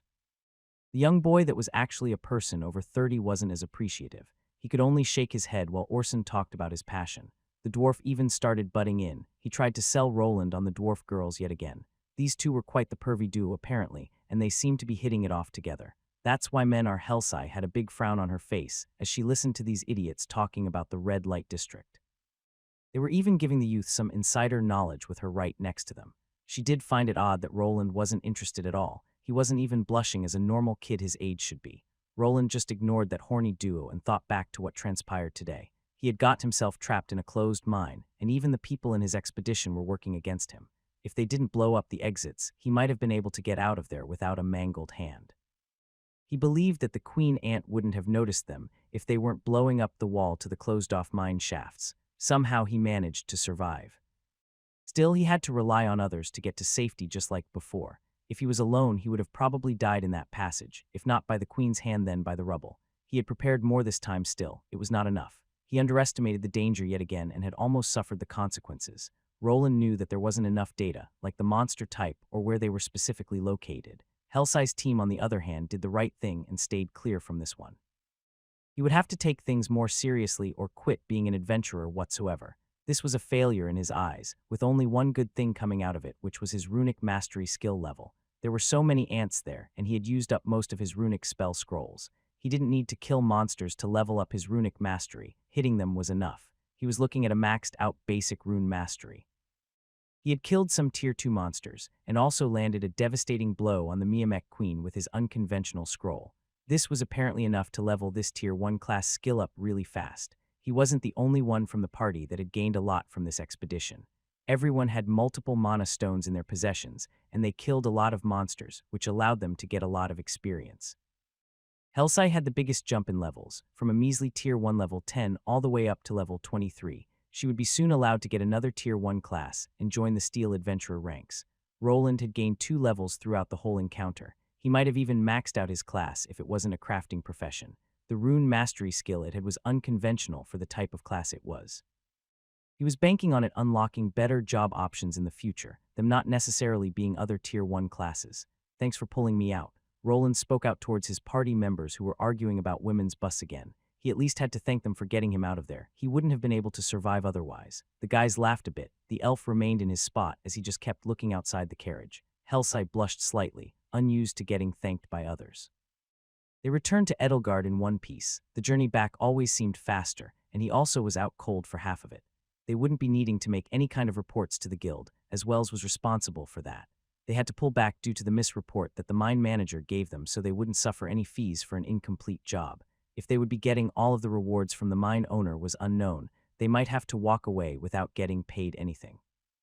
This wasn't something Roland cared that much for, though. His main profession was a crafter. He had gained some mana stones that he could sell. He also gained a lot of experience, and could now evaluate where his strengths and weaknesses lay. For one, this large pelt scroll that he came up with needed some protective measures. Maybe if he attached a barrier spell to cover his body during its activation, it could mitigate the damage he would potentially receive to his hand. He also realized how limited this style of combat was. If they didn't find an exit and had to wait there, his scrolls would run out eventually. He would have to rely on his regular spells that were much weaker or his own close-range fighting capabilities. He might have to train his combat skills up. Most of them were stagnant after he got used to his backline support position. This and a few other things needed adjusting. He hopped out from the carriage and stretched out his sore body. He was still surprised about the power of healing. His arm felt brand new, and he could vaguely tell where the burn marks started. A healer could cast this spell, which would normally cost you quite the penny if you bought a common-grade recovery potion. Well, I will be seeing ye around. Dalrek packed up all of his gear and said his goodbyes. Been interesting, you bastards. Hey, wait up, dwarf. He and Orson had apparently bonded over booze and women on the trip here. Maybe they would be forming a party of their own soon. Farewell, if destiny wills it, our paths will cross again. Selenar said his one-liner and then walked away, his long golden hair dancing in the wind as he strutted away without looking back, his bow over his shoulder. The only ones remaining now were Roland and Hellsai. They were quite the odd bunch. Roland muttered out while Hellsai nodded. And you're not odd at all, me? What's odd about me? The girl just rolled her eyes and moved forward. She wanted to go to the guild and sell the mana stones she gathered. After Orson took that dead adventurer's spatial bag, everyone agreed on giving it to Hellsai as she lacked her own. She was now richer and could probably afford better armor and better weapons for her next adventure. What? Roland raised his eyebrow as the girl didn't answer and just started walking away. After a while, she just turned around and started waving, a smile plastered all over her face. See you later, maid, Roland. If you're ever in need of a scout, you can come find me at the guild. Yeah, see you around. Roland just nodded. He wasn't sure if he would ever meet the girl in the future. After working as an adventurer, she seemed to not be as bipolar as before. She still sometimes had some angry outbursts, but it was mostly focused on Orson that liked to butt heads with her. He himself went back to his lodgings. He had ditched the old room and found himself something bigger. His bed and mattress were now half decent, and he left most of his work-related stuff back at the store. He laid out the contents of his spatial bag on the table. There were various sizes of mana stones there, ones the size of fingernails and larger at the size of a marble. The larger ones belonged to the Tier 2 soldier-type ant, while the lower ones to the workers. He wasn't sure if he wanted to sell these yet. Supposedly things like magic ink that he used for the scrolls was somehow also manufactured with these as a resource. Some weapons even used these stones as a power source that could be later recharged. He was going to be fashioning weapons like that in the future, so not selling these would probably save him some money in the long run. Roland glanced at his status screen. He only needed to get a couple of levels, and he would be able to switch to his third Tier 1 class. There was another path he could take, getting a Tier 2 class instead, which would give him the 1.5x multiplier to his stats and would make him a lot stronger than before. He wondered how fast other people got to those Tier 2 classes, and if it was worth not to gain more levels with the Tier 1 classes instead. His future progress might be stunted if he didn't unlock more skills. 3 levels shouldn't take more than a couple of months of scroll crafting. He nodded to himself. He already spent a lot of time crafting scrolls. This would put him at a year into his contract. There was a bit of a problem he was afraid of. When he switched to a blacksmith class, he would need to drop one of his class bonuses. He might have to give up the bonuses his scribe class provided. It gave him bonuses to mana regeneration, and it lowered his mana consumption while crafting scrolls. He had a large pool of mana as it was, but he burned through it quite fast when crafting. His mage class also gave him more mana as well as mana regeneration, which was best for crafting he would have to see. This was something that he would tackle on a later occasion. He had gone through quite the adventure and he was really tired. The carriage wasn't a place that he could sleep, and he mostly remained awake for the rest of the journey home. He still had some days off, and he would use them to sleep it off. After he recovered, he would grind till the next class change and finally get his blacksmith class. Edelgard was a large city. It was considered prosperous in the kingdom and was renowned for its crafting professions. A lot of the country's magical equipment was manufactured right here. An item with the quality seal coming from here was most of the time guaranteed to sell and bring in coins. These coins were being regulated by the merchant council as well as by the noble house that was here. The nobles mostly kept their noses out of the merchant business and only required them to pay taxes. This was natural as most of the aristocrats were busy with other things, like attending parties, acquiring merits, and gaining favor with people in a higher position like the duke houses or the royal family. In a well-lit room, there were 6 people sitting around a round table. 2 chairs were empty, but this didn't stop them from speaking. This was a gathering of the rich merchants that were the largest business owners in the city. Some had others deal with things like this by sending proxies. One of those people was the gnome manager that Roland was affiliated with. Blasted mine cost me a fortune. How did a Miamek infestation spread there? This makes no sense. A large dwarf with a bit of a tummy to him was slamming his large hand on the table. This hand had various golden rings on it, just as his beard did. Just some bad luck, Tilda replied, an elven woman whose skin color was dark. She was a moon elf. She had a cigarette holder in her right hand, and some pink smoke was coming out of the end of the bud. She was squeezed into a black dress that showed quite a lot of cleavage. She looked to be a young beauty, but her age was several times above this dwarf. Clam up, Lilata. Shut up, Lilata, the angry dwarf replied while spitting out saliva in rage. You should watch that temper, Mr. Thardier. Maybe I should reserve a night with one of my girls for you. I'll be sure to give you a good price. Tilda the woman smirked while leaning over to show off some more of that cleavage. The dwarf clicked with his tongue and leaned back in his chair as he started to calm down. This doesn't make no sense. You know that dose monsters don't wander near places close to water. My mind's haze a large river next to it. Someone missed hay lured time there. The dwarf voiced his concerns. The mine was far too close to a large body of water. The ants should have reacted to the moisture in the ground and evaded the area like the plague. Yes, this does feel fishy. The one answering was the gnome manager that Roland was working for. Haven't strange things been happening lately? The people quieted down and started mumbling. The mine disaster that caused the big headache for this dwarf wasn't the only thing that was out of place. Yes, my convoys have been getting attacked lately. More than usually, I even had to pay out of hand for more bodyguards. Another member of the council answered. Someone put poison in one of the dishes in my restaurant when one of the nobles was visiting. They almost tore down the whole place. Another person that owned a lot of food-related businesses voiced his concerns. There had been a lot of irregularities happening in this city since half a year ago.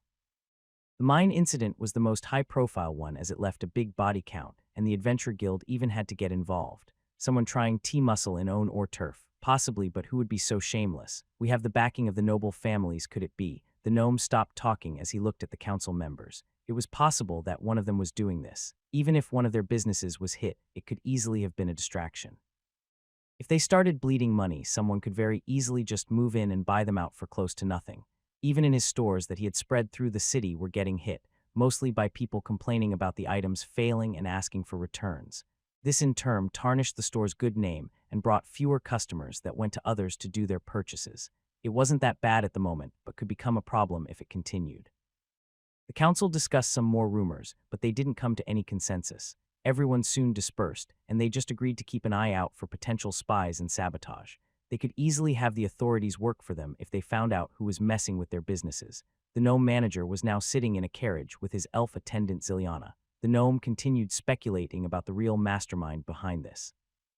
After some time, Roland's involvement in the mine expedition was mentioned, and the conversation switched to him. The boy's work has been selling well. It was a good thing that he signed up with us. It's going to take a while till he develops further. The scrolls he makes are a hot commodity. The elf woman that worked at the store was here as well. She praised Roland's work, mentioning the great sales. The only problem was that the scrolls were still only a common grade item, and the stock was very limited. The number he could make in a month's time brought in some money, but it wasn't really that much in the grand scheme of things. The gnome nodded as the elf spoke. Since the youth returned from the mine expedition about 5 months ago, he had been working tirelessly. He unloaded quite the sizable number of spell scrolls onto him. He was clearly some kind of prodigy, as he was able to craft the highest quality common spell scrolls. He had thought that he would be a one-trick pony and continue making runic fire arrows, but he was wrong. He could scribe all of the elemental arrow types. He even gave him scrolls to sell as a bundle and explained how they worked together. One of them was the combination of wind, water, and ice that could simulate a Tier 3 blizzard spell quite well and freeze opponents in a wide area. The profits from the runic scrolls were sizable, but at most, he outworked 5 regular mana scribes. He wasn't a runesmith quite yet, and the real money was in creating reusable gear for adventurers or the country's soldiers. If you managed to fetch a good commission from the noble lords to outfit their army, you could make more than by selling 2 sparse adventurers. The brat is working hard. He even requested smithing books from me, the gnome said, while the elf woman smiled. He's going to change classes again already. The two were baffled by Roland's progress. They figured that he couldn't be an ordinary person just by the fact that he already had his second class when he was 11. There were certain ways to increase your experience besides killing monsters and crafting. You think he used blood crystals, manager? He doesn't seem like the type. Didn't have the telltale signs of using them, probably not. The gnome replied while lighting up his pipe. The elven woman cringed a bit as she saw her boss do this, not being a fan of smokers to say the least. We have him for another 2 years, so we can watch him closely. Don't think he is a security risk. Ziliana said with a resounding nod. Should I do some digging? The people that complained at our shop were a dead end. They didn't seem to know much even when I asked them nicely, Tilda. The elf woman smirked a bit as she recounted how she investigated the people that were trying to return their items back to the store. They were unusually loud while doing it, as if they were told to make a scene. They haven't been hit that hard like the rest. Nothing as a poisoning incident or a monster attack at the mine happened just yet. Tighten the security. Whoever this is, they are being careful. Might be one of the council members or even the nobles. Could also be an unknown third party that is trying to move in. Have our people report any major buyouts happening. The two continued talking while riding the carriage back towards their residence. Edelgard was considered a large city of 500,000 people. The meeting place was on the other side of the city, so they would need half an hour to get back. Well then, I'll be off first. Another little mouse appeared again. Ziliana said while grinning. Her body started turning dark and it soon turned into black smoke. She vanished from within the carriage that she occupied with the gnome. He just continued to smoke. There was no reaction on his face to the strange occurrence, as if it was something that he saw many times before. The faint screams that were heard afterward didn't garner a reaction either. Wished she didn't always leave such a mess behind. Tired of paying off the guards all the time. The manager blew out some smoke through his nose while the moon shone brightly in the night. In another place, a different scene was playing out. A certain human youth was reading a large book. A large pile of them was to the side. He was going through the pages quite fast, and his eyes were moving through the letters at a rapid pace. He finally placed it down on the table where the stack of the others was. Think that's all? Roland rubbed his eyes that were slightly tired and glanced at his status screen. Name: Roland Arden L. 50 classes. T1 Mage L 25, Secondary T1 Runic Mana Scribe L, 25 Main HP 413, 413 MP 2144, 2144, SP 496, 496 Strength 29, Agility 33, Dexterity 72, Vitality 32, Endurance 31, Intelligence 105, Willpower 80, Charisma 14, Luck 7. He went through his stats and skills. He had gathered quite a lot of them through these years. He wasn't able to rise all of them to level 9. There was just not enough time for all of that. He had to focus on his main skills, like the ones for mana manipulation and crafting. He had managed to get his runic mastery up to the limit, as well as both his mana scribing and runic scribing skill. He was now ready for the next step. He was only worried that there could be something more. When he wanted to change into the mana scribe, a variation of the class appeared. This was his current runic mana scribe class. He had read up in the blacksmith class. There wasn't much to get past the class change trial. Normally, you just needed to craft something. It would be something easy at first, like a horseshoe, or some of the basic blacksmithing tools like an S-hook. It was a simple tool for hanging your other tools, and for various other things around the smithy. Making those basic things wouldn't be much of a problem for Roland. His stats were already above what a beginner level 1 blacksmith should have. This class required a lot of strength, though. This was one of the attributes that he lacked the most. In contrast, if he went for a more artisan-like class that made smaller parts, his high dexterity would be quite useful. He wasn't planning to be a goldsmith to make gold rings and necklaces, though. The only slight fear that he had was that there would be a different class option like the last time. This would be good news, but he still could fail his class change quest and waste 2 small gold coins while at it. He gave out a sigh and looked at the crystal that activated the strange dimension that had his old apartment in it. Well, if I fail, I'll just do it again. He nodded to himself. He had read all the smithing-related books that he could find. There were also some basic rune smithing books there, but they didn't go into much detail about how runecrafting or runic inscriptions. Roland grasped the class-changing stone and stared at it before activating it as he did before. He arrived in the usual spot at the bottom of the apartment building. The outside looked dead as always. He just turned around and walked slowly upstairs. His room was the same, and he went straight to the computer. He heard the fans turning on and the system asking him for his password the same as before. There are a lot of them this time, after going straight to the program that showed him the possible classes. He started looking through them. There were the usual Tier 1 classes like Archer, Warrior, Scout there, but just as he expected, there were some Tier 2 classes available now. Advanced Mana Scribe, Advanced Runic Mana Scriber there. He leveled up both of his scribing skills to the max, and along with the skills that he had from his mage class. He reasoned that this was enough to allow him to change to these classes. He felt like going with the Tier 2 Advanced Runic Mana Scribe class wouldn't be such a bad idea. He looked through the side of the window that should have the more magical classes and frowned. There really weren't any Tier 2 mage classes available. He was hoping that something like a rune mage class would appear, but apparently that wasn't the case. He turned his gaze to the other side, where the blacksmith class was the last time he went through a class change. To no surprise, it was still there. It showed an icon of a pixelated version of him. The pixel art was wearing the usual blacksmith apparel along with a large hammer. Instead of the walking animation, it was showing him sitting down and hammering a large anvil. He started looking to the sides just as he suspected it was there. Roland's mouth curled up slightly. The name of the class that he was hoping to get was similar to the one he currently had. Runic Blacksmith, he gave out a sigh. He wasn't sure what he would be able to craft with this class in his position, but he should at least be able to inscribe some runes on metal. Wait, does that mean there is a Runic Runesmith class after this? He paused a bit before thinking, would a Runic Runesmith add something to a class that was already working with runes? He might have been overthinking this. Maybe he wouldn't even need to take that class to forge runes. What if there are runic variations of all the smithing classes, and I can skip the Tier 2 one altogether? He thought to himself. He had a theory that if he would be getting certain rune-related skills now that the runesmith class only had, then he might be able to skip it. There could also be a better version of this class waiting for him. He continued thinking before finally snapping out of it. He needed to first finish this class change quest before he could think about the Tier 2 classes. He scanned the other classes with his eyes that could become available to him, and to his surprise there were others. Runic Archer, Runic Warrior all littered the interface and could be taken by him. He believed that these classes would probably only lower the usage of mana with rune weapons and wouldn't actually differ much from the regular versions of those classes.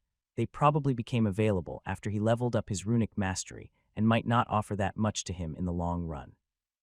If he went with that route, he would have wasted time with crafting runes and would have to switch to melee combat. He might be able to fight better with runic gear, but it was still better to customize it yourself. Roland finally made up his mind and clicked on the Runic Blacksmith variant that was available to him. The usual VR headset popped out, and he put it right on just like last time he was transported into another area. The place looked like a regular blacksmith's workshop like he saw in the city.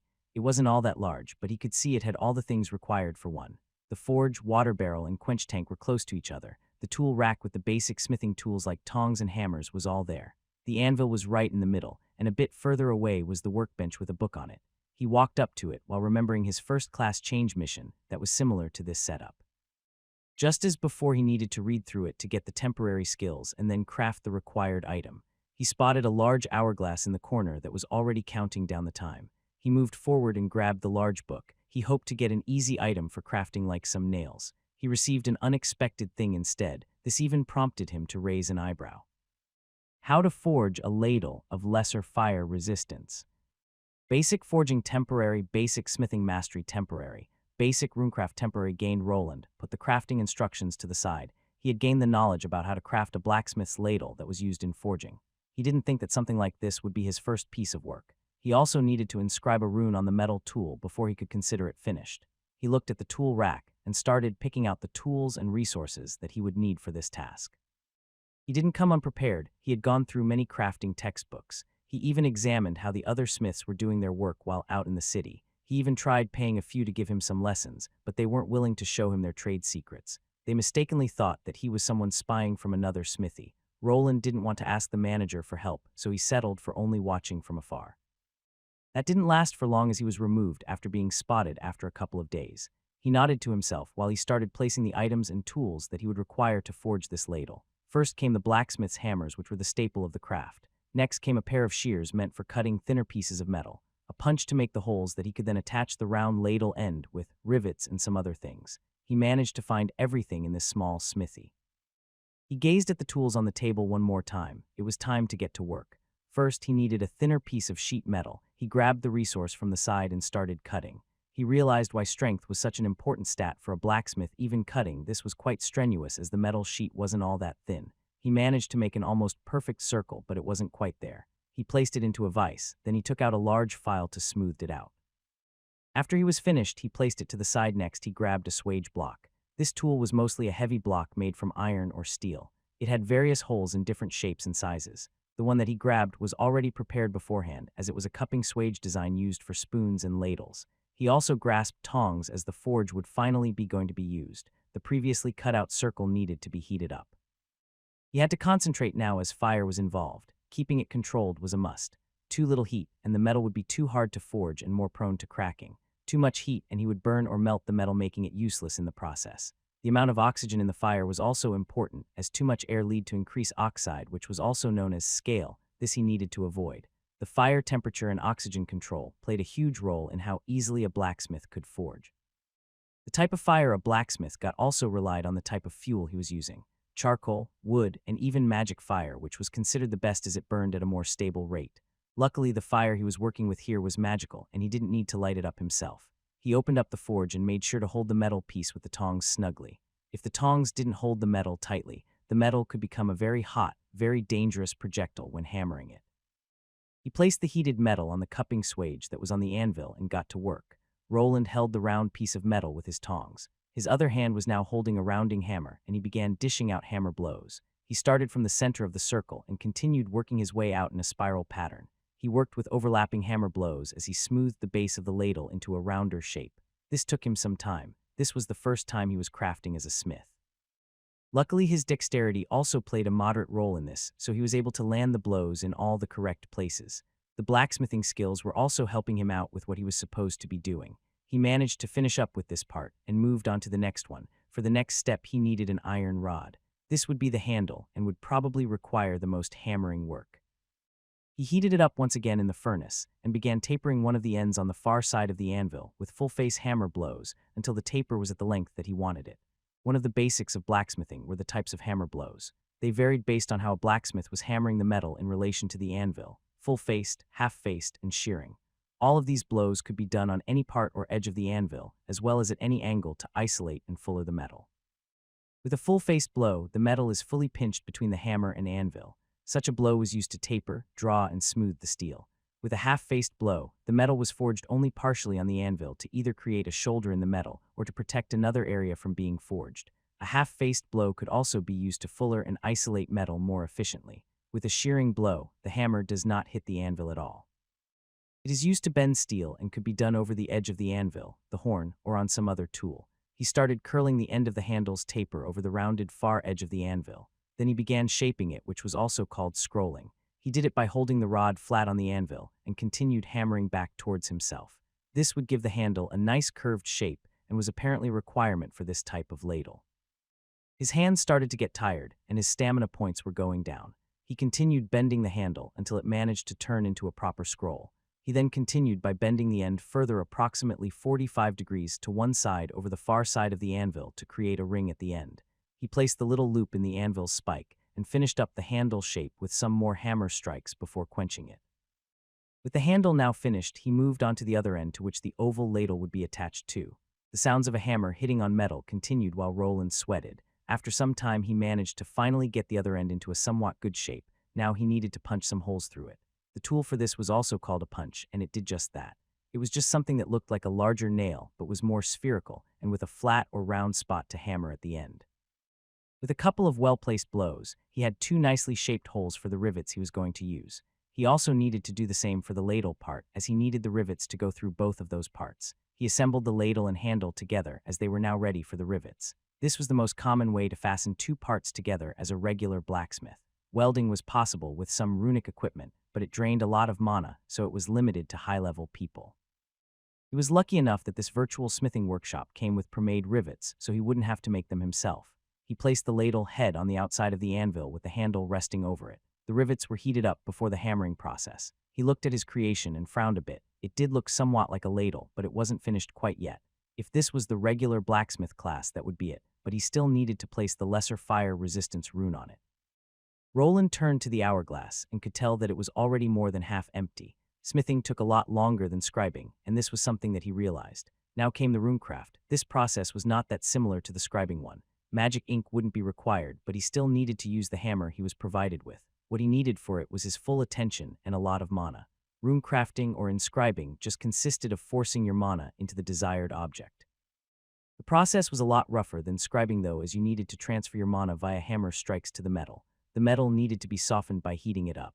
You could try forcing your mana directly without a hammer, but this was a lot harder. It also demanded a massive amount of mana and concentration. The runecrafting skill changed the properties of your mana slightly and allowed it to seep into the metal by force. It was finally time. There would be no second chance to do this, and he knew it. Even if he was able to inscribe the rune fast, he wouldn't be able to reforge this ladle in time again. Here goes nothing. He even considered praying to Celeria for a moment before placing his hand on the handle. The whole item was heated up once more. The color shifted from dark to red quite fast. He wouldn't be hitting the tool hard enough to make it bend. He just needed to transfer his energies into it and forge the rune structure. The hammer he was holding started glowing as he moved it above his head and slammed it down. The ladle shook slightly, and mana seeped into it while creating some of the magical runic pathways and components in the process. Just by the first hit, he noticed that this would be really hard. His mana points dropped by a staggering number, and he barely started. He repeated the process several times. Each time he struck the iron object, blue sparks of magical energy flew. The runic symbols started appearing on the handle bit by bit as he continued. He finally stopped after one of the runes was practically finished, half of his mana pool already gone at this point. He finally understood why, unless you were a tier 2 class, you had practically no chance of doing a thing like this. Even with his oversized mana pool, he was already running low. Luckily, the process of runecrafting could be broken up, as the mana pathways weren't created by magic ink. He looked to the hourglass and waited. He needed to recover his mana before continuing. If his mana dropped too far, he would have trouble concentrating, and he could even pass out. When more than 3/4 of the sand was gone, he resumed his work. The first part of the rune was done, which was responsible for the fire portion. He still needed to inscribe the one that was meant for resistance, and also cover the whole ladle with thin magical pathways. Unless he placed the traces over the whole length, the item would not function correctly. The sand continued to run out, and he started feeling dizzy. Even while waiting and having recharged some of his lost mana, he was slowly reaching his limit. He needed to dip into his reserves even more. His face became pale, and he felt like someone was inserting nails into both his ears, but he continued hammering.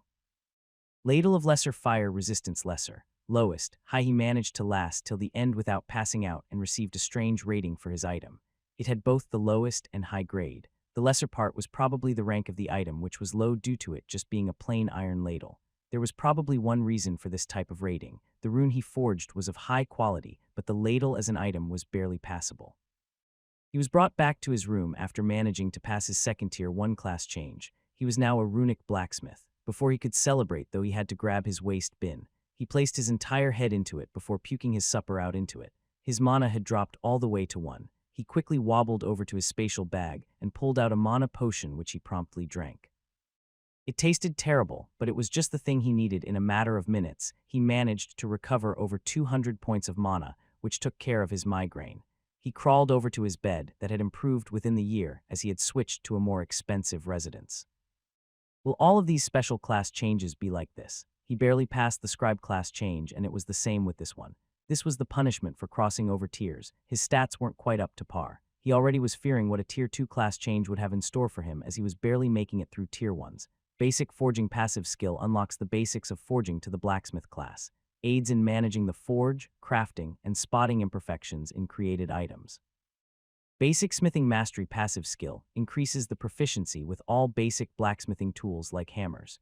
Basic Runecraft skill unlocks Basic Runecraft, which allows inscription of magical runes on various items.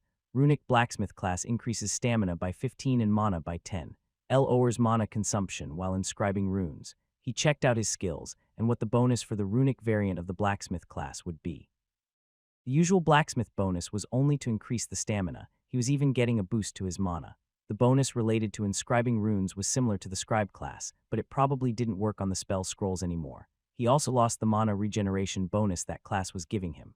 Roland would have to test out which class was better for crafting later, as he could switch his secondary class once a day. He was tired. He barely made it through this class change. If he didn't have both of his classes and his large mana pool, he would never have made it through. The only thing he wanted to do now was sleep. In the morning, he would go talk to his boss and ask for a place to train his craft. He was a bit dejected about how bad he was. He was barely able to make a crude spoon. What already? Yeah, don't worry, I'll keep making scrolls just like the contract stated. It was the next day, and Roland was looking at a surprised gnome. Not a day after he talked with his elven worker about this youth's quick progress, he had already managed to change classes. He wanted to examine him with his skill, but the trinket that he lent him even worked on someone of his caliber. Give me a few days, I'll see what I can do. The manager didn't have any reason to deny Roland. He was still a promising worker, and if he could craft more things then, it would be good for his business. Still, it was a shame that he was going to take time off scribing to create crude blacksmith tools. He was still unaware of Roland's special class. Think there was an unused small warehouse. Could give it to the kid, the manager thought to himself.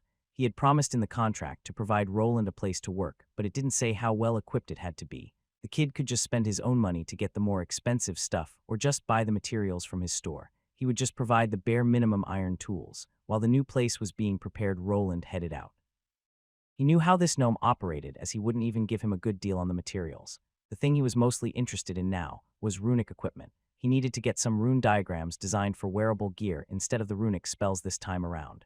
Finally, his life as a smith had begun. He just needed to stick with it and work hard. With time, he would probably be able to match the newbie runesmiths. If he could earn money making flame-resistant spoons was still out for debate. Roland gave out a yawn and moved his head to the side. His dome was sticking out from under a blanket, and he could feel a cold breeze coming in through the window. He rose up and stretched while yawning, his eyes still a bit sluggish. He had gained some form of freedom through the years, but he still was somehow used to getting up early in the morning. This day was going to be slightly different than the rest. The new workshop that he was promised was going to be open today. He was going to work there now instead of going to Exior's Magic Emporium. As he was now a runic blacksmith, he needed more space to practice his smithing-related skills. The manager had delivered on his promise, and he would move to the new workshop today. He was going to live there as well. He wouldn't need this inn's room anymore. The place he was going to work in had a smaller space for a bedroom where he could spend the night in. He wouldn't get it for free, though. He would pay rent and still need to produce the minimum number of 10 spell scrolls a week. He wasn't happy about the workload increase, as he wanted to get his smithing skills into higher levels. His scribing skills couldn't be leveled up further. The higher tier skill was only unlocked after getting a tier 2 advanced runic mana scribe class. Still, making runic scrolls was his only way of making a living, at least for now. If he managed to create some runic weapons, he figured that the gnome manager would exchange them for the scrolls as they brought in more money. This was also why they were a lot harder to make. He realized this when he was changing classes and inscribing his first rune. The sheer amount of mana used for even a lesser rune was astronomical. The mana he spent on that one fire-resistant ladle was enough for him to create 5 common fire arrow spells. He couldn't even finish it in one go and needed to wait for his mana to regenerate. If he tried it in one go, he would have probably passed out from the splitting headache. He got up from bed and got dressed. He wore his usual robe with some casual clothes underneath. He didn't wear the gambeson armor this time as it was too thick. It was fine to wear outdoors as it was cold there. Inside, on the other hand, it just made him sweat a lot. He had also exchanged his spatial bag for a larger model. He could fit 3 times as much into this one. Carrying all of his baggage and resources was now finally possible. After clearing out the room, he returned the key to the innkeeper. The man didn't react much, as having old tenants leave was a common occurrence. He was over 12 years of age now, and he would be getting a place of his own already. His plans of starting his own business were looking bright, but he wasn't sure if the council that ruled this place would allow him to open up his own store just yet. Even now, he would only work at the building he was given, but it would be closed and function only as a place for crafting.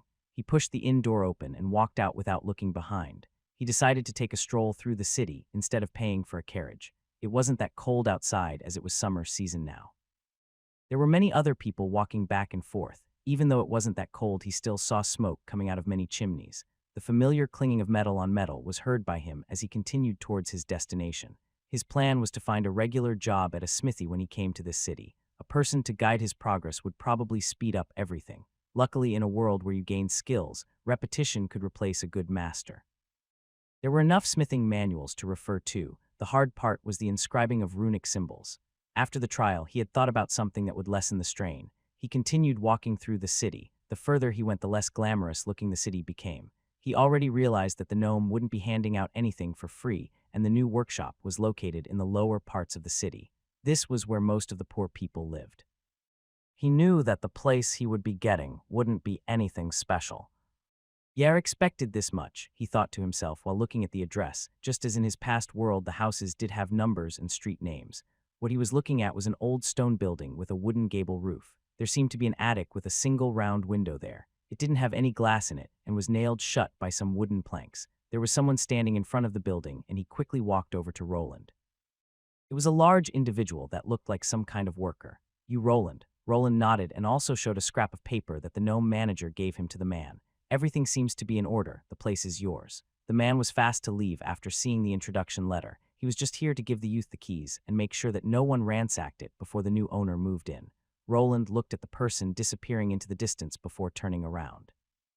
He looked at the shabby building and went in. It was a lot larger than he expected, and when he walked in, he knew the reason why. This wasn't a regular house. No, this was probably a small warehouse. It had a 2 stories tall storage area and a small office. This office was also what was going to be his living quarters. There was a loading platform in front of the warehouse to help load and unload the goods from carts and wagons.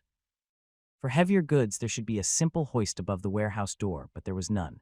There might have been a crane that you operated on the catwalk, but it wasn't there anymore either. Most of the space of this building was kept for storage. This gave ample room for the various smithing utensils. Right in the middle was the large anvil. It looked quite old and heavy to lift. By the wall, there was the heart of the smithy, the forge with a bellows connected to it that would allow him to infuse more air into it. This one used coal as fuel and looked quite banged up. There were some iron tools thrown into the corner. After going through them, he noticed that some were even rusty. He firstly sorted them out, bringing all the hammers in one spot while the various tongs were placed by the forge in an orderly fashion. A vise and a workbench was there, even a grindstone for sharpening. The gnome was true to his word and had procured all the basics for him to start. He moved his gaze to the rest of his new workshop. The whole place was dusty and cobwebs were hanging from the ceiling. No one had lived in here for quite some time. The reason why this warehouse building wasn't being used was unknown to him. He could only theorize that it was either too old or in a bad location. In these kinds of situations, he wished he was a real elemental mage. He could produce water via magic. If he wanted to do that now, he would need to use a costly magic scroll. He needed water and some rags. There were wells spread through the city for these reasons.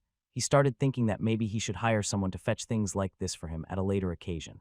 The manager had said something about an assistant, but after getting the smithy, he didn't want to ask for more, at least not yet. It took him 15 minutes to come back with 2 buckets of water, and then the cleaning started. It took him quite a bit of time to get his sleeping quarters cleaned first. Scrubbing old, uneven wood that wasn't painted was quite a hassle. Mold was everywhere. The shabby windows were letting the cold air in, and going up onto that catwalk seemed like an accident waiting to happen. Roland dropped dead on his new bed after cleaning the whole place and somehow getting everything in order. He was already rethinking his approach of starting a solo career. Maybe working in someone else's workshop would be less of a hassle. Then the memories of his old life, where he was forced by his old boss to work overtime each day, resurfaced. This brought back his stubborn side, and he quickly decided to power through this small setback. Luckily, it was a warmer part of the year, and the night went past without much of a problem. A new bed that he wasn't used had caused him not to be well rested. This was still a marked building under the umbrella of Exior, so he didn't fear that he would be ransacked in the future. The thieves and bandits in the city mostly evaded the businesses run by the council members. On the next day, he was finally ready to work. He had bought some bronze ingots for this occasion along with some iron ones. Besides those, he also had other materials. There was an old smelter here. He just needed to make some molds for it. He would mostly use bronze and iron for the time being. Even though iron was still a bit hard to inscribe runes on, it was good to train his smithing skills on. The bronze would be used for the next phase, which was runecraft. Bronze had a lower melting point than iron. He believed that it would also be easier to inscribe runes onto it. He finally started up the forge. He wasn't planning on doing anything out of the ordinary, just some nails. He had read from the books, and just making those would count as experience and towards his tool-related skills. He would be making these nails from iron this time around. He had a 1 cm wide iron stock for this, which was just a plain long iron rod. He also had a slightly rusty nail header. This tool had a small hook on one side and a rounder flat end on the other with a hole going through it. It was also used for riveting. The last tool was a hardy hot cut tool with which he would use to cut the heated rod. First, he used his ember spell to start a fire and waited for the coals to reach a high enough temperature. The rod he was using was long enough for him to hold it with his hands, but he still used some gloves for added safety. When the metal turned red, he brought it over to the anvil and started hammering it. Only the tip of the rod was on the anvil, as he only needed to taper a small length that would be the nail. After getting the tip into the correct nail shape, he firstly put it through the nail header to see if it fit. After this, he placed the hardy tool on the anvil and the hot part of the rod against it. He started hammering it over and over again while twisting it around. He left a small part intact and didn't fully cut through it, as the nail header would be used to twist it off. He placed the rounded part of the nail header onto the anvil where a special circular hole was. With the almost complete nail now in the nail header and on the anvil, he started hammering the top. Soon the nail took its final shape and he dropped it to the side. Created iron nail lesser. Low, gained 1 XP. He raised an eyebrow at the amount of experience that he got from this. This was the minimum you could get for any kind of action. With this being his 3rd tier 1 class, this probably wasn't the best way to level up. Glad that I haven't really made that many schematics of the item-related runes. He gave out a sigh after seeing the meager experience that he received. He was happy that he managed to make something that wasn't graded as lowest at least. He continued making those nails until there was no more stock to work with. He didn't manage to level up any of his blacksmith skills just yet. If he did after making some crude nails, then it would have been far too easy. He continued practicing making nails while taking some downtime and creating some spell scrolls. He still needed to keep the minimum up or even more. He now had a workshop, and he would need to spend money on new materials. The nails that he was making were too small for rune inscribing, at least for the time being. He would either smelt them down into something else or use them to hang out more tools on the walls. After a full day of making tools, his basic smithing mastery reached level 2. He even received a bonus point in strength for it. His basic forging didn't go up quite yet. He would probably need to start smelting and working the forge more for that. Before the day ended, he decided to perform one more test. He had gotten himself a slightly thicker metal plate that was made from bronze and one also made from iron. He brought them over to the workbench. He placed his hand on the bronze plate first and activated his runecrafting skill. He wanted to test if he could do this without heating the metal up and without a hammer. His fingers glowed blue and his mana seeped into the bronze. He could instantly tell that this wouldn't be going his way. He continued for a whole minute, but then stopped and glanced at the piece of metal with a frown on his face. Even on something like bronze, this would take forever. His mana points were halved, and maybe 1/10 of the first lesser rune was there. He could regenerate this lost mana, but the less of it he had, the slower the regeneration process became. If he dipped into his reserves and burned through 90 of his mana, it would take him about 2 hours to regenerate it. At 50, the time would be halved, and above 70, it was even faster. This was also why most mages didn't cast many spells if they didn't have to, and tried keeping their mana high at all times. He stopped himself from dumping more than 50 of his mana into this bronze plate. He sat down and meditated a bit to get his mana regeneration churning. After getting back to 100, he resumed, but this time with a hammer. His hammer blows struck the heated-up bronze plate and seeped inside its structure. He felt that this was already a lot easier than working with iron. The mana usage was lowered, as there was less resistance in the material for him to work with. Bronze plate of the fire orb lesser. Lowest, high. He looked at his creation. He wasn't able to create the highest rating for the rune quite yet. As a scribe, making this lesser spell would have been a cakewalk. Here, on the other hand, he was barely able to make one at the high grade while using most of his mana. This wasn't the purpose of this test, though. He grabbed the bronze plate with the long name and poured some of his remaining mana into it. The moment he activated the runic spell structure, an orb of red light appeared above it. It continued to glow while he powered it with his mana. He placed it back on the anvil after deactivating the spell and started to examine it. The spell structure is still in place, nothing out of the ordinary. He picked it up again and made the orb appear again with a slight grin on his face. He had managed to make a reusable spell. He was now able to do it. This opened up new possibilities. He wouldn't be limited to one-use spell scrolls anymore. I need to perform more tests. He needed to know how thin he could make the metal plate before the runic spell became unstable. He needed to test how fast the spell deteriorated, as he knew that these items had a shelf life. His mind was already thinking ahead. He wanted to deck himself out with full runic armor. This would have to wait, though, as he had trouble even making iron nails. Roland wasn't in a rush. He had enough time for everything. The day turned into night, and people could hear the sound of metal hitting other metal. An orange light was seen through the cracks in the warehouse, along with a cone of smoke gushing out of the chimney. A new part of life had started for Roland, and it was a lot sooner than he had expected. What he could achieve with this class was still unknown, but he would slowly figure it out. A group of gray goblins was just standing around the remains of some kind of deer-looking creature. This creature was at least twice the size of what a regular deer would be, and it had razor-sharp antlers to go with it. It seemed to not have gone down without a fight, as 4 dead goblins were right next to its corpse. One of the humanoid monsters was a head taller than the rest and was holding on to a rusty longsword. It was apparent that it was the leader of this group with one glance. He shouted something in the goblin language at the other members of its tribe. It looked quite angry, and the others started backing away from the monster's remains. He obviously wanted first dibs on the juicy meat. His mouth was already salivating, and the drool was running down the monster's chin. Before it could sink its yellowy teeth into the moist meat, it noticed something. It quickly turned around and swung its longsword upwards. This was just in time to smack a blue bolt of magic energy to the side. The evolved goblin's muscular hand trembled a bit, and the longsword shook violently as it successfully defended itself. The other goblins started shouting while swinging their own rusty weapons around. This wasn't the end of the magical attacks. Soon another bolt of energy flew towards the monsters, now hitting one of the regular goblins. Its head exploded into chunks of meat as it fell down to the ground. The assault continued, and bolts of blue energy rained from above while the monsters panicked. The evolved variant was smart enough to take cover behind some trees. It peeked out while looking for one of the magical attacks. Soon he saw it going through one of its tribe members. Through one of its abilities, it was able to pinpoint the position that this attack came from by its flight path.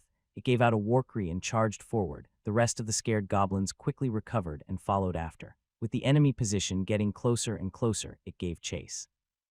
It had fought many ranged opponents before. It knew that it needed to close the distance before it could gain victory. It used the trees and the other goblins as shields and pushed towards from where these blue orbs of light were shooting from. Soon enough, it finally spotted its prey. It was a single person in a black robe standing up on a ledge that was looking down into the forest. The being looked human, and it had 2 strange items in its hand. The goblin leader saw the human point one of the things he was holding towards him. The moment he did, it gave off blue light, and one of those energy missiles flew out.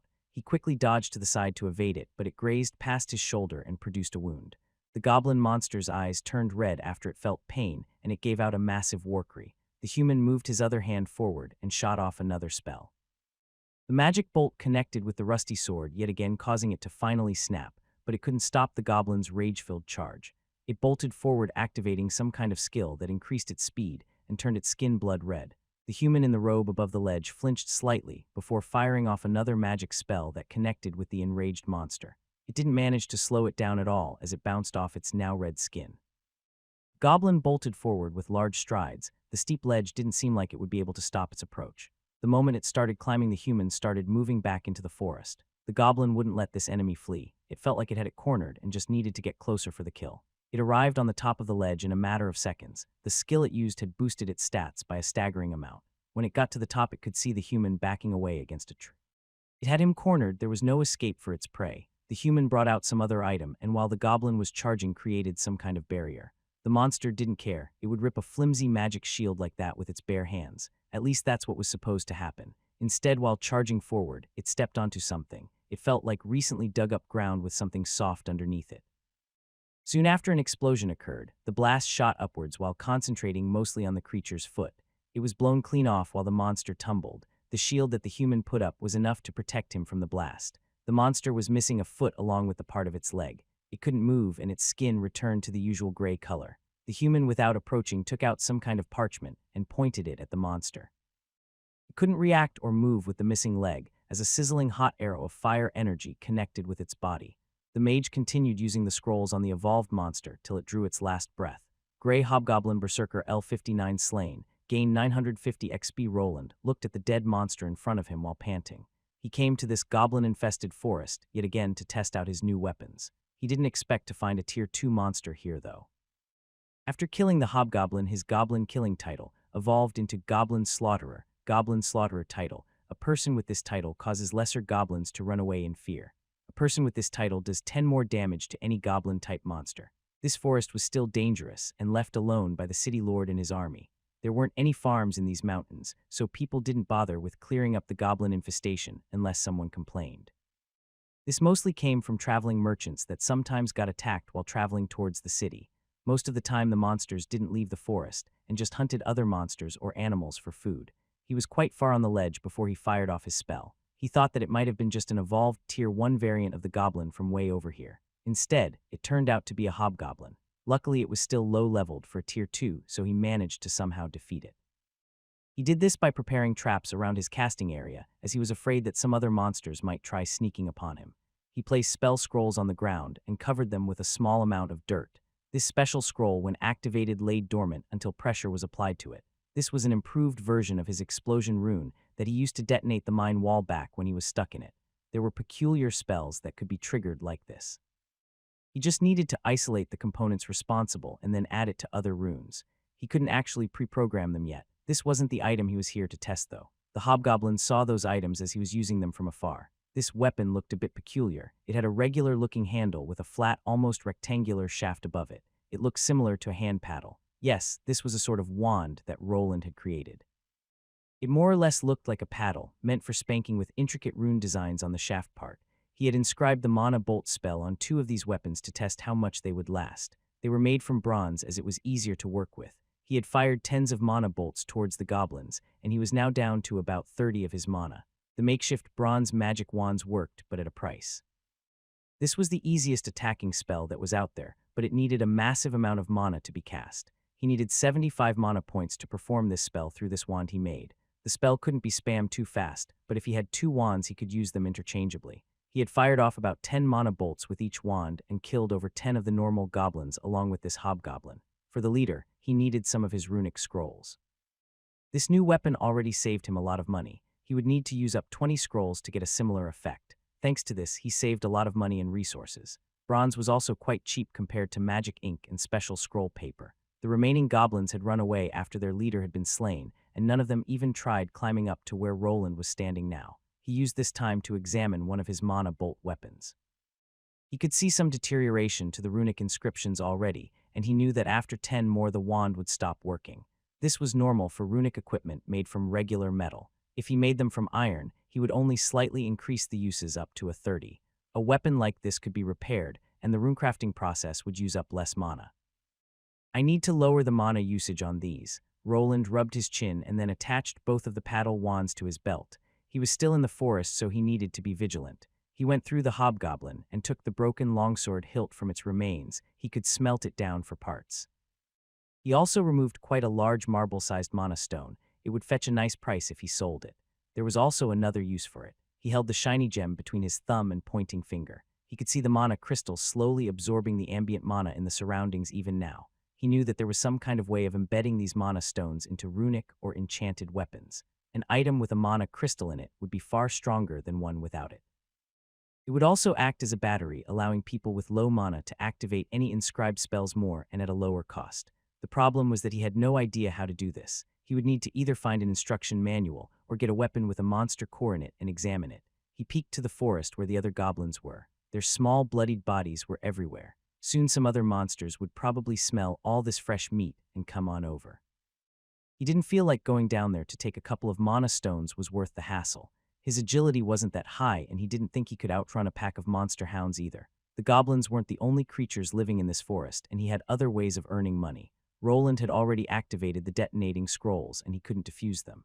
They would stop working after an hour, but he couldn't just leave them there. He stepped away and grabbed a couple of rocks. He just threw them at the spots the mines were in and detonated each one of them before finally leaving the forest. The hobgoblin body was tossed into his spatial bag that was now large enough to hold it. There were several parts of this body that could be used as medicine or alchemy ingredients. He could just sell it to his gnome boss and they would take care of the rest. He departed back to the city and was back before dawn. He was really on the fence about being in a city with no dungeon. He thought that he would be done with hunting monsters after getting his blacksmith class. But there he was, making weapons and killing monsters with them himself. These wands that he made wouldn't be that great for mages or other classes. The trained magic casters gained skills to lower casting times and even forego spoken incantations. Why would they want to use an item that used up their precious mana 2 or 3 times faster? They also worked in parties. The people in them were always protecting them. They also needed to save their mana to cast the more powerful spells, which were what they were there for in the first place. Before going back to his workshop, he went towards the Adventurer Guild. The gambeson that he was wearing under his robe kept his body warm. He had grown close to 170 cm in height now, and due to working out in the smithy, his muscles were growing as well. He felt like he was on the taller side compared to kids his age. When his growth spurt would stop, he didn't know. His larger body size allowed him to appear older than he actually was, so that was a bonus. He arrived at the Adventurer Guild and made his way to one of the receptionists. "I'd like to have a monster's remains processed." "What kind of monster?" the lady receptionist asked while looking at Roland. "It's a hobgoblin berserker." The receptionist lady raised an eyebrow while glancing at the youth that was covering his face. By the card that he gave her, he seemed like a steel-grade adventurer and not a silver one. She speculated that he must have just found the body somewhere. The guild wouldn't go into too many details when it came to that. Other adventurers sometimes left untouched bodies behind, and others were free to pick up the scraps. "One hobgoblin berserker. Are you familiar with our rates? After the body is processed by our employee, you will receive your coin. It shouldn't take more than 3 days. "Yes, that's fine. I'll come back later." Roland nodded, and the receptionist told him to go into one of the back rooms. She also gave him a small metal plaque with a number along with a tag with the same number on it. On the inside, there was a corridor that led to a certain door. When he entered, he felt the temperature drop by several degrees. He could see some frozen, cut-up bodies of monsters hanging off hooks. "Got a body, just drop it there," he heard a man's voice. It belonged to a bearded man that seemed to be human. He was working on some kind of spider-looking monster. He was just in time to see him pull out its fangs with some large dentist-looking pliers. He didn't remain here for long. He just dropped the hobgoblin on the ground. The man just gave it a side glance while continuing his work. "Here is the tag number." Roland dropped the item that the receptionist gave him on the body, while the man just nodded. The man would attach the tag to this monster, and when Roland came back, he just needed to show the plaque to receive his money. This was a common thing around here. You could process the monster remains on your own to save some money or give it to a professional. He would cut up the body, and the guild would sell the parts for profit. Roland would get 70 from this transaction, which was fine, as he didn't really want to play around with the monster bodies himself. Even though the man looked disinterested, Roland knew that the guild wouldn't try to play him. He left the cold room soon after and went back to his workshop. He wanted to repair his paddle wands as he did get experience from it. The more destroyed the item was, the more he got. While the sun was starting to go down, another scene was playing out in a different location. A group of people was standing in a dimly lit room while talking. They looked like your average riffraff. They seemed quite shady. All of them were wearing hoods, and some even had masks to cover their mouths. "Listen up, we have a new job," one of the men said while the others listened in. "New job? Hope the pay is good." Another man chimed in while the others nodded. "Don't worry, the client has deep pockets." The man grinned while tossing a full sack of coins on the table. The other men in the room looked at it with greed in their eyes.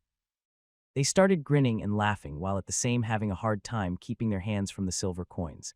"This is just a down payment. We will get more after the job is done. Just a down payment. Are we robbing or killing someone?" one of the ruffians asked, as this was far too much money for a simple job of thievery. "That's the thing, we don't really need to do much. There is an old warehouse that reopened in Southtown. We just need to trash the place. What of the people working there?"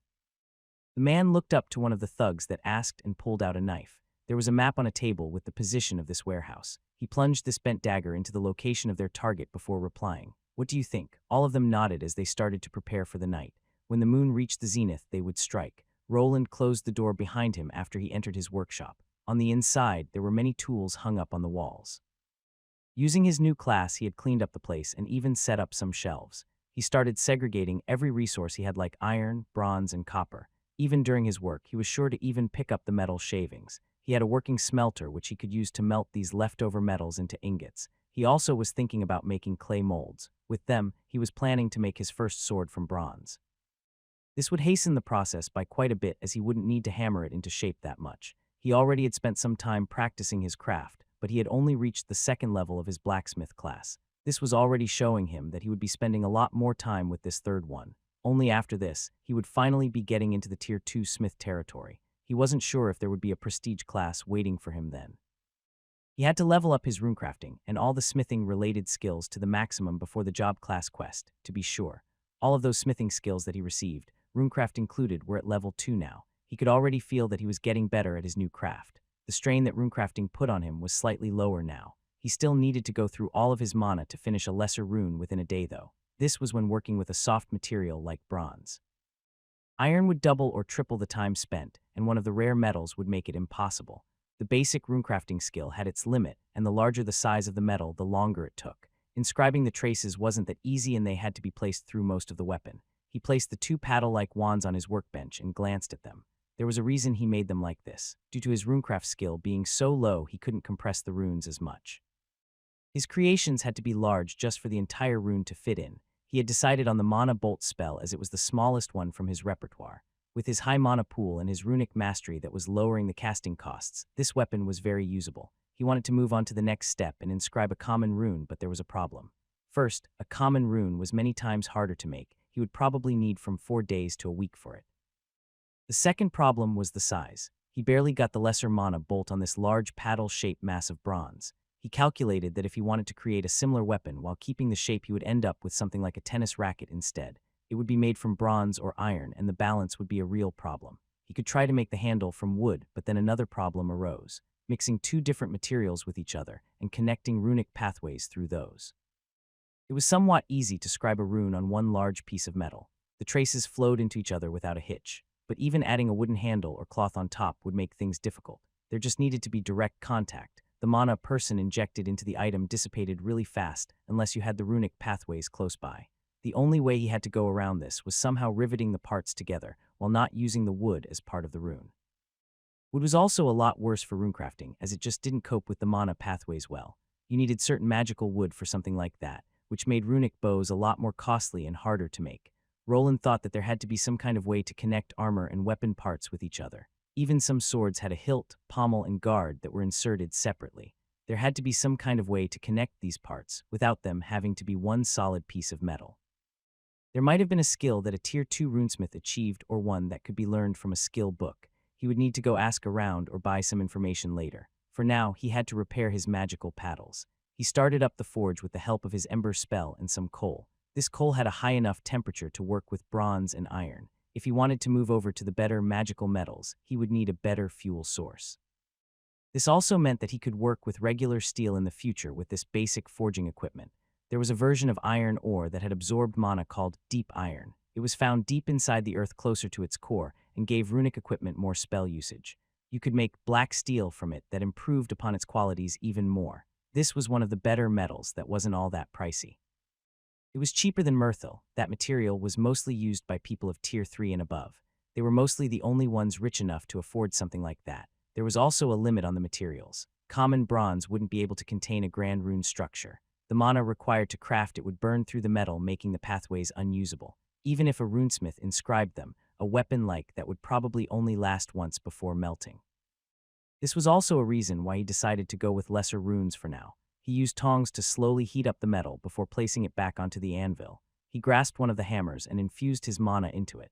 He then started slowly hammering the magical weapon. With each hit, parts of the runic inscriptions were reconstructed back into their previous shape. Before going to the other paddle, he looked at the blacksmith's hammer that he was using. There was a frown on his face, as this item was also wearing down really fast. Rune smithing worked by forcing mana into the smith's hammer. This would slowly damage the integrity of the tool, and with time the metal would start crumbling. The hammer he was using was a new one that he created himself. Making your own smithing tools was good training, but the products that he was making were barely passable.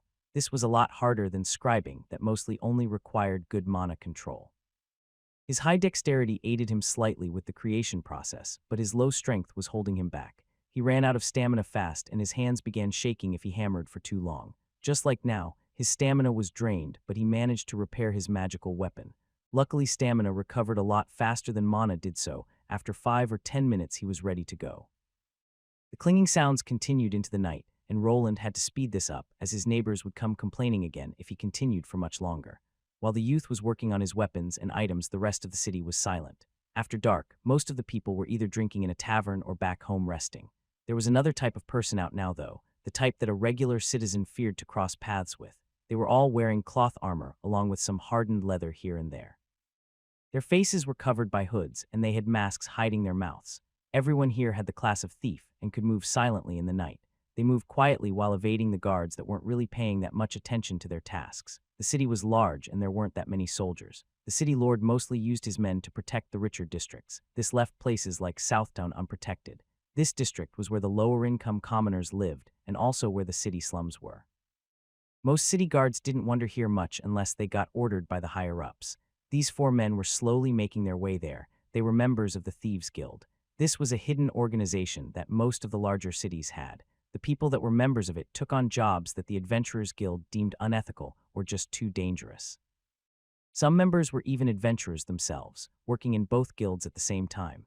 There were various requirements for getting into this guild, but one of the main ones was having a thievery-related class. This was either a thief or a bandit class, which showed the guild masters that you were one of them. They arrived just in time to hear Roland hammering on some metal. It was about 9 p.m. at night. The 4 spread out to examine the warehouse while keeping themselves hidden. They had to see all the entrance and escape points that this old building had before deciding on the course of action. After they were finished, they moved back into the shadows to discuss further actions. Large door at the front, locked from the inside. Probably won't just go down easy. Windows behind are closed, but just wood and flimsy locks. One door leading probably into the office or bedroom of whoever is living here. The thieves started formulating a plan. They could either burst through the front door and destroy the whole place or sneak in. They decided on the latter. The windows that were at the back of this warehouse looked the easiest. They could just climb through them and then slit the throat of whoever lived here. We will wait for the target to go to sleep. Remember what the job said. The thieves nodded while slowly moving to their own hiding places. The request stated that they should take whatever the person on the inside was working on. They would receive a bonus if they brought something worthwhile. After ransacking the warehouse, they were planning on burning the place with the owner's body inside. They just needed to wait until he went to bed. With time, the hitting of metal against metal stopped, and the chimney that was connected to the furnace went out. They could see movement on the inside, and after a few hours of waiting, the person on the inside finally went to bed at 12 a.m.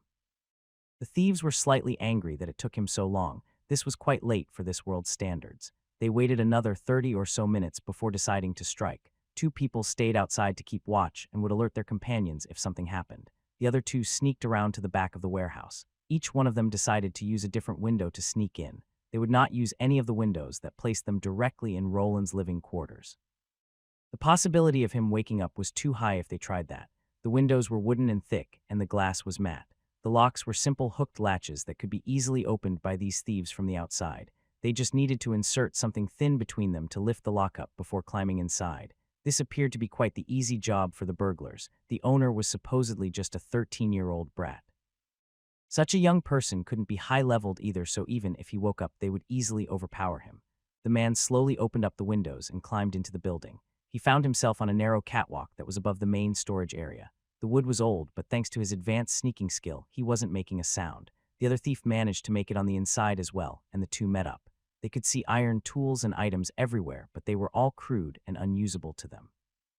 They thought that maybe there would be something worth stealing, but the craftsman on the inside was apparently a newbie. They nodded to themselves and moved towards the smaller living space together. The man in charge of this small band of thieves was here. He gave his party member a sign indicating that he should go in first. The man just nodded and went towards the room that their target was staying at. The door wasn't locked, so he just grabbed the handle and gently opened it up. The thieving skills that they had somehow made things like doors and windows produce less sound while their sneaking was activated. On the inside, they spotted a bed and what looked like to be a sleeping person.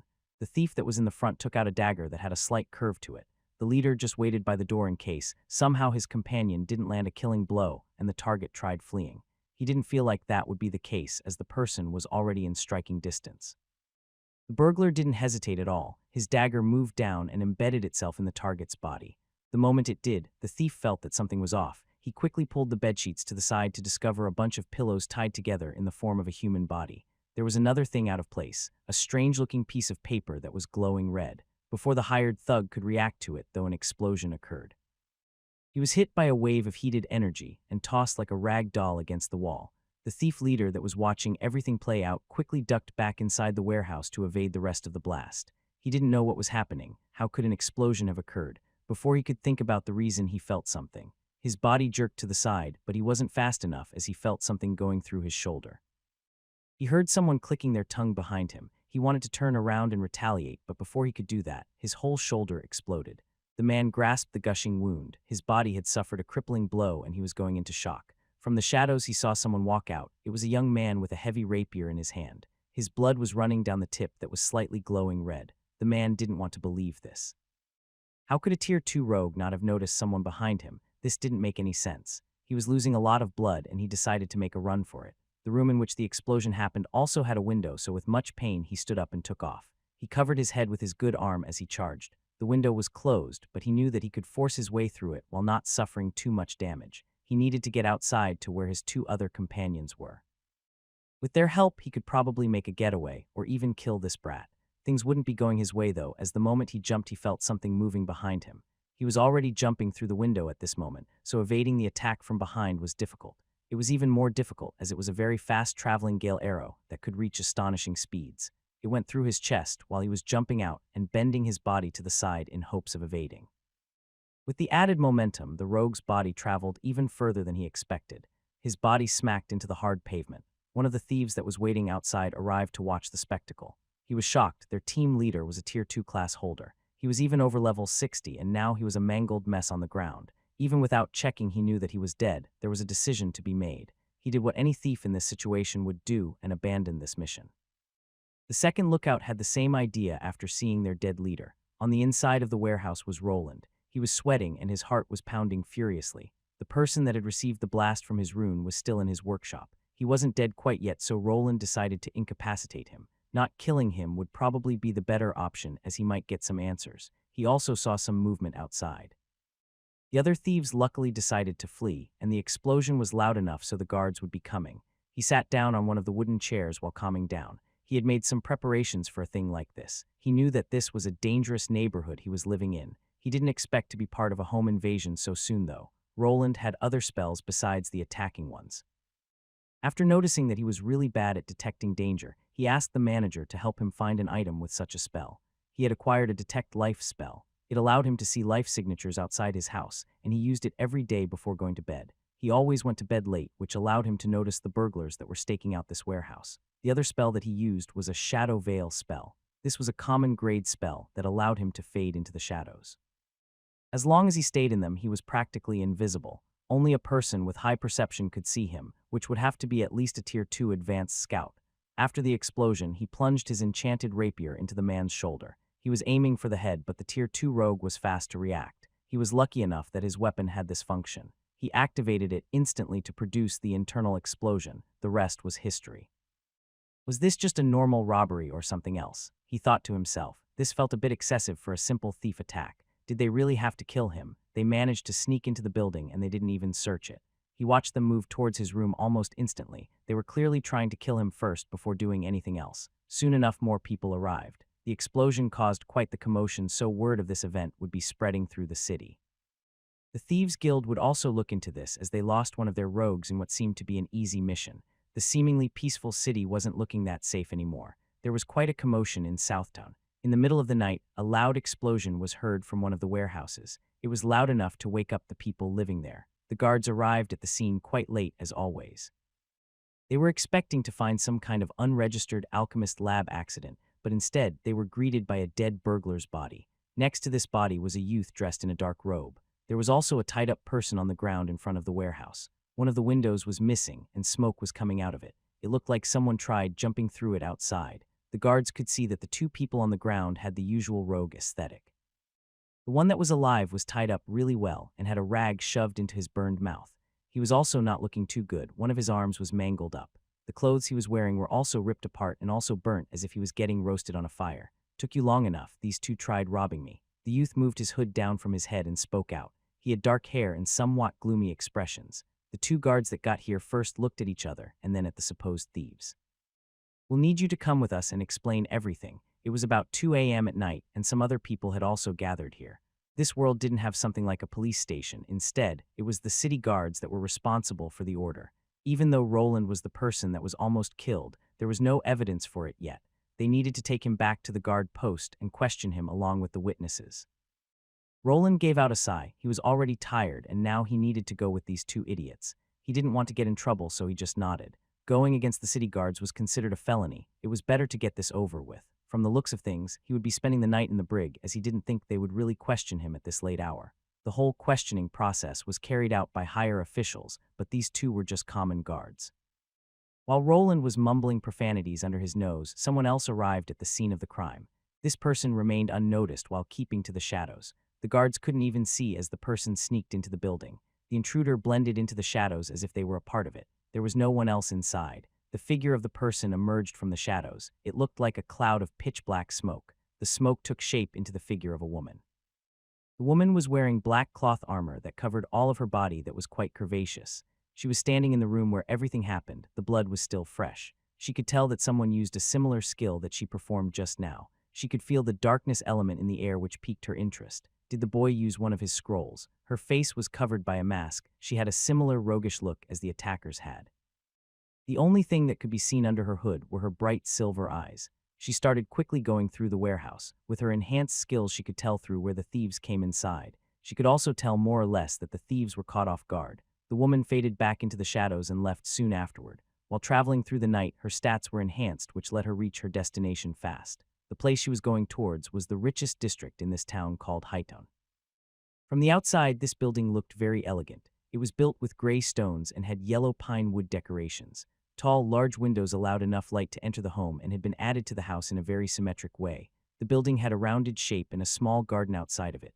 The roof was high, triangular, and was covered with brown roof tiles. One small chimney sat at the side of the house, and some smoke was coming out from it. One of the windows was slightly opened, and a dim light was coming out from it.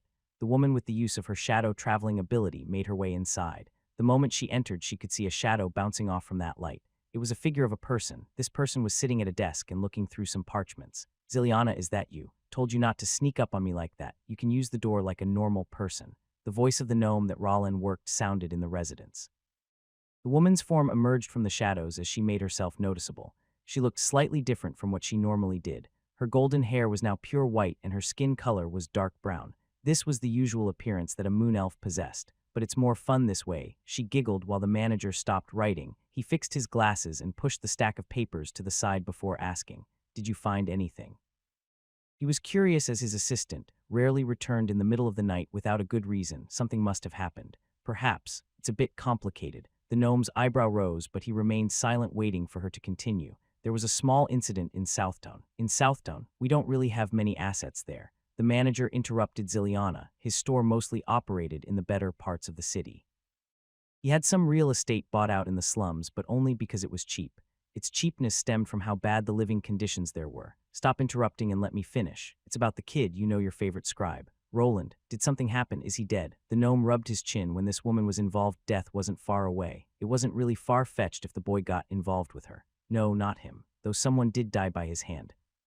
Ziliana started describing the situation, that Roland had slain a Tier 2 thief and captured another one that was close to a high-level steel adventurer. She also gave the info about him using some spells similar to her skills. This part wasn't much of a surprise to the gnome, as Roland had even asked him to supply him with all sorts of spell scrolls. The surprising part was that the child that wasn't even 13 years of age could take out a Tier 2 rogue.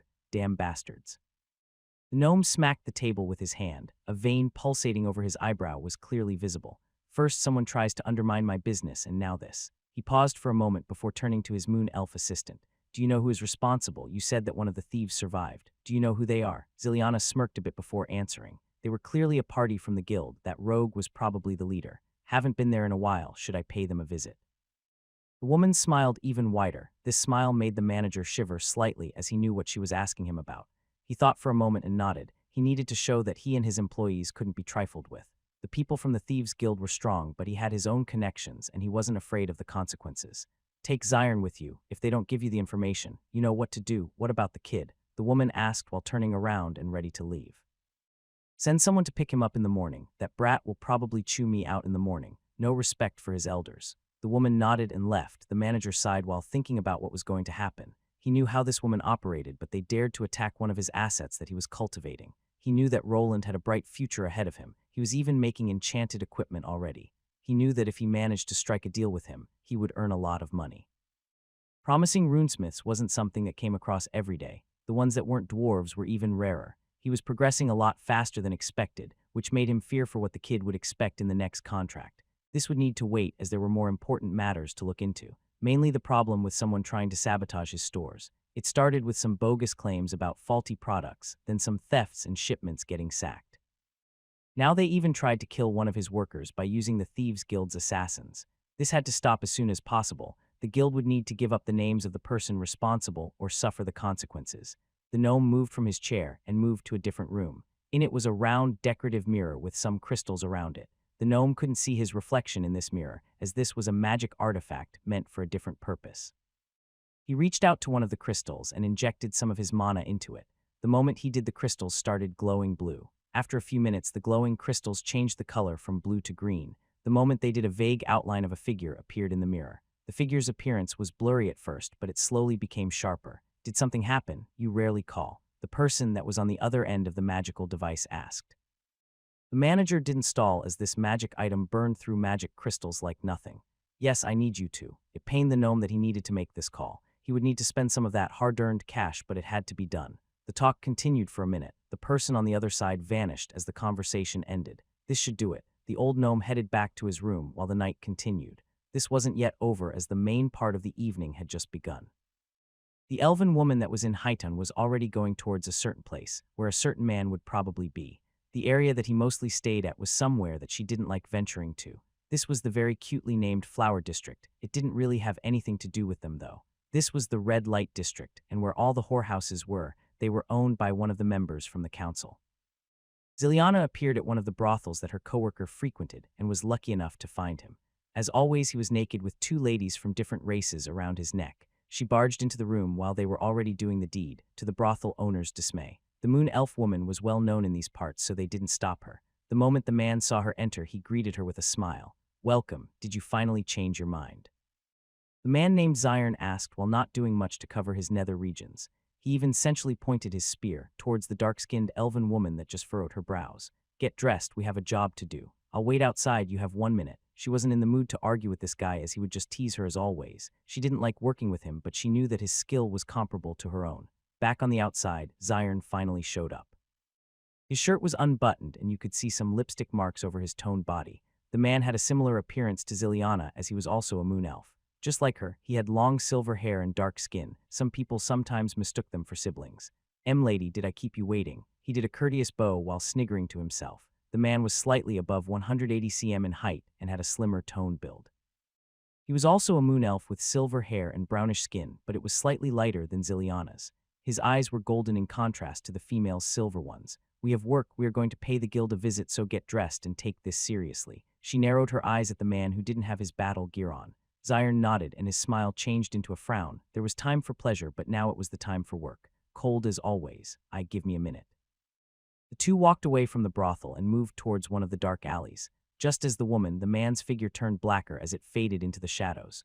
Soon the two were running next to each other. Zion's face was now covered by a hood and a lower mask. His gear was similar to his female companions. His armor looked to be some kind of black leather. Some intricate inscriptions were visible and indicated that this was enchanted armor of the runic kind. His weapons of choice were two long curved short swords that he held in his hands. The two continued towards their destination at high speeds. The place they were going towards wasn't in any of the districts in the city. No, it was located beneath it, somewhere where normal residents wouldn't even want to venture to. "I hate going to the Rat Plaza. It always smells like shit there," the man complained while looking at the entrance to the so-called plaza. It was a large sewer opening that would take them to the city sewers. The sewers were composed of a large array of corridors filled with various waste products. They weren't going there for the rats and bad smell, though. There was another place that you could only access through these passages. The two dove inside and could quickly make their way through the dark corridors thanks to their shadow walking skills. They followed the usual path and ended up at a certain wall. If someone didn't know any better, he would think that this was just your everyday piece of rock. The two, on the other hand, knew what they needed to do. "Will the beautiful lady do the honors?" Zirian smiled while grinning. The elven woman just rolled her eyes and squatted down. She moved her hand into the sewage water and after a moment managed to find the lever. The moment she shifted it, the wall started moving. The mechanism was slow, and it made the whole wall go in a circle. "One day I'll kill the bastard that placed that damn lever in a spot like that." Ziliana pulled out a bottle of water from her storage bag and started rinsing her hand with it. The two then stepped through the now opened-up passage. The slow-moving wall didn't stop until it was sealed. On the other side, they were greeted by another corridor, this time with magical torches leading the way. They could already hear some people talking inside as they had arrived in the hidden part of the city of Edelgard. This was the place where all the thieves and bandits spent their time. Some of them even lived here while rarely coming outside. The thieves' guild that they were going after was also here. The two walked inside. Past the torchlit corridor was a large open space. There were various merchant stands here. The people here weren't selling food, though. This was what most people would call a black market. Various stolen items were placed on display. people could even get body parts of humans and monsters that were forbidden for various reasons. The two walked past those merchants. Everyone was covering their faces in one way or another. The whole rat plaza spread through the city's underground like a spider web. There were various larger junctions and pockets like this black market. Those larger areas were occupied by separate shady organizations. Ones dealt in slaves, others in assassinations, and then there was the Thieves' Guild. It operated in a similar way to the Adventurers' Guild and also had other branches in different cities. It was a group that wasn't very tightly knit like the Adventurers, though. Fights for the guild master position broke out occasionally. The guilds from other cities wouldn't really get involved with each other unless the payment was good. This also meant that they wouldn't help other guilds retaliate if something happened, unless someone made it worthwhile. This was also why these two elves were quite confident in the task that was given to them. They vanished from the large underground space into one of the many underground corridors. Their destination, the zone where the guild had their headquarters, it was time to get blood on their hands. Edelgard's Thieves' Guild. It was hidden underground along with all the other unconventional businesses. The only way of reaching it was having a thievery-related class. This was mostly considered to be either a thief class or a bandit class. The first one was your usual pickpocket and someone primed for stealthy operations. The second one was more of a thug, closer to a warrior in stat distribution. The only difference was mostly in some passives while fighting in a less honorable way. The way you achieved it was by stealing, robbing, or even killing other human beings. Just like the Adventurers' Guild, it had a notice board where the guild members could take on tasks. They ranged from your typical fetch quests, where someone petitioned a certain item from someone's house be taken, all the way to assassination missions, and even brutal robberies with no witnesses. Some thief guilds outright forbade missions like those, leaving it up to other more dark organizations like the assassination guilds.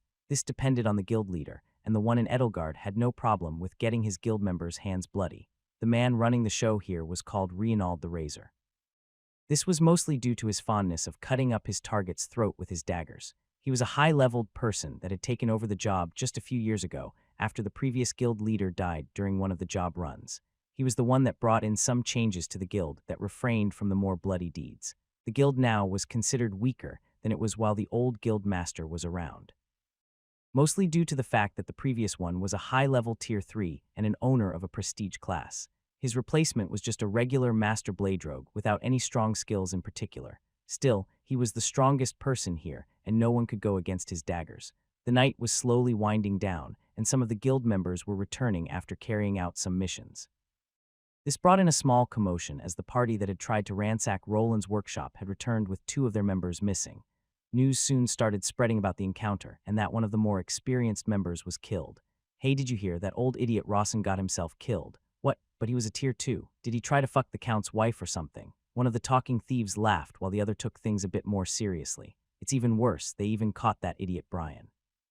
I bet old Reinald will skin the rest of their party alive. The thieves knew that getting caught was close to a death sentence. Either you got hung at the gallows by the city guards, or if you gave out any information implicating the guild, you'd have to worry about them chasing you down. Anyone betraying the guild would be marked for death depending on the guild master. The one that was here liked to put out hits on people like handing out cookies. Maybe he will be in a good mood today. We have been getting a lot of work for the past few months. The guild had been busy lately. Someone was spending big time and they were carrying out various tasks. A party of adventurers would mostly win against one composed of thieves and thugs. That was only in an outright brawl. The Thieves' Guild members never played fair, always waiting for the right time to strike. They played dirty using poison and only attacked at night. Some of them even used monster attacks as cover.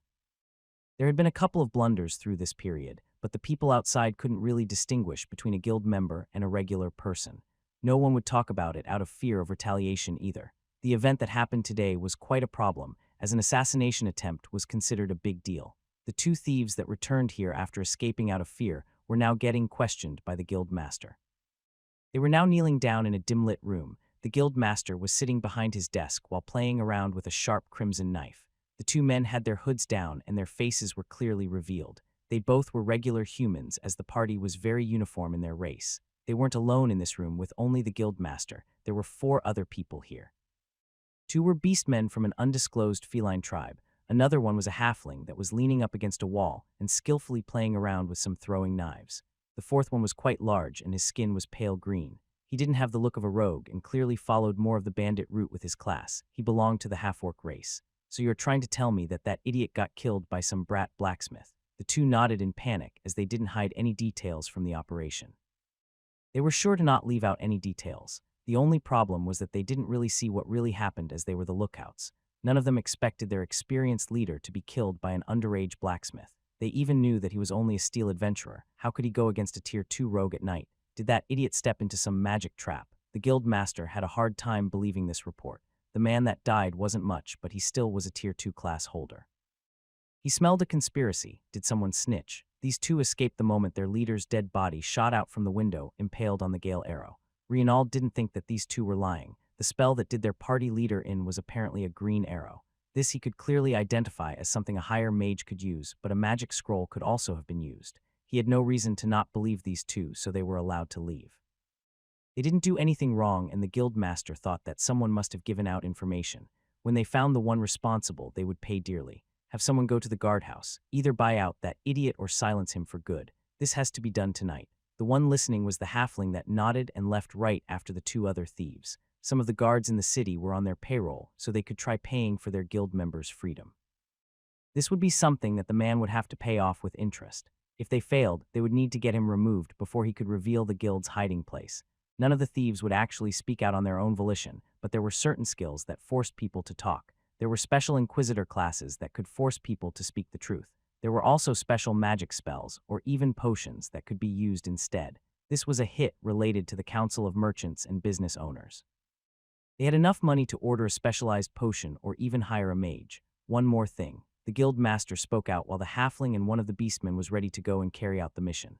That blacksmith brat that was involved, kill him, no loose ends. He needed to silence both sides. The person from his camp could live if he was set free, but this unknown person needed to die. They also already accepted the mission by the customer and needed to carry out the request. Otherwise, they would just have their good name tarnished. The two people nodded while smirking, but before they even left the room, a certain thing happened. They too were already Tier 2 and even close to level 100, but even they couldn't react in time. The magic candlelight flickered for just a moment, and the guild master could slightly see the shadows expanding. He was the only one in the room that saw what was happening. A shadowy hand reached out as his two guild members were walking out. The hand looked like it wasn't part of this plane of existence. It looked like it was composed of black smoke as it flickered in the candlelight. The shade hand was holding a very real-looking dagger. It probably felt more real when it was pushed into the cat man's back. The halfling was a bit luckier, as thanks to his small stature he was hard to hit. He rolled to the side after seeing a pointed tip going through one of his guild buddies. He quickly tried flinging his throwing knives at the shadowy hand, but before he could, he felt something piercing him from behind. The two men were dead in a flash, and no one could even react. The assailants soon revealed themselves, while all dressed up in black leather. Reinald the Razor, more like the idiot. Your greed will be your downfall. A woman's voice came out from under the hood. The person that had backstabbed the halfling sunk back into the shadows, ready to strike. The other two guards that were in the room stepped forward. The half-orc was huge and had a giant mace in his hand, the other beastman a regular longsword. Who are you? What do you want? Reinald's eyes went red as he took out his enchanted set of daggers and was ready for a fight. From the display of power, he knew that this woman wasn't someone that he should take lightly. She also wasn't alone. He could feel someone else moving through the shadows. The dim candlelight was working against him. Ziliana and Zirian had snuck in thanks to their shadow-bending skills during the conversation and were just waiting to strike.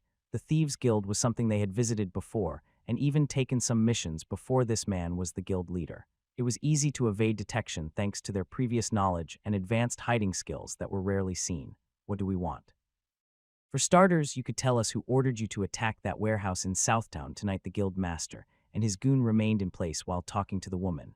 Reinald caught on fast and realized why this person was here, and also who they were working for. You really want to start a fight with the guild over something like this? Does that gnome have a death wish? Even though Reinald was considered a bloodthirsty brute, he was a lot more intelligent than people gave him credit. He knew what that team of 4 had done today and by who they were hired. He also knew who the warehouse belonged to. It was one of Exior's assets. Thus he came to the conclusion that the gnome had to be the one sending these people here. The other option would be a third party. You don't even know how big our company is. It wouldn't be hard to make your little guild disappear. The woman approached with her weapons drawn. Apparently, the threat didn't work. The woman didn't even try to keep her boss' identity secret. It looked as if they were comfortable in starting a war with the Thieves' Guild over this matter. Reinald wasn't someone that used the diplomatic way to get things done. Still, he wasn't sure that he would get out of this alive if he fought now. His 2 bodyguards were weaker than him, and this woman was close to him in levels. The problem was that she wasn't alone, and he knew that they were the types that could kill him before any reinforcements came. Wait, he moved his hand out and the woman stopped. He didn't want to risk his life against this person. They were clearly seasoned killers. There was a small problem, though. He had signed a magical contract similar to the one Roland signed when he was hired. The curse that the Thief Guild Master would receive was quite more deadly than a small mana penalty, though. You know how it works. I can't say anything. I'd as well just kill myself right now, but... The man's eyes trailed to a painting on the wall that was to the side. This gave the woman assassin enough info for the next step. She walked over and moved the painting to the side. Underneath was a medium-sized safe with a combination lock. 8,752,309,567, he said the combination while still looking at the shadows. His two guards were surprised that their leader didn't give him the order to attack yet. Their buddies were dead, but the woman responsible was now going towards his personal safe. Before she put in the code, she turned to face the Catman. You enter the combination. She didn't trust the guild master. Some of these safes were magical. A wrong combination could very well make the thing explode or fire off some poison mist instead. They were the ones with the upper hand as the thieves were below their skills. Reinald just gave out a sigh and nodded to his henchmen. The right code is 8,752,309,569. Hey, don't blame me for trying. He shrugged while glad that the woman didn't react in anger and just let this slide. The beastman managed to open up the safe without it blowing up in his face or destroying any evidence. She also realized why he wouldn't really be willing to blow it up, as there were a lot of gold coins and costly documents inside. After going through them, she found a certain black book with the names of customers. With more digging, she found what she was looking for. The Thieves Guild kept a record of everyone they were working with and for. They did it mostly to have evidence to blackmail anyone that had a change of mind and snitched. This isn't good. She looked at the name of the person that ordered the hit. The name was also visible on other missions, like the ones that used poison in the restaurants, or the ones that targeted the caravans of other council members. Reinald couldn't disclose the information himself, but if someone found any evidence themselves, he wouldn't suffer any consequences. Luckily, he managed to have a backdoor in the contract, as he was working with people that weren't very familiar with how things worked in the shadows. Now you know, not like you'll be able to do much with that knowledge. Now fuck off. Ziliana took a moment to digest the information that she received. It was true. The person responsible would be hard to go against if what the book said was true. If you send any more of your men after our workers, you'll find yourself with a dagger in your back. Ziliana threw the book back at the guild master while giving him a warning. Soon the two assassins faded into the shadows to make their escape. The Thief Guild leader roared out in rage and smashed his desk in half with his fist. The two intruders wouldn't witness his meltdown as they were busy with retreating. Zirian emerged from the shadows to have a small chat while they were running. That was boring. Wouldn't it have been better to just finish them off? Ziliana looked at her partner in crime like she was looking at an idiot. There was a line that you shouldn't cross. If they assassinated the guild leader, the other guilds might get involved. It was unknown if they would, but they had some powerful individuals on their payroll. It was better to leave them alone unless it was absolutely necessary. This way the guilds would remain neutral for sure. No, as long as we don't go overboard, they won't either. We sent a message. They won't be sending any more hits out for a while. The guild master would probably cease any operations for a while, as the whole council of merchants will now know who was behind this. The problem was that the real mastermind wasn't someone that regular people could touch. So who is it? You got awfully quiet after reading those notes. Ziliana stopped in her tracks and looked at the moon elf companion. We should split up here. I need to go do my report and then check up on the kid. I'll call you when I need you, the woman said before vanishing. Zion just shrugged while also disappearing. He didn't really care who it was they were going against. He was only interested in money and pleasure. If it got too tiresome, he could always just ditch and find someone else to give him money. There were many rich people in this world happy to hire someone with his unique set of skills. The night was finally coming to an end. The ending wasn't as bloody as expected as Ziliana handled it, with only 2 people getting killed. She sped towards the manager's house to do her report. The person that was entangled in this whole mess was leaning up against a cold stone wall. He was cold and couldn't sleep. The guards had pushed him inside one of the prison cells like a common criminal. He was awaiting someone that would be here at 8 a.m. He hoped that he could explain himself and go back to his workshop. He needed to also contact his boss, as he had a sinking suspicion that the company that he was working for was the real target of this attack and not he. He would still need to wait a few hours, as it was only 4 in the morning. There were a myriad of thoughts going through this head, mostly about how he could prepare his workshop against forced entry in the future. He felt like he could have done better, but it wasn't a total disaster. He managed to get away without an injury and slew a Tier 2 burglar. He had also gained a title that he would rather not have, namely the Manslayer. This was something you got after killing a human being. He took part in slaying the fencer that was after him that one time, but he wasn't the one that performed the last hit. He wasn't sure if it was because of him already having killed so many humanoid monsters like goblins that he wasn't feeling bad about it. Did he get used to killing already? After thinking about new contingencies and what went wrong, he finally managed to get tired enough to doze off. What transpired in the shadows would remain unknown to him for some time. Roland spent the rest of the night in a cold cell. The people in this world apparently didn't care much about their prisoners. The place he had to be was infested with rats, was cold and uncomfortable. There wasn't even a bed or a chair to sit on. He had to lean against the wall. Luckily, they let him keep his clothes that were thick enough to get him through this chilly night. He wondered if these guards would be punished if it came to light that he was an actual noble's son. There were laws in place that forbid imprisonment of nobles in places like this before a trial. Even then, most sentences would at most strip some of the nobles' status, or they just had to pay a fine and take a blow to their reputation. The aristocrats took things like this very seriously here. Some would even rather die than be stripped of their titles and lands. They would fight with all their might against things like that ever happening, even if it got bloody. He couldn't really sleep, so he had some time to think. He was worried that someone would ransack his workshop and even steal his money. He had most of his possessions in his spatial bag that was confiscated on the way here. He had to give it away as he didn't really have any other option. He didn't think anyone would want this magic paddle design. The magic scrolls that he had were another thing. He even had some that were meant for the store. Roland frowned at his lack of power. He needed to improve himself faster if he ever wished to be self-sufficient. He was lucky that the assassin didn't take him seriously. Otherwise, he would probably be dead. The person he was going against was a tier 2 and probably proficient at assassination. Hiding his true abilities was apparently the smart choice. Until he reached a certain threshold, it would probably be unwise to show off more of his skills.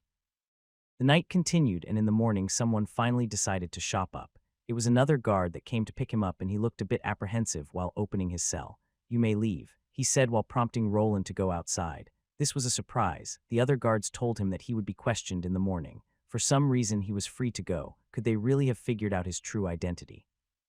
Roland's heart rate increased at that thought, as he really didn't want to go back to his cozy family. "I'm free to go." "Why?" he asked while hoping for the best. "Yes, someone vouched for you," the guard replied while the two started going out. He didn't look like a person that would know much, so Roland decided to leave it at this. He was brought to another room and was handed his bag of holding. He instantly checked if nothing was taken and if all of the coins, items, and scrolls were there.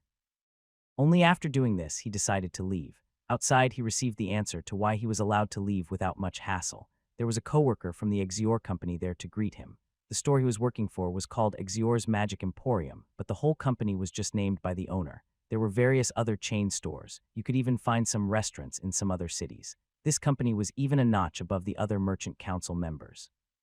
The person he was looking at wasn't someone that he was particularly familiar with. He had seen him around the store, and he mostly took care of some odd jobs. He was of the halfling race, and he was also an aspiring alchemist working in the store. Their ages were similar, but the halfling here was just in his first tier 1 class. This was also why he needed to do cumbersome work. He was one of those people that signed one of the less stellar contracts. Fosco was it. "Why are you here?" Roland asked while walking out of the guard post he was imprisoned in. Buildings like this were spread throughout the city and used as temporary holding for criminals. The person would await the decision of an officer before getting transferred to a larger jail or let go. Things like trials weren't a thing for common people with no money. An officer had enough power to take care of such things instead of a judge. The city lords would only care if the person getting accused was someone with money or friends in high places. Fasco looked up to Roland with a slight frown on his face. The two started work at about the same time, but the human was getting a lot more attention. This made the halfling youth a bit jealous. "Not like I wanted to come here. The boss just told me to give the guard captain a letter in the morning." "Is that so? Anything else?" Roland replied while asking. "No." Fasco was also ordered to wait for Roland and tend to any of his needs. He didn't want to reveal that part, though. Roland figured this out as the youth remained in place even though he should be done with his assignment. "You can leave. I don't need anything else from you. I'll go talk to the manager myself." The halfling flinched after Roland somehow found out about his ploy. He was now slightly worried that the human would tell this to his boss and he would be punished. Roland, on the other hand, didn't care and didn't want the halfling to bother him anymore. After some back and forth, Fasco and Roland finally went their own ways. The human youth needed to go talk with his supervisor. He had a suspicion that the thieves weren't there to rob him, but just to assassinate him instead. He didn't recall offending anyone in the city. He mostly kept to himself for the time he spent here. The only person who could be after his life would be someone from his own family that he left behind, though it was a bit far-fetched that he was found here or that they would risk making moves in the territory of a count. The possibility was still there, but the probability was quite low. The more plausible theory was that it was related to Exior. They suspiciously bailated him out from the prison without him even having to ask for it. He also knew that there were some shady things happening in the background. He heard rumors about shipments getting robbed and increased thief activity. He needed more information. The gnome manager was probably informed about what was happening here. Before that, he returned to his humble workshop. When he arrived, he spotted a guard. He was also a worker from Exior's Emporium. This was a bit surprising. Either the company cherished him as a worker or they were just defending their asset. There were even some men checking out the blown-up window and the trashed room. He didn't really talk with them much before going inside. He was sure to hide the runic equipment he was making in his spatial bag, but he didn't have enough time to hide every little thing yesterday night. Some information leaks could have happened, and his boss might already know that he could craft runes. That is if he didn't already know the moment he changed classes just like last time. Roland needed to make another decision. His life was at stake yet again. He could either run away or somehow work it through. The only people that he could realistically rely on here were the people from the company that hired him. It at least seemed that they were willing to help him by the fact that they bailated him out of jail. They were even fixing his workshop. He also hoped it was free of charge. He wasn't sure if he wanted to live there anymore after what happened. Before making a final decision, he needed to have a talk with the gnome manager. He didn't really want to leave the city. Everything he needed to train his smithing class was already here. Starting from the bottom in a new place would be tiring, but if he needed to leave then, he wouldn't hesitate. He had done it successfully before and he could do it once more. There was one thing he thought about making now, a bicycle. After going back and forth so many times, he was thinking about crafting one. With his current skills, it would be difficult. The hardest thing would probably be the chain along with the chain ring. He also would probably have to make one without tires, which would bring the comfort down quite a bit. There were things like airless tires. He could probably go in that direction if he found the right material. While thinking about the validity of a bicycle powered by runes and with speed buffs, he arrived at the store. He entered as usual and headed up to the second floor. No one stopped him, and he didn't need the sun elf woman to guide him there either, as everyone knew him here already. He even saw her going out of the gnome's office. She had a less than stellar look on her face. Roland wouldn't ask her about it, though. It was slightly strange. She always did bother him with the big sister nonsense whenever he saw her. This time around, she looked preoccupied with her own thoughts. Roland wasn't one to bother others, so he just knocked on the door and waited. After a few seconds, he got a reply. "Who is it? I'm busy." He heard the grumpy voice of the gnome that he still didn't know the name of. "It's me, Roland. I'm here to talk about what happened last night," he replied while still waiting outside. "Already? Fine, come in and close the door behind you." So he did. The manager was just sitting there with his pipe in his mouth. He didn't seem to be that busy, but he did have a solemn look on his face. After a moment of silence, the older man was the first one to speak up. "You all right, kid? It's not easy to kill someone that is a tier above you, so you've already heard of it. What else do you know?" the youth quickly asked while moving closer to the manager. The old gnome just blew out some smoke through his nose. He looked at Roland while thinking about his next sentence. "I guess I should tell you about this. You've probably figured out that this wasn't simple burglary." Roland raised his brow slightly. It looked like the gnome was willing to talk. He expected him to dance around the problem and maybe giving him some snippets of information here and there. The whole thing was indeed suspicious. Why would a Tier 2 thief try to rob an old warehouse with a Tier 1 blacksmith inside? They moved for profit and there was none to get there. Even the runic equipment he made wasn't worth the hassle. "Yeah, those guys weren't there to rob me. They went straight to my room." "Oh. You saw them go to your room?" The manager cut Roland off before he could continue, clearly interested in the fact that the youth somehow saw the burglars go into his house. Then he was even able to somehow evade their detection to witness them go into his room. Yes, I saw them. I hid my presence with one of my runic scrolls." Roland didn't feel like denying his abilities in this instance mattered much. The person here knew that he was able to make runic scrolls, and he only used one of them to hide in the shadows. "Interesting, but how did you know that they were there?" Somehow the conversation shifted to the manager asking Roland about the previous night while the youth answered. He gave him a shortened version, including the detection spell usage along with the other spell that allowed him to hide in the shadows. He didn't mention that the life detection spell was inscribed on metal, though. Ho. "Not bad there, kid, not bad at all." The manager nodded at the explanation, but he was fast to point out the inconsistencies within it. "Detect life. That spell has a limited range. To use scrolls for it would be a bit costly." Roland remained silent and didn't really confirm his new class choice. His boss didn't really need to know everything, as he didn't know if he could trust him with everything. Think we went off topic there.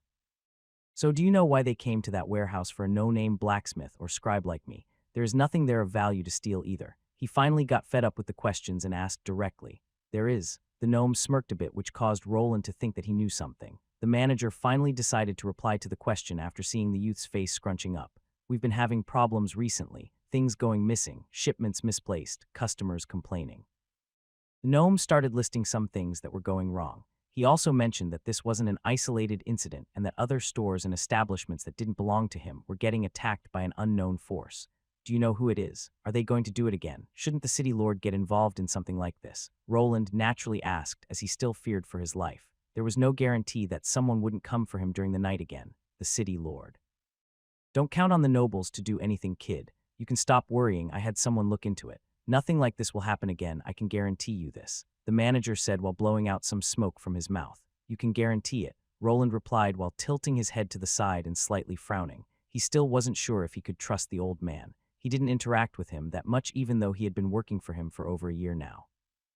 We will also install a safety barrier around that workshop of yours, so stop worrying and get back to work. Also, you can have these. The gnome turned to the side and threw 2 books towards Roland.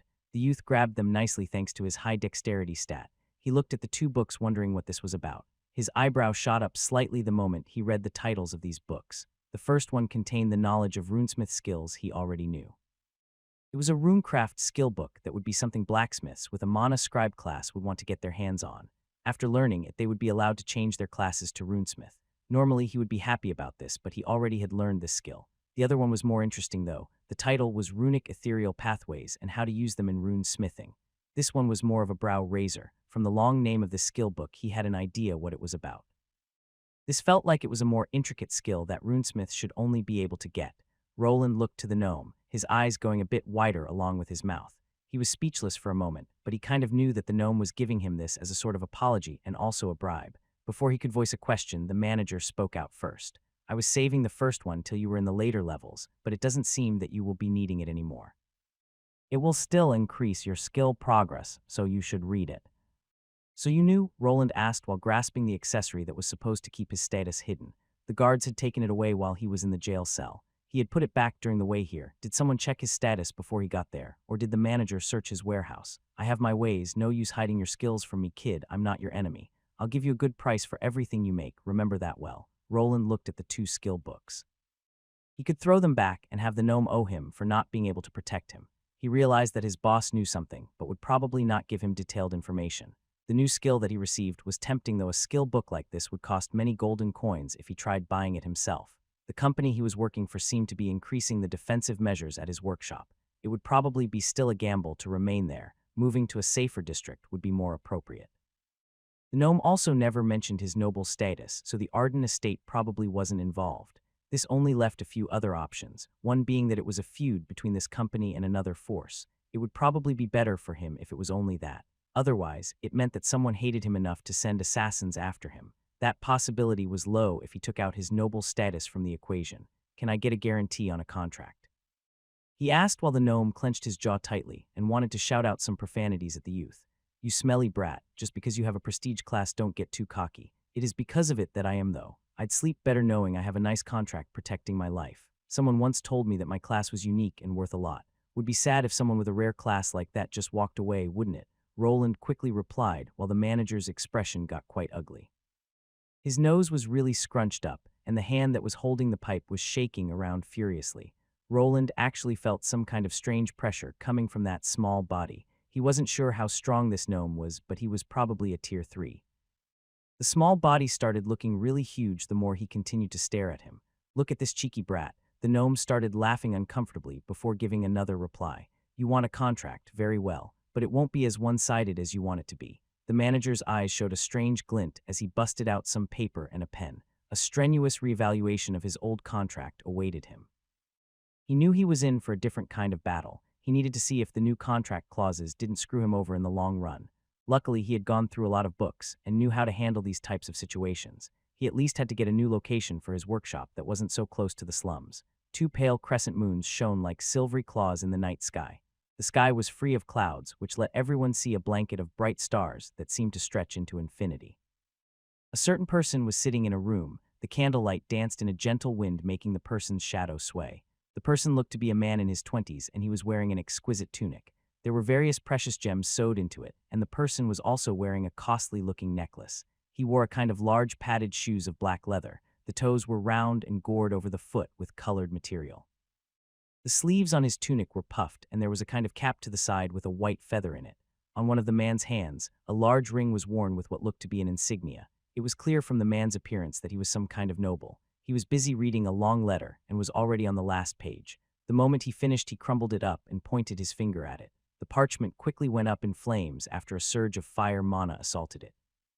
The Thieves' Guild won't cooperate anymore. Damn idiots got caught.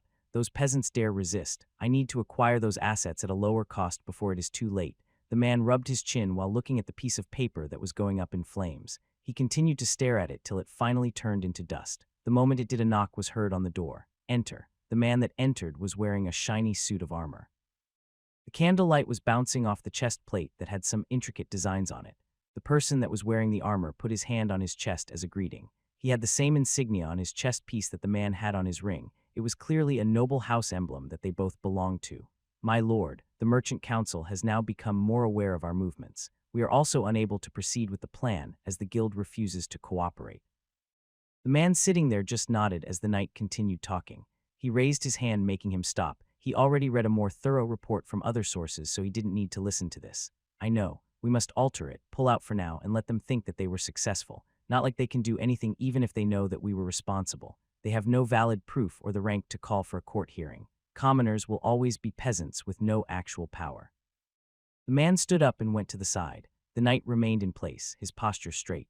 The nobleman slowly walked over to a large cabinet filled with various liquors. He took his time in picking out one before sitting himself back in a more comfortable chair. The man in the shiny armor remained standing without uttering a word. He waited through the whole ordeal. The man poured himself some of that liquid into a tall glass and started to slowly sip it. They know their place. They won't be foolish enough to act against me. If that guild doesn't want to act, we will just hire someone else, get in touch with them. The knight's eyebrows quivered slightly as he listened to his lord talking. My lord, do you mean? The knight asked while being taken aback slightly. Yes, their methods might be brutal, but they get the job done and they won't abandon their mission like those useless thieves. I still have some time before he can return from the border. 2 years, this city's assets have to belong to me by then.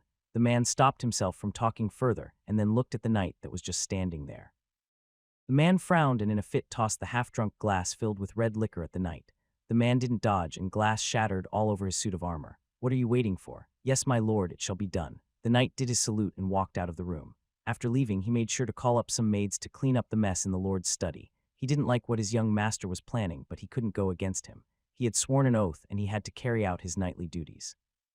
The 2 silver moons continued to brighten the sky like 2 crescent daggers. Soon a new day dawned, bringing new events with it. Roland had his work cut out for him. The manager was very serious about his contracts. Its reevaluation took some time to process. The gnome needed a good reason to invest more resources into Roland. This reason would be his 3rd class, as some of his runic items were already discovered during the burglary attempt. Roland wasn't sure when his boss found out, but it was no use hiding his increased worth anymore. The gnome manager was happy to hear about the runic blacksmith variant. Due to this, he agreed to more funding and protection. He would be moved to a different location where he could train his craft in peace. The only downside of this, he needed to actually produce usable runic equipment. What came with it was a big raise and a slight drop in the percentages he needed to pay for his items to the store. Crafting runes wasn't all that hard for him. Most of the problems came from the exorbitant amount of mana he burned during the crafting process. The hard part was the smithing, as he was barely able to make passable smithing tools. Even something like nails were hard to produce. He also agreed to an extension of the contract by a year. From what he calculated, it would probably take him years to max out this class. He gained meager amounts of experience from making metal tools or weapons. The only thing that gave him a lot of experience was runecrafting. The number of points he gained for making runic scrolls went down after his promotion. If you wanted to level up with a specialized class, you needed to focus on its skills and proficiencies. The only other way would be getting a lot of rune schematics. Even if he got all the way up to a runesmith, it would be good to have a working smithy to continue. There was no reason for him to leave if the assassination attempt stopped. The contract stated that the company would pay a fine and Roland would be able to cancel it. This was only if harm came to him due to his involvement with Exior's company. He barely got used to living in the shady warehouse, and he would already be moving somewhere else. Of course, it was another unused warehouse with a similar layout, but with fewer cobwebs this time around. After the new contract went through, the company abandoned the repairs on the other one and outfitted his new workshop with better tools. Roland was now sitting in his new office. It looked strangely similar to the old one. This really was just a less run-down version of the older building. He placed the 2 skill books that he received as compensation on his desk. After some time, his runesmithing went up to level 2, but this wasn't enough to make crafting comfortable. He grabbed the corresponding skill book and began reading it. It was similar to the one he read during his class change quest, but not quite. A person could somehow increase their skill level after reading skill books, but it wasn't by a set point. Due to this, there was no reason to save it till he got his skill up to level 8. The reader would get a hidden number of experience points towards the given skill, and if it was enough, it would just go up. The skill book he read while changing his class went together with a lesser fire resistance rune. This one also came together with a basic diagram. The one here would be quite useful for his current class. It came with a lesser fortitude rune. This rune would increase the user's endurance by a flat amount up by 5 if he got it into the highest rating. He already knew that he couldn't stack too many pieces of equipment like that onto one person. Armor that raised the user's stats like that came at a cost. It would temporarily lower the maximum number of mana by a set number. For instance, if someone had 1,000 points of mana and decided to use magical gloves with that fortitude enchantment, their mana pool would be lowered by 100 points. This meant that a person with that amount of mana could theoretically have 10 such runes on his equipment. The same debuffs applied though. A person would start feeling a strain if their mana went below 30. That was the usual cutoff at which the cons outweigh the pros. Of course, there were some ways to lower the mana costs. One was monster cores, the other was skills. Thanks to Roland's Runic Master skill, he could wear more runic equipment than your regular adventurer. Due to these conditions, most runesmiths didn't put more than 1 or 2 enchantments on a given piece of armor. You'd mostly see sets divided into gloves, boots, helmets, chest armor, and pants or skirts.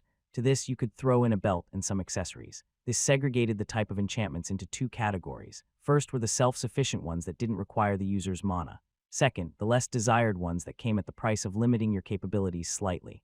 Even with there only being those 2 types, there were further subcategories of them. Like ones that could be charged at special runic shops and worked for a limited time without the user powering it. The type that cost the most was the one that could recharge themselves with the ambient mana in the air. They were also the hardest to make. From what Roland knew, you somehow had to integrate a sufficiently large mana core into the item. Such a process was kept secret by the more advanced runesmiths. The only rumor he heard was that you somehow melted the mana stones into the items. How you did it he didn't know. If he switched classes he might get such a skill for free. Runecraft skill level 3 reached. After finishing the first skill book, he heard the world system pronounce that it had leveled up. This would make things easier to craft from now on. Now came the second skill book. He grabbed it from the desk and began reading. This one was about ethereal pathways and was also a skill that runesmiths could attain. If he could nab it was still up to debate though, as he was only a runic blacksmith and not a runesmith. He continued reading the skill book. The system rules this world worked on somehow aided people in gaining skills that were used by their classes. The person going through it would somehow get it as long as their attributes allowed it. There was some kind of hidden counter that if achieved would allow this. Just as he had thought, this skill would allow him to connect his runes on parts that weren't one large piece of metal. The brigandine armor was a good example. It consisted of many metallic plates riveted to fabric. With this skill, he would only need to inscribe the rune on one of those plates and then connect them via these ethereal traces. Those pathways existed some kind of different wavelength and weren't impacted by world physics that much. There was of course a limit on how far the different pieces could be from each other. He couldn't make a connection from a boot to a glove. The craftsman could at most get in a few centimeters, otherwise the whole runic structure would become unstable. This technique also made it possible to inscribe runes on some softer materials like cloth. Ethereal pathway skill L1 has been learned. Intelligence +1, it took him a couple of hours to go through this book. He had even gained a bonus point to intelligence along with the new skill. He had all the requirements to produce runic weapons and armor. The only problem was that he still sucked at making anything besides the runes. He thought about one way to go around this issue and make a large sum of money in the process. Did he really have to be the one to craft swords or shields by himself? He could go to an armorsmith or weaponsmith and get himself a regular steel sword. He could then put his runes on it and sell it for a good amount of money. He wasn't sure if there were any copyright or trademark laws against things like that though. Would a weaponsmith come knocking on his door if they spotted their sword being resold with an attached rune to it? There was a way for a craftsman to identify his own weapon. He knew this as he could easily identify his own creations. Other people couldn't see the craftsman's name, but the creator could. I should probably ask the company about this. They could probably procure me items that won't offend anyone. He thought to himself while grabbing a mug filled with warm black tea. If he went through Exior network, they would probably supply him with something worthwhile. They owned various businesses around the city. They didn't really have a runesmith on their payroll, but that would be changing soon. Even with this, he wouldn't abandon his smithing class. He still needed to work on his tool masteries. He was very keen on crafting his own weapons. He knew that a person required vast amounts of resources to do this. Making a magic sword would probably bring him in a lot more money than making runic scrolls. He could only create weapons with limited charges and ones that lowered the user's mana by a fixed amount. Still, there was a market for it, and it was booming. Roland turned to the window and looked outside. The workers were almost done with carrying everything inside. He would become busy once again. The biggest thing holding him back was his mana usage. He needed to lower the strain on himself. He needed to get some better crafting equipment. He would achieve this by getting something that increased his mana regeneration, or its amount. He had already managed to get a lesser mana regeneration magic ring from his boss. It was one of the things that he managed to insert into his contract. Even the lesser ones cost a huge number of coins, so it was worth signing a 1-year extension just for this. With it on, he could increase his production rate by about 15. He wanted to earn enough money to get similar products and increase his mana abilities even further. The workers were still setting up his new workshop, so he took out some magical paper and his quill. Time was of the essence, and he could use it to practice his scribing strokes. It was a drag that he couldn't level up his basic skill further due to not being a Tier 2 class yet. The more he crafted, the more experience he got, and the faster he could get his advanced class. What it would be in the end was still unknown to him, but he hoped it would also be a unique one. So he went to work. The new workshop would soon be very busy. He would also be getting a part-time assistant. Finally, he would have an employee under himself to order around. So the next day came. His new workshop looked exactly the same as the old one. The walls were slightly more sturdy though, and the catwalk would probably not give out under his weight anymore. The person that was going to help him out with some chores was supposed to be here now. They were already late, which didn't bode well. "Hello, I'm from the guild. I'm here to work part-time." He heard someone call out from outside. The voice sounded familiar and high-pitched, which indicated that the person was probably a woman. This wasn't much of a problem as spatial bags existed, and he only needed someone to help him clean and do some odd jobs here and there. "Yes, could you start by clean? What are you doing here?" Roland opened the door and saw a familiar half-gnome girl standing before him. She was wearing better adventure gear and looked less pouty. Roland, it was one of his old party members, Helsai, and she was apparently going to be his new assistant. "You were a blacksmith, but aren't you a mage?" "Why would you? Did I get the wrong house?" Helsai was standing in front of Roland and her mouth was moving fast. She had examined the inside of this workshop and was now barraging him with questions. She had picked up this quest as a side job. She was back to doing the transport missions with her old party and taking a safer approach to the whole adventure life. This left time for her to pick up part-time work like this. She didn't expect to find the poker-faced mage she had ventured around a few months ago here though, even less that he was now apparently a blacksmith. "Well no, I switched recently, but you were so strong back there, aren't you wasting away in this dump? You should be fighting monsters." Thanks to how many ants they slew, Helsai had leveled up to a second Tier 1 class. She had taken the Hunter class that boosted better tracking and bow use. It was also a class that was good with short swords and would let her level up to a Ranger class on the Tier 2 change. "Didn't you have enough fighting monsters? Thought you'd slow down after the way that Grotto mission went." Roland replied with another question. He thought that the girl would see some reason and relax. However, she was as active as always. Adventuring was the thing she wanted to do. This raised another question though. "Shouldn't you have left for a city with a dungeon by now?"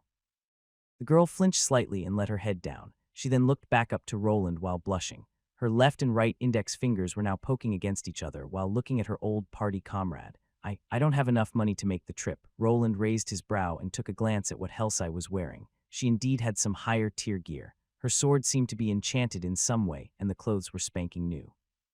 The armor she was wearing was hard leather, and she might have had some more goodies hidden in her spatial bag. "So even if you wanted, you don't have enough for the train ride. Can't you just take an escort mission to a city with a dungeon?" Roland asked while placing some smithing tools on his workbench. "You think it's that easy? Maybe if my stupid party wanted to move with me." She slumped on one of the chairs while sighing and then started talking. Roland certainly didn't think that he would be having such a heart-to-heart talk with his new assistant. Helsai told him that due to the lack of funds, it was hard to move. She wouldn't have much left for an inn, and she would need to find a new party. She was someone that just switched to her second Tier 1 class and considered a newbie. She might not be able to find a party that wouldn't rip her off if she moved. There was also the problem that a city with a dungeon wasn't anywhere close to where Edelgard was. Roland was making a lot of money by crafting his scrolls, but a new steel-grade adventurer was. After the failed mission, the guild only rewarded them partially, as there was no proof that the client lied about the ants being there. Helsai spent most of her hard-earned cash on her new equipment and recovery potions, and was not left with much besides that. She was a scout and a hunter, so she also had the added cost of arrows. The costs added, and she was left with living from paycheck to paycheck, the paycheck being whatever she got from the Adventure Guild. It would take her some time until she gathered enough to travel. After going through the mine experience and then spending most of her coins, she did some thinking. She now knew that she got overzealous with her expenditure. This time around, she needed to gather enough money to have a fallback plan. This was also why she was now here, earning more as an errand girl. To Roland, this didn't explain why he was getting the girl as an assistant. He thought he would get someone that at least had some basic smithing knowledge. Would this girl even be able to identify the crafting materials he ordered her to get? I see, you should be careful with your money in the future. You can start working by cleaning the office then. Roland had to stay and listen to the girl complain for 15 minutes about her adventure party. He didn't have the whole day for something like this. He needed to craft more items and train his smithing skills. Slave driver, the orange-haired girl shouted at him before grabbing an empty bucket to fetch some water. She wasn't someone with high strength, but with the added levels, she was stronger than your average human man that didn't have a class. Roland didn't need her for anything else at the moment. It felt kind of strange to have someone follow his orders around. Was this how all the business owners felt when they ordered their workers? The girl vanished behind the warehouse doors after going out. The well for the water was about 5 minutes from this spot. While she was gone, Roland decided to turn on the forge and get started. Today, he would craft a utility knife. He was also in the possession of a lesser sharpness rune which would go with it nicely. That is if he managed to compress the rune enough to fit the small knife. He would be making the knife out of some leftover tools that weren't usable. He would be making it from a rusty horse hoof rasp, which was used for filing down horse hooves. Half of it was rusted, and he just needed about 8 inches of the handle part. It was already broken in half, so he wouldn't need to cut it. It was also made from steel and not iron this time around. First, he needed to heat it up to a nice red color. He then began hammering the handle end of the file over the near side of his anvil until it was half an inch wide. By using the handle end of the file, he would save himself a lot of time on forging. He made sure to knock back the sharp corners where the file handle began to create a taper. This prevented cold shuts from forming. He then drew out the handle taper until it was long enough. Drawing and tapering to lengthen thin steel were the most common techniques a crafter would use as a blacksmith. When you drew steel out, you used flat hammer blows to make a section of steel uniformly thinner and longer. Tapering used angled hammer blows, often with the piece of metal held at an angle to the face of the anvil, to narrow a section of metal on an angle. So he drew out the blade of the file until it was slightly over an inch wide at the shoulder of the handle. He then created a one-sided taper by holding the spine of the knife flat on the anvil and while holding his hammer at an angle. Roland bent the handle over the horn of the anvil in the middle and brought the tip completely around. He did it so that it was flat against the spine side with a loop at the end. He then started to grind the blade evenly on both sides until it was just right. He couldn't grind it too thin before hardening, otherwise it might have become brittle and crack in the process of making. Next came the process of annealing. To normalize or anneal steel was to slowly cool it after forging to let the steel or metal grain structure relax and refine. This reduced the chances that the steel would shatter when it is hardened. For the basic blacksmith, normalizing meant to slowly cool the steel near the fire, while annealing meant to very slowly cool the steel in an insulating material such as ash. So he continued by annealing the knife. He heated it up first so that it would become non-magnetic, and then he let it cool in a bucket of ash. After annealing it, he heated it back up to a non-magnetic state again, just to then quench the blade in oil. Following this, he tempered the blade after repolishing the edges. He did this by holding the blade upside down and waiting until the blade showed a straw yellow color, and then he quenched it again. A yellow color was the hardest temper, used for cutting tools such as wood-carving chisels and slicing knives such as this. It was best used for anything that needed a hard, strong edge at the expense of a higher chance of chipping or cracking. He was now mostly done with his creation. He just needed to add the rune part and then polish it. Maybe add a wooden or cloth handle so he wouldn't need to hold it by the cold steel. The steel would make runecrafting more difficult, but he had leveled up this skill thanks to the skill book. While he was examining his creation, he noticed someone standing next to him. He jumped back as Helsai had her face shoved right next to him as she watched him working. "W, what are you doing?" "Nothing. Finished cleaning that room, but you were busy working, so I didn't want to disturb you." "You really are a blacksmith, aren't you? Also here, have one." Roland looked at the smaller girl. In her hand was a ripe red apple. He looked at her then back to her hand before taking the apple. He realized that he was actually a bit hungry after having forged this knife for the first time. Thank you. No problem, just part of the job. Also, the girl paused while Roland took a bite out of the apple, some sweat running down his forehead. "Are you good at forging arrows?" she asked while glancing at him with her large eyes as if she was expecting something. "Arrows. Haven't tried yet. Shouldn't be too hard, just need a steel or iron rod. You can probably buy the arrow shafts at the woodworker, so I just need to make the arrowheads. Not sure if you can get the quills there, though. He talked out loud while thinking that practicing on arrowheads could be better than making nails. He might be also able to inscribe some lesser runes on them. Arrow shafts and quills. Okay, I'll be right back. Roland eyed Helsai that looked awfully happy for some reason.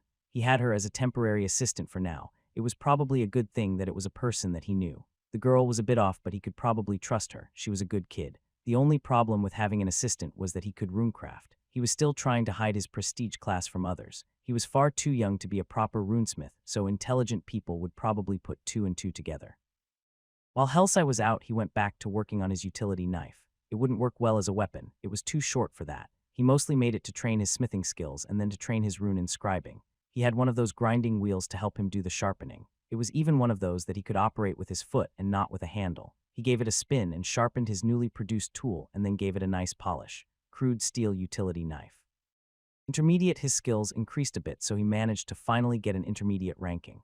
The more he worked on something, the easier it became. He also knew that the smithing skills were somehow helping him out. He didn't even need to concentrate that much while shaping tools that he previously made. His body would shift into automatic gear and recreate what he already did.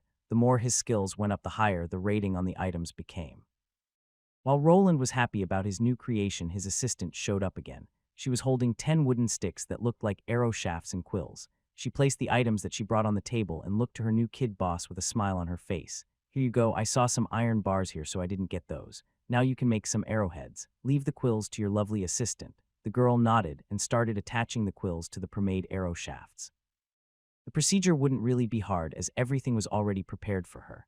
The girl was really chipper about him making some arrowheads, and he already realized why. They probably won't be that good. He took one of the wooden arrow shafts that Helsai graciously brought over. He aligned it with some of the thinner iron rods that he had in the smithy and picked one that was the closest in thickness. Luckily, he had a point mandrel that was close enough in width. This was just a pointy tool that allowed making consistent sockets for arrowheads. It was about 6 inches in length, and when he aligned it with the arrow shaft, it looked to fit the size nicely. He wouldn't need to grind it down any further thanks to this. The forge was activated again, and the piece of iron was placed inside to heat up. He left it there till it glowed a bright orange similar to when he was working with the nails. He took the hot piece of metal to the anvil and started hammering the heated end. He was aiming for a rough spoon shape that was a little bit over 3 times as wide as the rest of the iron rod. He made sure to flatten it out nicely and to taper the ends thin. He then started folding the socket by placing it over the horn and hammering gently. After folding it a bit, he placed it back on the face of the anvil and started to gently round it out. He made sure to not overdo it, otherwise it could collapse onto itself or have sharp creases. After it was nicely rounded out, he grabbed the point mandrel from the side and inserted it into the created socket. He then proceeded to hammer it in so that the inside would fit the wooden arrow shaft later on. He needed to hammer it a few times from the sides so that it fit the tool better before it was done. He then used his hardy tool that was meant for cutting to cut away the partially done arrowhead from the iron stock. He grabbed his pliers from the side and grabbed the soon-to-be arrowhead with them by the socket side. He placed it back on the anvil and started to draw the arrowhead out into a 4-sided point. After he was done, he inserted the point mandrel back into the socket and did some finishing touches on the arrowhead. If he had a better grindstone, he could skip some of the hammerings to the tip and just sharpen it with it instead. It wasn't fast enough for such a thing, and he could only add some sharp edges instead. After about 20 minutes, he was mostly done with it, and it was actually quite pointy at the end.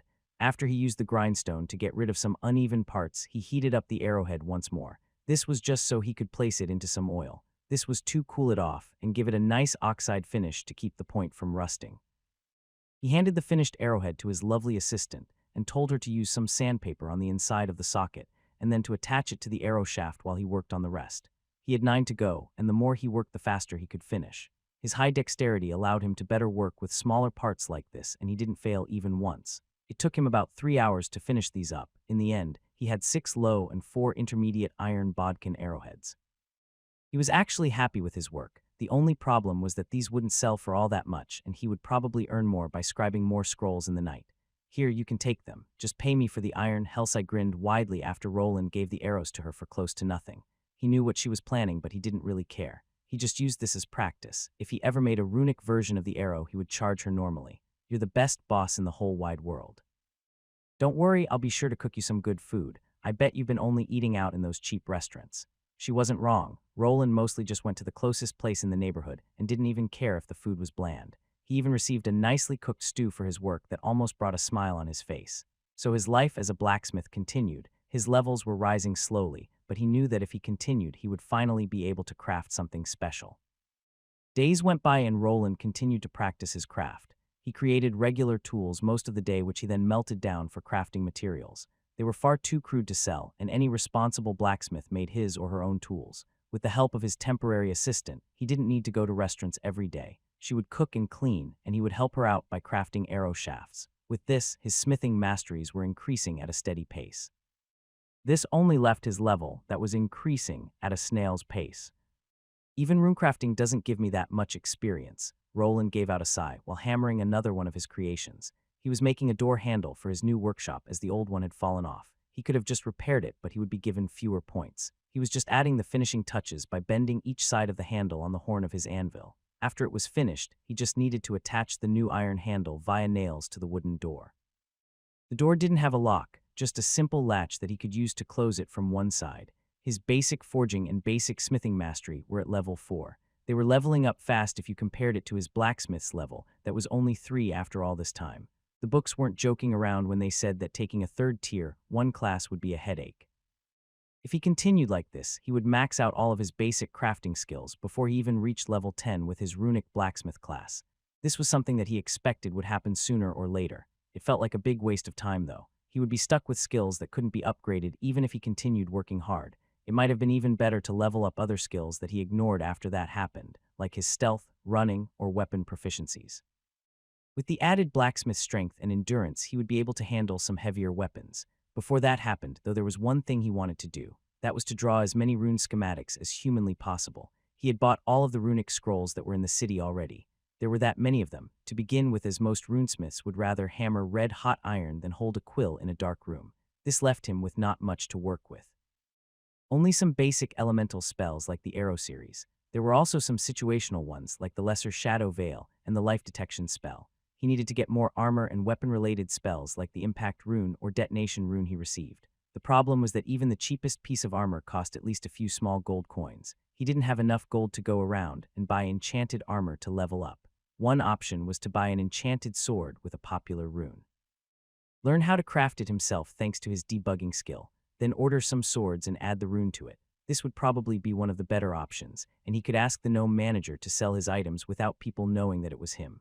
The only downside was that runecrafting still sucked him dry of mana. He probably wouldn't be able to make that many weapons. Also, he would need to stop making his scrolls due to not having any mana left after. There was something he could do before that, something that in theory would allow him to get rune schematics free of charge. The problem with that was that it was probably illegal, and if he got caught, he might go to jail. Getting caught was improbable, mostly due to the nature of the task he would be performing. I should give it a try. I need to test it out in the field. Roland rubbed his chin before hammering the door handle into place. The one he made even looked better than the old one, which showed him that he was really improving his craft. His assistant was out on adventures for a few days, so he had some free time to do some tests. The next day came around, and Roland left his workshop. He couldn't test his new idea in one of Exior's shops as the stores weren't in the business of selling magic swords. They mostly sold materials, scrolls, and alchemy products. He needed to find himself a shop that had a relationship with an actual runesmith. These were weapon shops and armor shops, and they looked very similar to the ones a person could find in games. After some walking, he was now in front of one.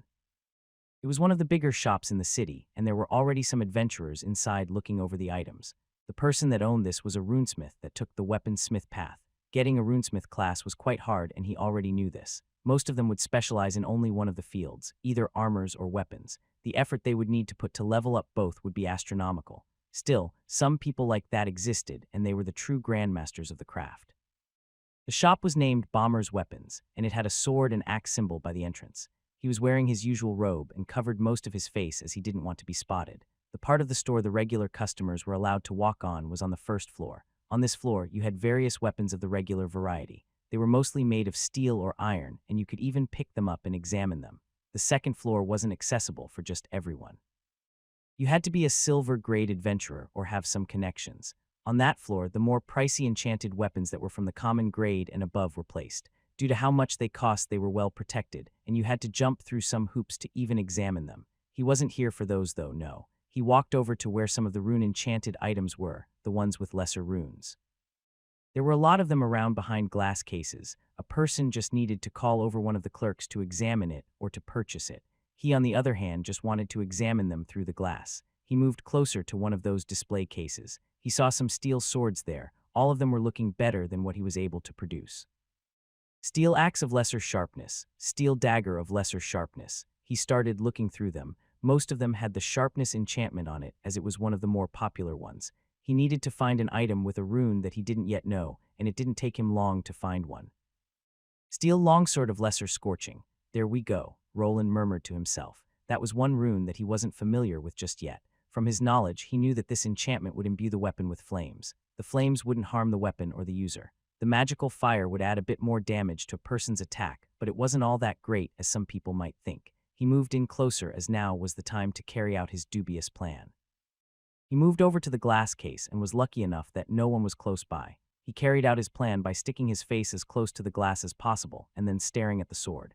Yes, he just came here to stare at the weapons. His debugging skill was activated and he could see the runic spell structure of the lesser scorching rune. He wouldn't be sketching a diagram here though, no. He was using one of his traits, mainly the knowledge retention one that he was blessed with. His memory wasn't perfect, but he figured to give this a try. He already knew the runic structures after scribing so many schematics and spell scrolls. He didn't even need to remember all of the magical pathways. The most important thing were the separate components. He already knew the ones that were used for fire and flames. This lesser scorching rune had similar elements as the fire spells he was used to scribing. He remained there for 10 minutes just staring at the sword. Some of the workers gave him side glances as they didn't know what this person was doing. He had his head squished into the glass and was intently looking at one of the swords. Roland finally pulled his face away and quickly ran out of the store. This left the clerks even more surprised. The sword was there, so there was no stealing involved. The youth ran back to his workshop with haste and grabbed his paper and pencil. He quickly started drawing everything down. Within 15 minutes, he had all of the components on the paper, and only the traces remained. With the help of the drawing skill, he didn't even need a ruler to draw a straight line, so he finished up everything within half an hour. You have created the schematic for the lesser scorch rune low. He gained some experience for creating the schematic. It wasn't of the highest rating as he had made some mistakes here and there, but it was a working lesser scorching rune. With his debugging skill, he could easily increase it to the highest grade. Roland sat down while looking at the paper he just drew the schematic on and chuckled. He had just managed to borrow a yet unknown rune diagram for himself. He saved himself some small gold coins thanks to this, and it didn't seem that anyone noticed. He wanted to run back to that store and do it again. He knew that if he went through with that, someone could notice. He now had a way to get some free rune schematics, but he couldn't overdo it. He was scared that someone would notice him using an unknown skill, and if he went to jail, they would have ways to identify it. Yeah, no need to be hasty, Roland thought to himself. He was still stuck in the city for some years. He could slowly go to the weapon and armor shops and examine the wares. If he did it once or twice a week, no one should be any wiser. He couldn't do it again now, so he decided to move forward with one of his experiments. He would try making a Bronze Age sword. He would be using some pre-made items that he had bought previously. One of them was the mold box that went together with special sand that would go into it. The other thing he needed was a wooden replica of the sword he would be molding. Luckily, he had done this strenuous task previously. He had got himself a piece of wood that was more or less a thicker plank. He first drew the shape of the sword on it. Roland went for a leaf-shaped sword design that would be on the shorter side. After drawing the shape on the wood, he had cut it into a rough shape, then filed it down to perfection.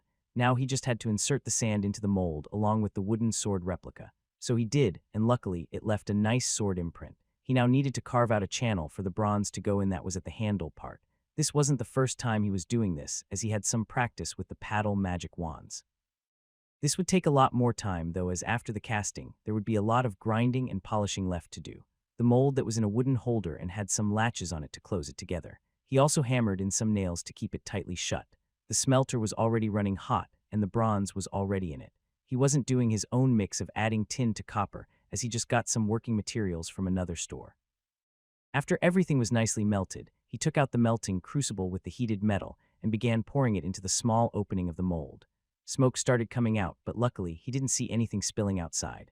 The top of the wooden mold began catching on fire after it was filled up, but that wasn't a problem. The casting process was now over, and after the mold had cooled off, it was time to open it. The latches and nails were removed, and the inside was revealed. A very rough-looking piece of bronze covered in some sand was seen by him. After cleaning it up from the sand, the dreaded grinding process would begin. This would probably take him over a day to finish. Roland continued. His grinding stone and sandpaper were used. Luckily, there was sandpaper in this world, otherwise this would take even longer. It was impossible to polish the blade without any blemishes, as the casting process in the mold just wasn't good enough. On the next day, he managed to get done with polishing, and it was time to attach a wooden handle. He used the base wooden sword replica to draw out a handle on 2 smaller blocks of wood. He then used some tools to shave it down to size. Attaching it to the sword would be done with rivets. Bronze leaf-shaped sword intermediate. He looked at the shiny sword. He had polished the surface, and he could very vaguely see his reflection in it. There were some scratches on the surface of the blade shaft from the sandpaper and grindstone left behind. If he wanted to get a highest rating, he would probably need to have a blade with no blemishes. This was enough. It was nice and sharp, and was now ready for the runecrafting process. He grabbed a better steel hammer from the side. He still needed to get himself one that was at least made from dark steel in the future. There were even special ones with enchantments that boosted a smith's mana control. Though they cost an arm and a leg, as other runesmiths were unwilling to hand over good crafting tools to the competition, he pushed his magical energy into the hammer handle. It traveled upwards into the head and then went towards the face. It started glowing in blue light and crackled slightly the moment he delivered a blow to his bronze sword. The sound of gentle hammering resounded through the workshop, and his work continued. He needed to take a couple of breaks and even meditated to get back his mana. Even with this, he wasn't able to inscribe the Lesser Scorch rune in one day. The whole runecrafting process took him a whole 3 days to finish, and he was left with a working product. Bronze leaf-shaped sword of Lesser Scorching Intermediate. High Roland looked at his new creation. This was a lot harder to make than one of the previous paddles. This was also his first working weapon, though making it bronze probably meant that it wouldn't last for too long. He examined his reflection in the blade, and then moved it up into the air before exclaiming, "Flame on." He then injected mana through the wooden hilt. With the ethereal pathways skill in place, this was finally a possibility. The runes in the blade shone, and he could vaguely see the runic pathways lighting up as the magic structure was activated. A flame sword was thus created, which made Roland grin slightly. He was finally able to make a working weapon. Even though it wasn't that usable, it was a proof of concept. He laughed out loud while forgetting himself and waving the fire sword around as a kid would when playing with a toy. His momentary outburst of happiness was interrupted the moment someone called out to him from the back. "Hey, are you really just a regular blacksmith?" He turned around and saw Helsai standing there and looking at his runic sword. She was out on adventures, so he didn't bother hiding his runecrafting. He also was so focused on it that he didn't notice the girl's return. "How long were you standing there?" "Oh, about an hour. You seemed busy, so I didn't want to bother you," she smiled while looking at the taller youth that still had a flaming sword in his hand. "But I locked the door." He looked to the door and it was still closed. "Oh, yeah. It was locked, so I climbed through the opened window. Climbing is nothing for a scout." Helsai grinned as if she did well. She had climbed through the second-floor window that he left open for some ventilation. It was still day, so he also didn't leave any traps for thieves behind. "That's not the important thing. How did you do that?" Helsai pointed at the glowing sword that Roland finally turned off. Her eyes were sparkling as if she was a kid in a candy store. Now he needed to explain himself to his own assistant and hope that she wouldn't spread this information around. He already was starting to get a headache. Roland was in a bind. He was looking at a small half-gnome girl shaking her body side to side. She was looking at him with those large orbs that she called eyes. The young girl had climbed through an open window and seen him runecrafting. "Hey, how did you do that? That's an enchanted sword for sure. You can enchant swords. Are you an enchant smith?" "I knew it. You lied about your age. You have to be tier 2 for that." The girl had come to the conclusion that he was at least an enchant smith. She wasn't able to distinguish between enchanting and runesmithing. This wasn't the problem, though. His secret that he somewhat wanted to keep hidden from others was now revealed. "I'm not old, you idiot, and this isn't a regular enchanted sword, to be honest." Roland was a bit tired of hiding here in this town. He had to wear that black robe and had to avoid people. He feared that either assassins would find him or someone related to his noble house would recognize him. If they reported it to his father, he would probably get yanked back home. Though at this point he had already used up 2 class slots, there wasn't really a way for him to go back to being a soldier. At most, his dear father would probably stick him in the army's smithy to make magical swords for them. Roland wasn't sure how forceful he would be in his methods. Maybe he was overthinking it and he would be fine. Still, he was paranoid after the first assassination attempt, and now there was even a second one. For now, he looked at the cute girl that was stomping her little feet on the ground. "Who are you calling an idiot? You are the idiot, you idiot." The girl puffed out her cheeks and started acting out by shaking her hands around widely. Helsai was behaving below her age bracket, but he wasn't sure. Not like he knew many 17-year-olds. The only reference to them were his old party members. He wasn't that good with people, so this was giving him a headache. I'm going to have a brain aneurysm, an aneurysm. Is that an enchantment? The pouting girl tipped her head to the side and asked, not really knowing what Roland was talking about. The younger male placed the freshly made runic sword on his workbench. He didn't have time to enjoy his new creation. He even wanted to try inscribing some pre-made steel weapons to then sell them to his boss. Now, on the other hand, he had this to worry about. He looked at the not-so-smart-looking girl and raised his eyebrow. Was he worrying too much? Would anyone even believe what she was saying? Who would she even give this information to? She was only a simple adventurer with no real pull in this city. He could also try a different approach by just asking her to stay quiet about this. He didn't feel like this girl had an ulterior motive. Hey, Hellside, can I ask you something? Sure, she nodded. Do you think a Tier 2 enchantsmith that is close to 13 years old is a common thing? Girl looked at Roland, not really sure where he was going with this question. She was someone that had just recently started her adventuring. Her life was mostly spent at the orphanage with the church or at the inn. This didn't mean that she was ignorant of her environment. She had already gone through some experience. 13-year-old Tier 2 enchantsmith probably not. That's right, and do you know what people do to uncommon things? Hellside rubbed her chin and then pointed at Roland. They want to have it. Oh, she realized where Roland was going with it and quickly shouted, Don't worry, I won't tell anyone. Your secret is safe with me. Roland blinked. Would it be that easy? There were ways of making people talk even if they didn't want to. He wasn't sure, but Hellside might have already signed a contract with his company. The gnome manager might have had foresight to sign something like a non-disclosure agreement. Not like he could do anything about this now, though. He wouldn't actually hurt the girl. She wasn't strong but didn't seem like a liar or someone that gave away other people's secrets. Hey, you can trust me. She trailed off at the end while glancing at the bronze sword that he made. Her eyes were speaking for themselves, and he knew what this meant. He wanted to smack her head a bit, but he knew that if you wanted something, you needed to either pay or work for it. If you stay quiet about it, I'll enchant your sword. He needed to make a trade. The girl was quite honorable from what he knew. If he did something for her, she would probably feel obliged to keep quiet. Enchanted and runic weapons were really costly, and he knew that Hellside was quite poor. She would probably need to scrape by a lot before she could afford a weapon like that. He wanted to offer putting runic inscriptions on her arrows at first, but that wouldn't be quite possible yet. His runecrafting skill would need to be leveled up further. From what he saw, the runic structures were getting smaller the further he leveled his skill up. He theorized that when he got it to about level 7, he would be able to fit lesser runes on them. Common ones were out of the question. He would probably only be able to do that after achieving a Tier 2 class. An enchanted sword. The girl took a step back. She knew well that magic weapons were what a true adventurer desired. It was also a sign of wealth and prosperity. Only when you started wearing magical armor and weapons could you call yourself a true adventurer. It was a sign of prestige and a first step towards the top. Enchanted armor, enchanted bow. Roland raised an eyebrow as he saw the girl mumbling to herself. He could have sworn that she even started drooling for a while. He had underestimated how poor Hellside actually was. Her life consisted of scraping by. She didn't even have a large silver coin in her pouch. She was more or less just living day to day and spending whatever she earned. Whenever she came here, she would eat with him, from the rations that the company supplied to save.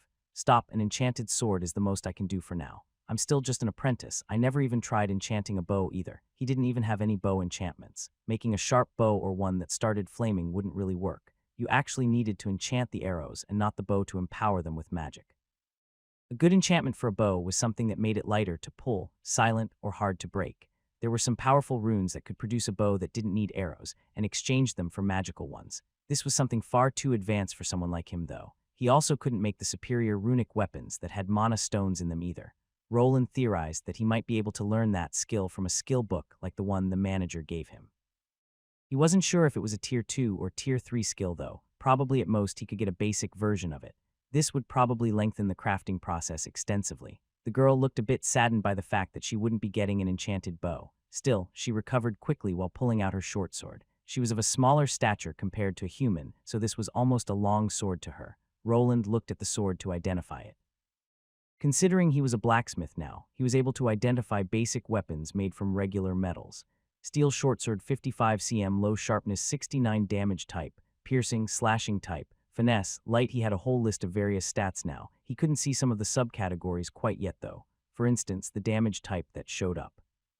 If he leveled up his skills, he would be able to see a letter next to it. Ranging from F to S, the information varied. The sharpness was indicated by a percentage, but other statics could be counted by a letter or some kind of word instead. It was quite confusing and there was no uniform grading system there. Roland looked over the short sword. It was slightly banged up. If the weapon's sharpness went below 40, the weapon would get a dull debuff. The damage it could output would also go down. At 0, it would lose its slashing damage and turn to blunt damage that was lower. Helsai looked at the taller youth that was eyeing her short sword strangely. He waved it around and even poked it with his finger a bit. His eyebrows went from squinting to farrowing, and he even started to scoff while examining the short sword. Is it that bad? The girl was slightly disheartened that the weapon she had spent a large chunk of her coins on was getting scrutinized. This and her bow was the only thing she could afford. She was already saving a bit on the arrows as Roland was making them almost for free. She only needed to supply the raw materials like the iron or steel stocks and the pomade arrow quills. Bad. No, it's fine, but it needs some sharpening. What kind of enchantment would you like to put on it? Mind you, I can only put lesser ones on this, and it will probably take over a week or two to make. How about a sharpness one? Those are quite popular, Roland replied, hoping that she would go for the easy sharpness rune. He wasn't quite sure what the adventurers liked to have on their enchanted swords. The sharpness enchantment, when activated, didn't actually change the sword's structure. Instead, it surrounded the blade part with a thin layer of mana that smoothed things out and made it sharper. After mana stopped being injected, the blade went back to being a regular piece of metal. This type of enchantment drained mana slowly by the second. It was similar to the Scorching rune and differed from the spell runes that took a chunk of a user's mana when activated. What kind of enchantment? I can choose. The girl's big eyes sparkled and she started to bounce about the room. This also made Roland's eyes momentarily wander down to a certain bouncy body part. He quickly shook his head. The hormones in this body were starting to make things difficult for the old man on the inside. After Helsai posed the question, he felt like he had made a big mistake. He probably should have taken the blade and inscribed the rune of his choosing. Now he left the choice up to a girl that was in a perpetual state of poverty. Would she go for the cheapest option when someone offered something for free? Enchantment. It must be one of those sword attacks. The sharpness enchantment isn't even that good. She crossed her hands over her chest and started nodding. Apparently she wanted something else, an attack-type enchantment. Just like mages had magic spells like the fire arrow spell that he frequently used, there were special skills and magical attacks that magical warriors utilized. These magical skills, like the Scorching ability, were mostly something from the Mana Warrior's repertoire. It was also a Tier 1 class, similar to the Mana Scribe class. The Scorching enchantment was a lesser version of the Flame Sword enchantment that was accessible for a Tier 2 Flame Warrior. Similar to the Tier 2 Elemental Mage variants, the magical warriors specialized in their own set of elements. Scorching only made the blade heat up and produce a flame. It wasn't much better than having a torch. The Tier 2 version actually heated it up to the point of letting the user cut and scorch monster flesh. Then a Tier 3 version that was called the Blazing Sword enchantment would even allow the user to melt through other metals. When it came to Tier 1 Mana Warrior skills that could be put on swords, there were two main ones, the Mana and the Mana Thrust. The first one produced a sharp condensed blade of blue mana that could be used as a ranged attack. The other produced a similar effect, just with the thrusting motion, and would punch a hole in the enemy from further away. I want a mana enchantment, but maybe the thrust is better. The girl did actually want one of those. This meant that he would need to make a visit to one of the weapon shops and get it. He could also just put a mana arrow spell on it instead. But such spells didn't really work well with warriors' specialized movements. They worked best with things like the wands he made. Aiming magic with heavy weapons was less than optimal. The mana attack could be easily timed and activated during a fight. This made it slightly similar to the Impact rune, but it delivered magic damage, which sometimes was a must to beat some opponents. The Impact rune only increased the weight of your weapon, but didn't add any magical properties. There were some monsters out there that were immune to physical attacks. Thus, this type of enchantment was popular with the warriors that couldn't become a magic swordsman. These mana attacks also used up less MP than magic spells used by mages. This was mostly due to having a lower range of attack. The mana would travel 10 meters at most, and the thrust went a little further. I have my arrows and bow, so the close-ranged mana will probably be better. Helsai thought out loud while rubbing her chin. She was looking at her short sword that she retrieved from Roland. She performed some slashes and thrusts before coming to a decision. The mana would be the one that she would get. Mana, I don't really know that one. The moment Roland said that, Helsai's head dropped a bit along with her shoulders. But I can learn to make it. You'll just have to wait a bit. She quickly raised her head up after hearing his words. Her eyes glittered and she jumped forward. Roland was surprised. The girl was really quick as she gave him a big hug. He wasn't really used to shows of affection, so both his hands were hovering in the air as he wasn't sure what to do with them. You're the best, Roland. I'll be sure to cook you up something great.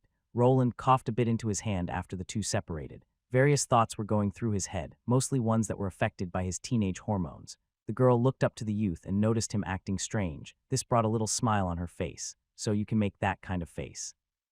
She giggled to herself while Roland turned around. He wasn't sure what kind of face he was making, but he felt defeated after getting teased by a kid. "I don't know what you're talking about. Shouldn't you be working?" Helsai gave Roland a salute before skipping to the side. He actually had a stove where the girl could cook in the warehouse portion. It was far enough from the smelter and the anvil so that no hot metal or iron shavings got into the food. Roland gave out a sigh before grabbing a sword from the side. It was a pre-made product that he got from his company. With Helsai already knowing his true skills, he could just work normally. This might have actually been a good thing. Now he didn't need to hide his class from his assistant. The sword he would be crafting a rune on was a regular steel longsword. He would be adding a basic sharpness rune on it. It would probably take him a while to do this, after which he could go to one of the stores to borrow a mana schematic. He had a lot of work on his hands, and now even an eager half-gnome that would probably bug him for the item he promised her. A young man about the age of 20 was walking through the forest. He was holding onto a piece of parchment that had a drawing on it. He had been going through the instructions on this piece of paper towards a supposed meet-up point. Is that the tree? There was a large dead tree in the middle of nowhere. The grass around here was thin and lacked color. The man walked up to it and pulled out a white envelope. The envelope was sealed by a red seal that had a certain insignia on it. The crest on it had a knight on a horse that was standing upon it, and it was in the shape of a shield. The man moved forward and looked at the ugly-looking tree. He started feeling out the wide trunk with his fingers and finally found what he was looking for. Here it is. He injected mana while pushing his fingers into a certain spot. The dark trunk lit up and he could see some intricate runic symbols showing. The man's hands started shaking slightly as he had a bad premonition. He looked to the piece of paper and moistened up his lips before speaking out, "Master of the Abyss, I abandon myself wholly to thy power. You are the darkness behind and beneath the shadows. You are the absence of air that awaits at the bottom of every breath." The man continued to read the lengthy chant. The more words he said, the more the dead tree reacted to his presence, and when he finished it started humming. He took a step back, afraid that he had messed up. Just as he was about to retreat back out of fright, the tree's wide trunk started opening.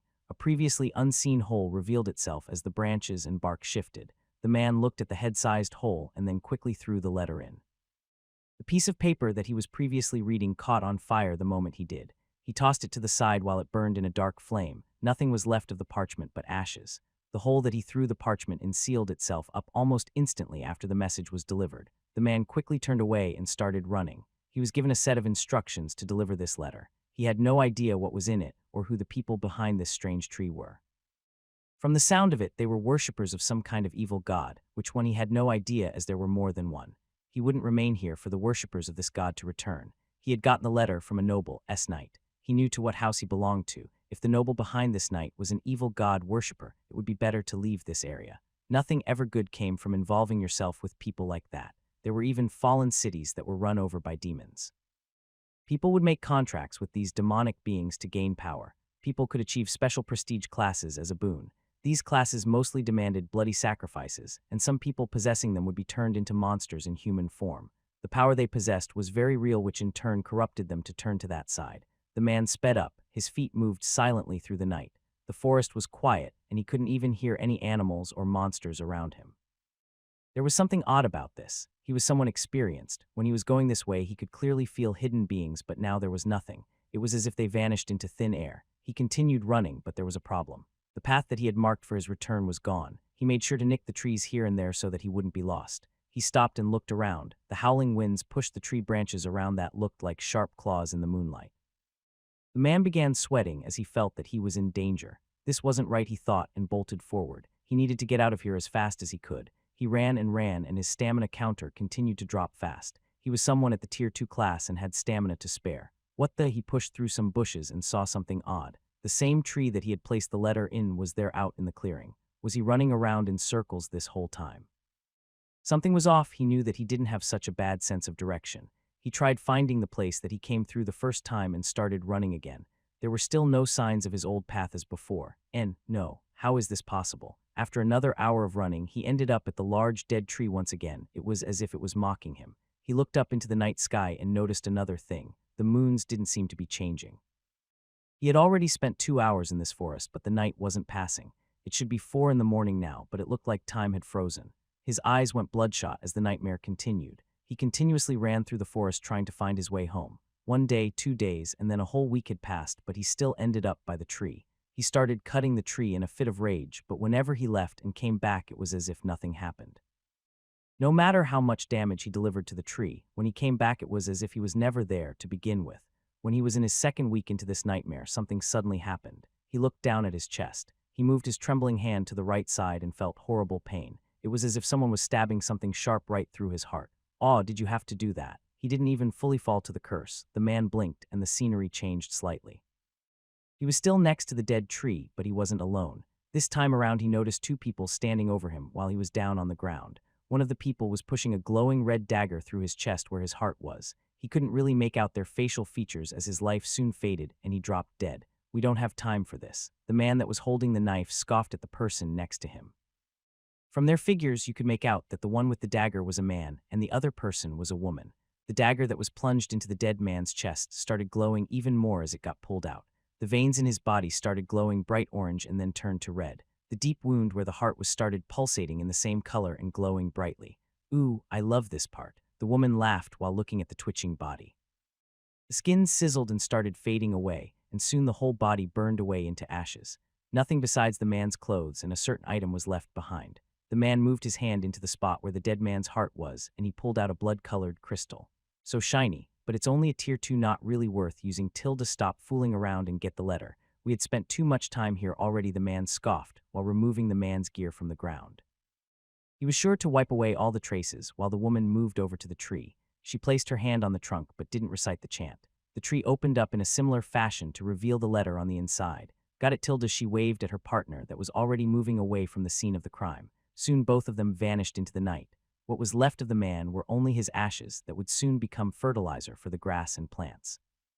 Life continued, and at the dawn of the next day, Rollin was looking over his first creation. Sharp runic steel longsword intermediate. High, he had inscribed the sharpness rune on the first longsword that he received. He didn't put his red comet calling card on this item. It didn't feel right unless he created everything himself. He also didn't want his mark being associated with anything else than high and highest graded items. The materials for the runic scrolls didn't matter that much as they were one use only, but when it came to swords, he didn't want them to be anything less than high. He could very well sell this item without his calling card, so it didn't matter that much. He took the sword for a test run by activating the rune. The sword started to faint glow in blue light, and the inscribed rune started glowing. He examined it closely and could feel his MP slowly going down while the magic effect was active. He placed the sword that he upgraded into a magical one into a nice box and then tied it together with some string. He would earn some nice cash by selling this thing, and he didn't actually lose any money while making it. The company provided the blade, and they also provided the crafting hammer. The only thing he needed to put into this was his time and mana. "Helsai, could you take this and carry it back to Exior's Magic Emporium?" The girl peeked her head into the workshop and grabbed the box with the sword inside. She looked over it for a moment before placing it into her own spatial bag. "So will you be making my sword now?" She leaned over closer to Roland and gave his side a poke with her finger. His body reacted in an odd fashion as he twitched uncontrollably. It had taken him 5 days to finish this product. Making runic inscriptions on steel weapons was a lot harder than on bronze.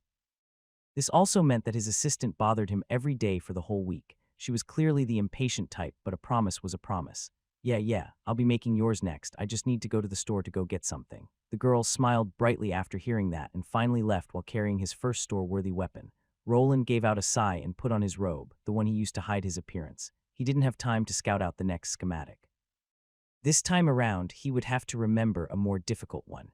It was for the mana rune that allowed other people to use a mana warrior skill. "Wish I had time to go make that bike," he thought to himself while going towards his next destination. He was worried about standing out, so he decided to go to a different weapon shop this time around. This one was quite a distance away from his workshop, though, so it took him a while to walk there. On the inside, it had a similar layout to the other shop he was in before. The difference was that instead of the better items being upstairs, they were down in the lower levels instead. He walked around it and was lucky enough to discover a blade with the enchantment he was looking for. There were some guards and clerks loitering around as always. The glass case this weapon was placed in was a bit more problematic. In the other store, the case was in a more secluded spot. This one was hanged out for everyone to see along with some other weapons. He couldn't just stand there for 10 minutes with his face pressed against the glass case. There were too many people around. He moved forward the furthest away that he could while being able to activate his debugging skill. Inconspicuous or not, he needed to get this crafting schematic somehow. He walked and glanced, but there were other people there and they continued to walk around. Sometimes they blocked the view. Sometimes a worker came over and broke his concentration. He was also standing too far away and couldn't see well. After 15 minutes of bumbling about, he backed away and went outside the store. This isn't working, maybe I'll make some notes on the way and then try recreating it back at my workshop, he thought to himself while taking out some rough paper. He started thinking back to the rune layout and started scribbling down what he remembered. He looked at the finished product and furrowed his brows, but before he could scoff even more, he felt a tapping on his shoulder. What are you doing? Who? What? He turned around and saw a familiar-looking girl. It was his assistant, Helsai. What are you doing here? Did you follow me? Of course. You said you were going to enchant my sword and get some materials. I'm here to help, she smiled. She was a scout and a tracker, so following Roland's trail with one of her skills was quite easy. While using such a skill, she had a nice trail of his footprints to follow that glowed. You really want to get that enchantment, don't you? She just nodded while looking at him. Roland just wanted to facepalm. He didn't even get the rune schematics, and now she was even here. There were just too many people inside looking around. Maybe he needed to find another store or give up. He then looked to Helsai, who was just humming to herself some kind of tune. He then got a not-so-good idea. Hey, Helsai. He walked up to the girl and then started whispering his plan into her ear. The girl just looked at him and nodded, not really sure where he was going with it. Back inside the store, Roland walked back to where the sword was hanging and went back to work. This time around, he got a lot closer and stopped moving.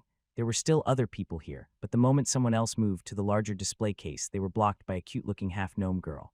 Hey, have you heard about Our Lady and Savior Goddess Celeria? The person looked at the girl while flinching and instantly backed away. The zealots around the city were well known, so most people didn't like talking to them. This was more or less the plan that Roland hastily came up with.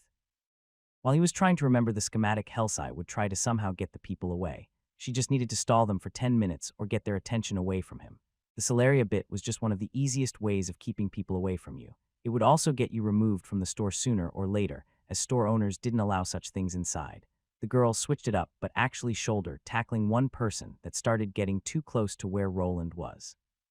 She also started singing and dancing, which finally brought the store clerk over to check the situation. She was finally thrown out of the store, but it was enough time for Roland to go through the whole runic diagram in his head. With the previously drawn notes, he was sure that he would be able to draw a working schematic. Helsai was really a good worker when her enchanted sword was on the line. Roland just needed to tell her a half-truth. He explained that he needed to examine the sword from the store that had her enchantment on it for some reference. The people were getting in his way, and he couldn't concentrate. She was very eager to help after the explanation. The two were now back at the workshop. Helsai handed Roland a bag of coins that was filled with gold and silver. This was part of his earnings from the past month, and it looked like the sword that he just made was also counted in. Okay, Helsai, I need to concentrate now, so you're free to go. I should have your sword ready within a week. You can take one of those in the meantime, though they aren't really that good. In the corner of the workshop were some steel swords that were meant for runic enchanting. He would lend her one of them, but she would need to return it. He was able to repair swords like that, but not that confident in making one at the same intermediate rank. Roland's life as a runic blacksmith continued, and he was slowly building up his monetary empire. He spent most of his time focusing on enhancing the pre-made swords that his company was giving him and training his runecraft. He didn't even need to bother with the scribing skill that wasn't even leveling up. His boss even allowed him to make the switch as the swords would bring in more money. So the days continued. Soon they turned into weeks and then into months. His life slowly continued without much happening until about the 1.5-year mark, which brought some changes. A tall young man of about 183 cm of height was standing next to a large anvil. He was wearing a cotton shirt and had a large, thick blacksmith's apron over it. The shirt was quite loose, which allowed for more airflow and better ventilation. Still, there was some sweat forming on his brow. His build wasn't very bulky, but you could see quite a lot of tone on his arms and chest.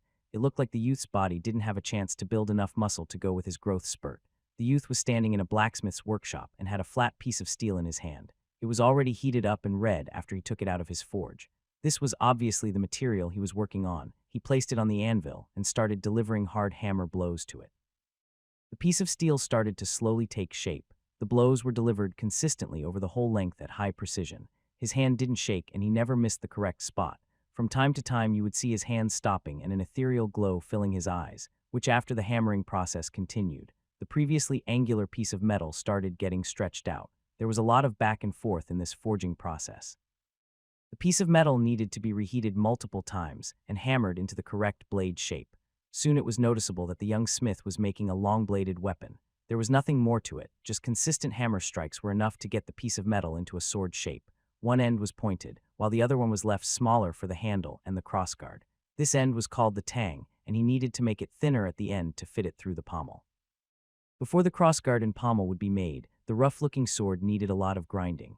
The whole piece of metal needed to be filed down and sharpened to the utmost perfection before the next process. There were no power tools in this world, but the youth had something similar. It allowed him to make the process of polishing and grinding faster, but at a small cost.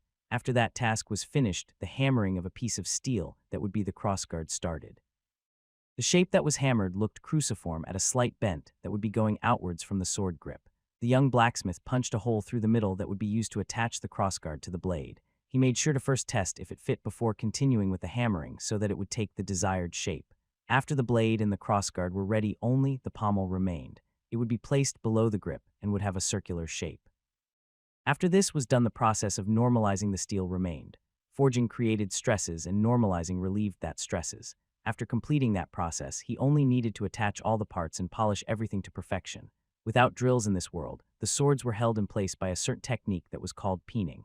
This was done by hammering the steel part that was poking out through the hollow pommel. Thanks to this, the sword hilt wouldn't slip anymore, and everything would be nice and tight.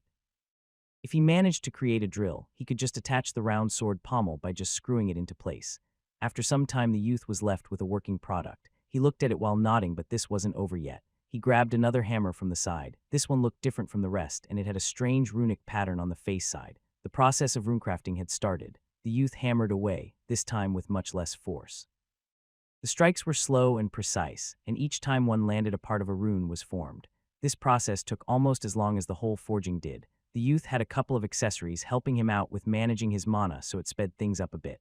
Still, it took him a week to get this sword done. This was already a big improvement considering that he was creating a special kind of rune. Steel Arming Sword of Mana Intermediate, Highest Mana Rune, Mana Thrust Rune. An older-looking Roland glanced at the stats of his creation. He was slightly disheartened that he only managed to make an intermediate-ranked steel sword, though his runecrafting had taken off and he was now able to produce the highest-tier runes of the lesser rank. This was the culmination of the last 1.5 years of work, a weapon with a double rune inscription. He had managed to take the two popular runes of Mana and Mana Thrust and combine it into an interchangeable spell structure.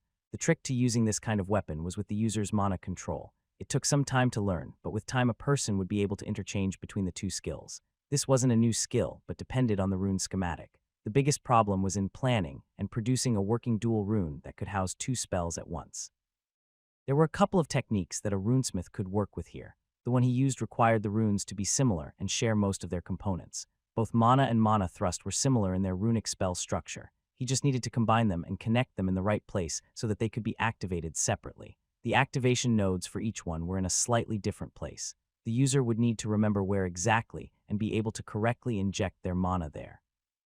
This was the biggest weakness of this design, as it was troublesome for people that didn't possess any mana-related skills. They would find it hard to control such items, which lowered the market value a bit. Another way to do it would be to have separate moving parts, for instance, a sort of movable ring. The user could then turn it around and connect the rune they wanted to use. With such a design, there was no need for mana control. He placed the finished sword to the side and examined his skills and stats. He had made some progress, but he wasn't quite there yet.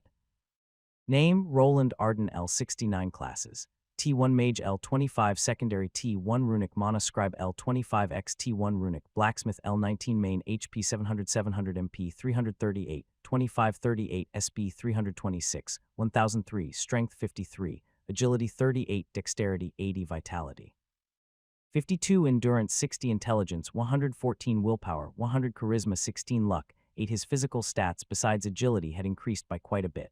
This class was one of the better ones if it came to that. His previous Runic Scribe class didn't really give him anything besides intelligence, dexterity, and willpower. The Runic Blacksmith class was endurance and strength reliant, so he saw a big increase in those two skills as well as in his health.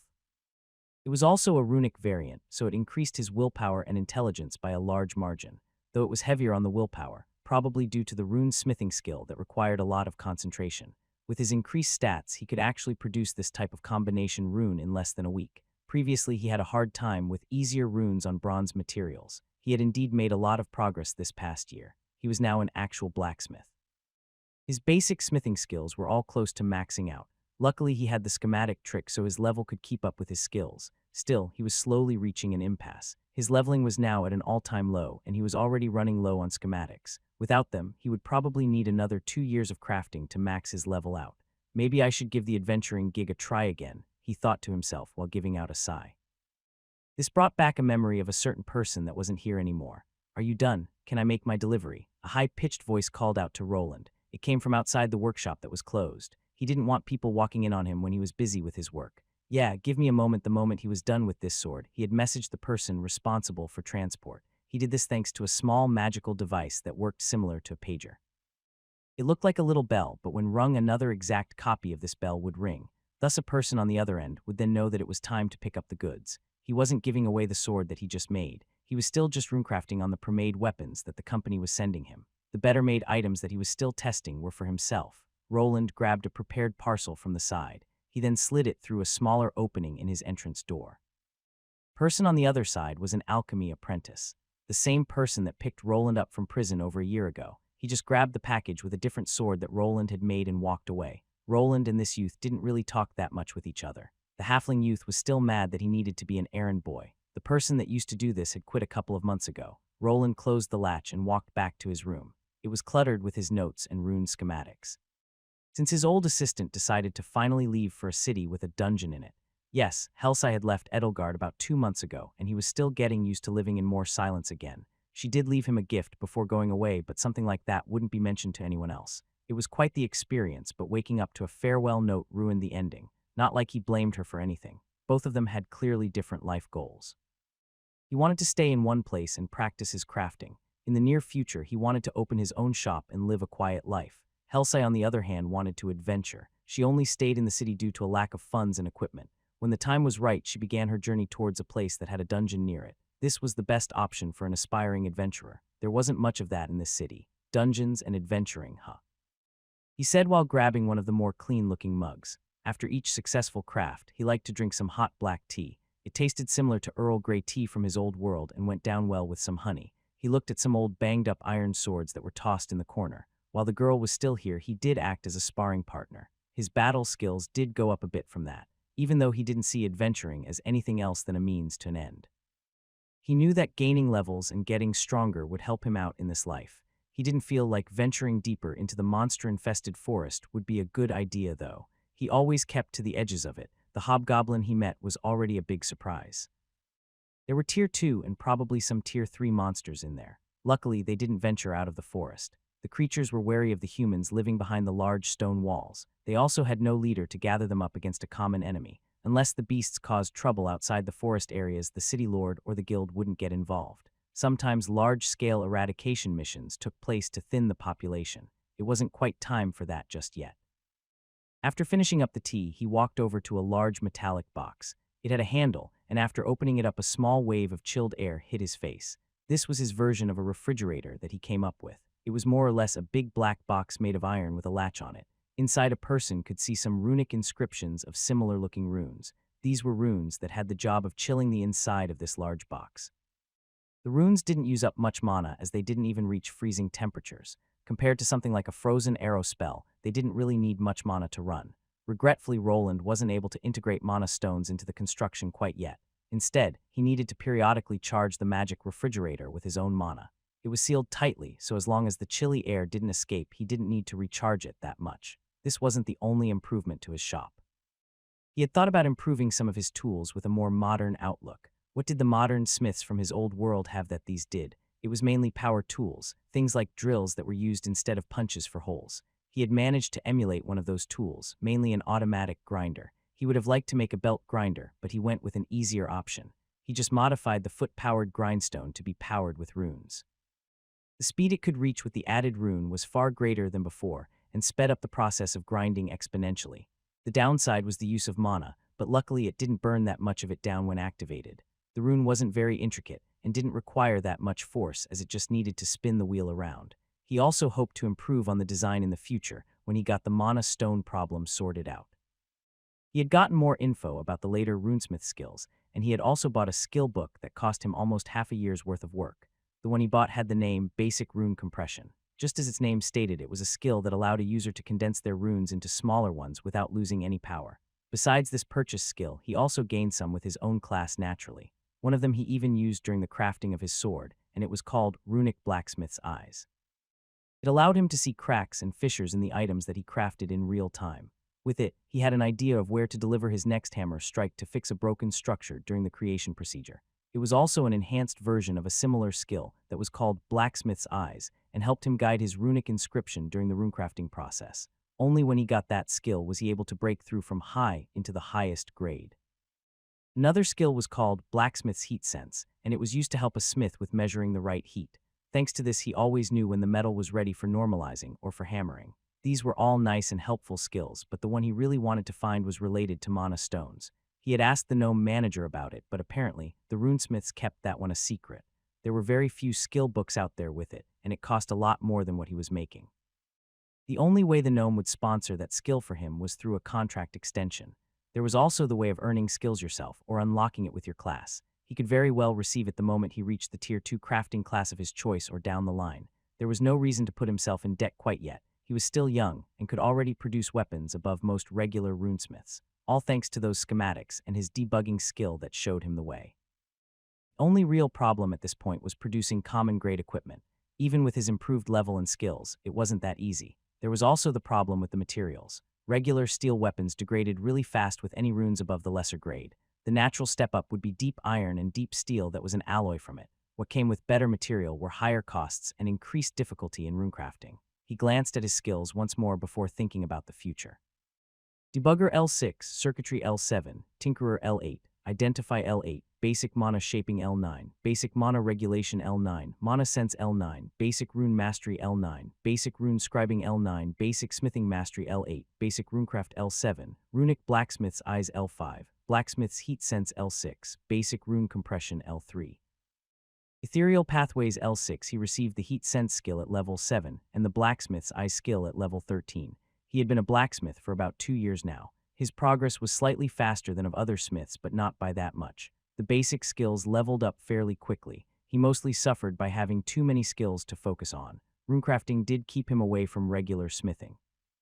He felt that in a year or two he should have all these skills maxed and ready for the Tier 2 class change. The more interesting things were his debugger, circuitry, and tinkerer skills that he had from day one. They had also leveled up. The tinkerer won the most as he was probably gaining experience to it thanks to smithing. The other two probably ranked up thanks to runecrafting or runescribing. It took quite a long time to level them up though, almost a whole 4 years to be exact. He figured that the runes he was working on might have been too low leveled for these skills to gain much experience.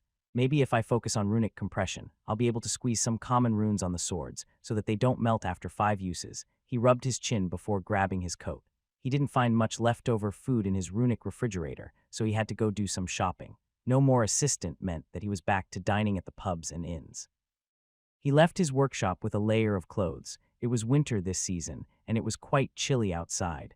The small feet imprints of the halfling youth were barely visible as it had started to snow. Maybe when my contract runs out I could go to a city with less snow and rain, he thought to himself while walking, the frosty air making him push a shallop towards his mouth as he hid his face. The city was silent. Nothing had occurred for the past year and a half. Roland was slowly getting used to this kind of life, but if it would continue as such no one knew. The sound of distant barking broke the silence of the night. It was faintly noticeable between the howling wind that rattled the uneven windows in Roland's room. The light from his candle flickered as it danced around. The young man was lying down on his bed. Roland was holding both his hands behind his head and looking at the ceiling. He was spacing out while thinking about the future. He had already spent almost 10 years in this foreign world, and he still felt like he didn't belong here. He thought back to the day that he had arrived. He was confused and scared. The people in his so-called new home were cold and distant. The original Roland was a 5-year-old child and didn't know much about the world. His old memories had already faded into obscurity, and he wasn't sure why his siblings were so distant. The only reason he could find was his mother that was still a mystery to this day. There were no photos or paintings of her left in the mansion. The child that was once Roland couldn't recall her face either. Apparently she had died giving birth to him, but if that was the truth or not was unknown. His status was showing that he was 100 human, so he didn't think she would turn out to be a demon lord like in some fantasy tales that he read in his free time. Then there were his 3 brothers. He didn't really interact with the other 2 that were of noble birth, and the youngest hated his guts. The reason was also a mystery, but probably it was due to this whole noble lineage nonsense. That brother's mother was also a commoner, a daughter of a merchant to be precise. He remembered a few instances where that brother of his lashed out at him. Luckily, most of the time there were people around and no fights broke out. It would be really unfortunate if he got beat up by a child only a few years older than his new body. Roland also kept to himself and avoided confrontations from happening by hiding in some secluded spots to train his skills. He wasn't sure what his brothers were up to now. Did they finish the Knight Academy and were now back at the Arden estate? Were his sisters getting married off to some nobles to gain more prestige and power? Maybe they were lucky enough to nab themselves someone that they actually liked. Normally, a youth that had a warrior class and was from a noble line would go to the Knight Academy to train. Just as the name implied, it was a school for young nobles. The curriculum of such an academy varied. It wasn't just physical and combat training. A knight had to know how to read and present themselves. They would study things like etiquette, languages from other countries, history, and even accounting. A lot of went into a knight, and they had to train in particular skills to unlock the more noble versions of their classes. If you wanted to achieve a knight class, first you needed a Tier 1 squire class. Depending on the choices of other Tier 1 classes, you could rank up to Tier 2 knight eventually. For instance, if you were lucky enough to have a mana warrior class and a squire class, you could then quickly switch to Tier 2 mana knight. Then depending on your elemental affinity, you could specialize into something like a flame knight. There were various combinations to this class as well as the others. His mind drifted away from his family, and he recalled another person that was at him during that 5-year stop. It was his maid Martha that was more or less his mother figure. He had certain emotions towards that woman, but he mostly considered that to be due to the leftover feelings from his host's body. She was someone who at least cared, but if she would be willing to drop her cushy job back at the Arden estate and come here to help him out. He was living in a warehouse that would probably be quite chilly if he wasn't a blacksmith who used a lot of hot metal. There was also the problem of contacting her. Sending her a letter was one option, but it could very well be intercepted by someone from the noble house. He didn't know who hired the first assassin that went after him. There was nothing stopping that person from hiring more if they knew where he lived. Roland shook his head as he tried not to think about his old family anymore. That was something that he had left behind a long time ago. He was now more or less self-sufficient and part of the working class. His runic swords were being sold to the adventurers already, and he was earning a hefty sum for someone his age. This was still not nearly enough to start his own business, though. He would probably have to go to a different town where he could set up a shop, a town where the prices for real estate were a lot lower than here. The taxes also depended on the nobles that ruled the lands. He looked over some potential new places, but he was still on the fence. It would probably be a lot easier to live his life here. He would probably get a new workshop after ranking up to Tier 2, maybe even some Tier 1 blacksmiths as helpers, and they would be all hired through the company he was working for. Still, he would be only part of a bigger machine, just a larger cog in it, but still not his own man. Even though it was slightly troublesome, he still had dreams of starting his own workshop. He rolled to one side of his bed and then to the other before finally getting up. For some reason, he couldn't sleep. He activated the life detection magical device that he had made and couldn't see any enemies nearby. His life had gotten quite mundane after the last incident. He spent most of it working at his workshop. There were no more assassination attempts on his life for quite some time now. The gnome was holding up his part of the contract, and he was well protected. Roland grabbed a stack of papers from the side and started looking through them. He was doing his own research in hopes of discovering a new skill. The people in this world were very reliant on their skills. It was thus very hard to come by any type of research materials that weren't just skill books. Those just gave a person the knowledge instantly, without really giving them time to contemplate over it. It was as if a person was learning to ride a horse without having mastered walking. Riding a horse was the superior type of travel, but if you got off your horse you couldn't go anywhere. Thus it was hard for a person to research other similar skills as they lacked the basic knowledge to do so. This was why Roland was now re-educating himself. He was far too reliant on his debugging skill for his runes. Without it, he would probably not be able to improve a lesser rune by himself, at least not before he started his own research. Now he was able to see some of the patterns and even understand them on a surface level. There was a certain crafting technique he wanted to learn, the one that would boost his items to another level. It was the one that melded mana stones into the runic structure and powered them. There were two main ways that this technique worked. One was by somehow combining the sizzling hot metal with the mana stone during the smelting process. The runesmith would create a special mana alloy that would retain more ambient mana in itself. These special alloys would then allow a runesmith to make weapons with lower requirements for mana. This was the harder way of doing this, and the prices were also higher. Of course, the way of doing this was hidden away by the runesmiths. They would also charge you an arm and a leg for it, as they weren't willing to aid their competition. This was considered to be the superior technique compared to the other one. There were even superior versions of it that worked on materials other than metal, but they apparently required special smelters, techniques, and more skills that kept everything together. The second option was a lot simpler. First, you just needed to get your hands on a raw mana stone from a monster. The better the quality, the lower the mana usage would become. If you managed to get a strong enough mana stone, you could even make a weapon that didn't need any outside mana to run. After acquiring this resource, a runesmith would take an item, for instance, a sword. He would then have to craft a socket for it. Mostly he would place it in the hilt or just above the crossguard. The stone would be then inserted into the special socket. The mana stone would then turn into a battery for that item, the socket being nothing more than a conduit for the mana stone. What he really needed to find here was the correct runic structure for this socket. Fashioning an opening to fit a round object as a mana stone wasn't hard. He just needed to connect it with the main runic pathways and make a complete circuit. He already tried the direct approach, but it didn't work, so he decided to evaluate his knowledge and go back to the basics. It would be easier to get my hands on one of those runic weapons with these sockets, but then this research would lose its meaning. He had contemplated buying one of those items himself. He had earned some gold coins since getting here and could afford a common item. But then he felt like he would again rely on his debugging skill too much. Then he would probably run into another wall down the line, that one probably far greater than this one. So there he was looking back through some chicken scratch that he called notes. The candles that he was using were of the magical kind, so they would burn for a lot longer. This didn't increase the quality of light, though, as his eyes were getting tired. In a slight fit, he finally tossed a bunch of notes up into the air and leaned back in his chair. The stack of papers flew everywhere and started slowly descending after hitting the ceiling. He closed his eyes and gave out an audible sigh before feeling something land on his face. It was one of the pages that he tossed up. The moment he opened his eyes, it was before him. He removed it from his face and furrowed his brows. It was one of the runic components that he had drawn, but it was upside down. He looked at it for a second before realizing something. What if I've been looking at this issue in the wrong way? What if the mana core isn't a battery? Or if it's a combination of a battery and something else? Roland rubbed his chin. From the way he saw it, the mana stones inserted into the sockets should work as batteries. They were more or less an additional power source. Now a new idea dawned on him. What if they worked in a somewhat different way? The mana stones don't fully remove the need for a person to power the runes. They mostly just lower the requirements by a set number. They sometimes even lower the deterioration rate of the runes. What if instead of a regular battery it was some kind of cleanser or purifier? What if instead of adding ambient mana from the air it cleansed it from some kind of impurities, and thus increased the power output in that way? This started making sense now. If he imagined mana as a river filled with mud water and the mana core as a dam with a filter on it, the mana crystal would filter the mudded water and only let the clean water back into the stream. He had presumed that these crystals just stored mana and added some after being socketed into the item. Now he had another theory, but if he was right then, the socket needed a whole new design. He brought out a new piece of paper and got out one of his pencils.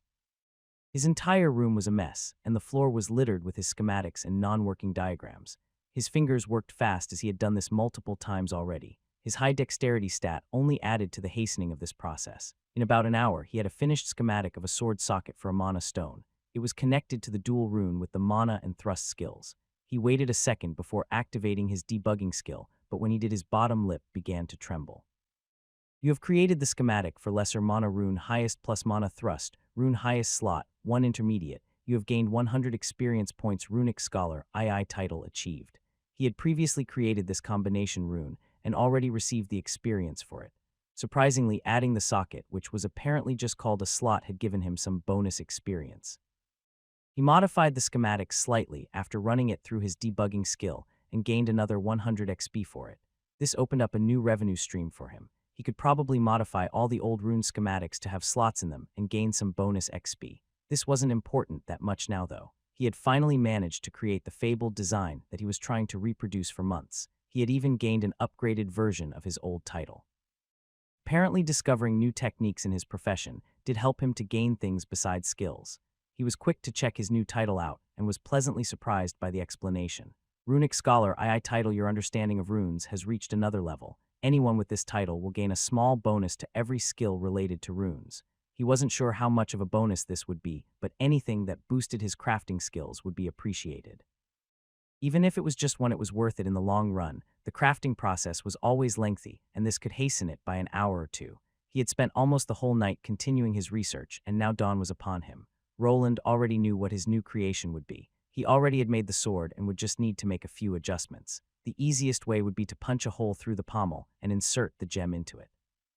The hard part would be to make the crystal-like object fit without falling out. He still had the mana stone from that hobgoblin and could try to insert it there.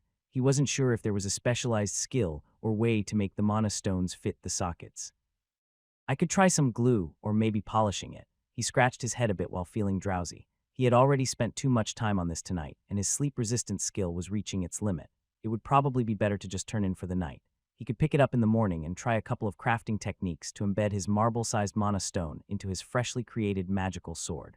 Roland really hoped that there wasn't some kind of special skill required for this procedure. He didn't really have even the basic knowledge to start experimenting on those slots. Now, with a working schematic, he could investigate some more. The upgrade to his title even showed him that trying things yourself was far more rewarding. If there was some kind of implanting skill, he might even be able to figure it out himself. It might even be impossible to attach a working slot for a pre-made weapon, and he would have to recreate it from scratch, though that would have to wait for another day. He was dead tired. His eyes burned from focusing on rune schematics all day. Tomorrow he would get back into his research. Maybe with some luck, he would be able to make that gauntlet he always dreamed about. Roland was looking at a piece of steel that had a round shape.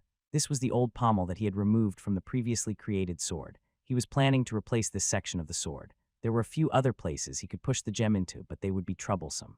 The blade had already gone through the process of hardening, so heating it up again to insert a groove might ruin it. He could also try filing a fitting hole into the hardened blade in the hilt or slightly above it.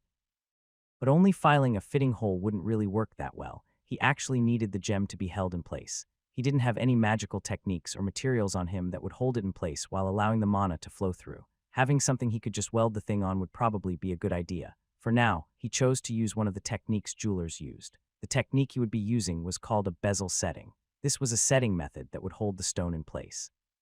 It would use a raised surrounding for the stone with a lip encircling and overlapping the edges of the stone, thus holding it in place. He would craft a new pommel with a hole for the stone and some of those raised lips. After the stone was in place, he would need to push that thinner part of the metal down against the stone. This would wedge the mana crystal into the socket and keep it in there. This was one of the easiest ways for him to do this with his current skill set.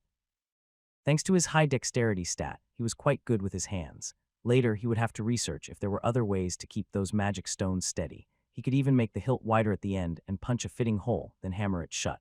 This would keep the gem fully on the inside, but could damage it as well. There was also the problem with the mana stone being fully encased in metal. This, in theory, would lower its mana-gathering properties by how much he would need to test it.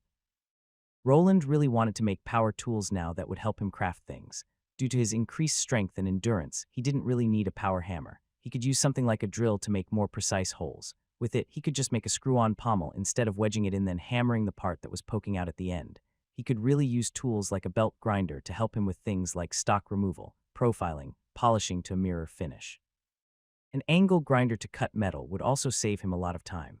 The problem was always that such tools needed him to use up mana. This was valuable energy that he needed for runecrafting though and couldn't be wasted.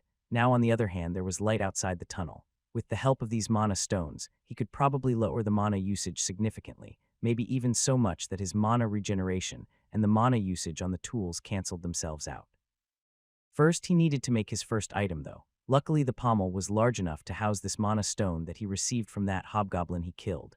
After removing the old one, he would need to make it a bit smaller than the original, as he wanted some stock to be poking out at the end to hammer it in place. He got to work right in the morning. He was someone that was consumed by his job. There was almost no day that he spent not crafting something.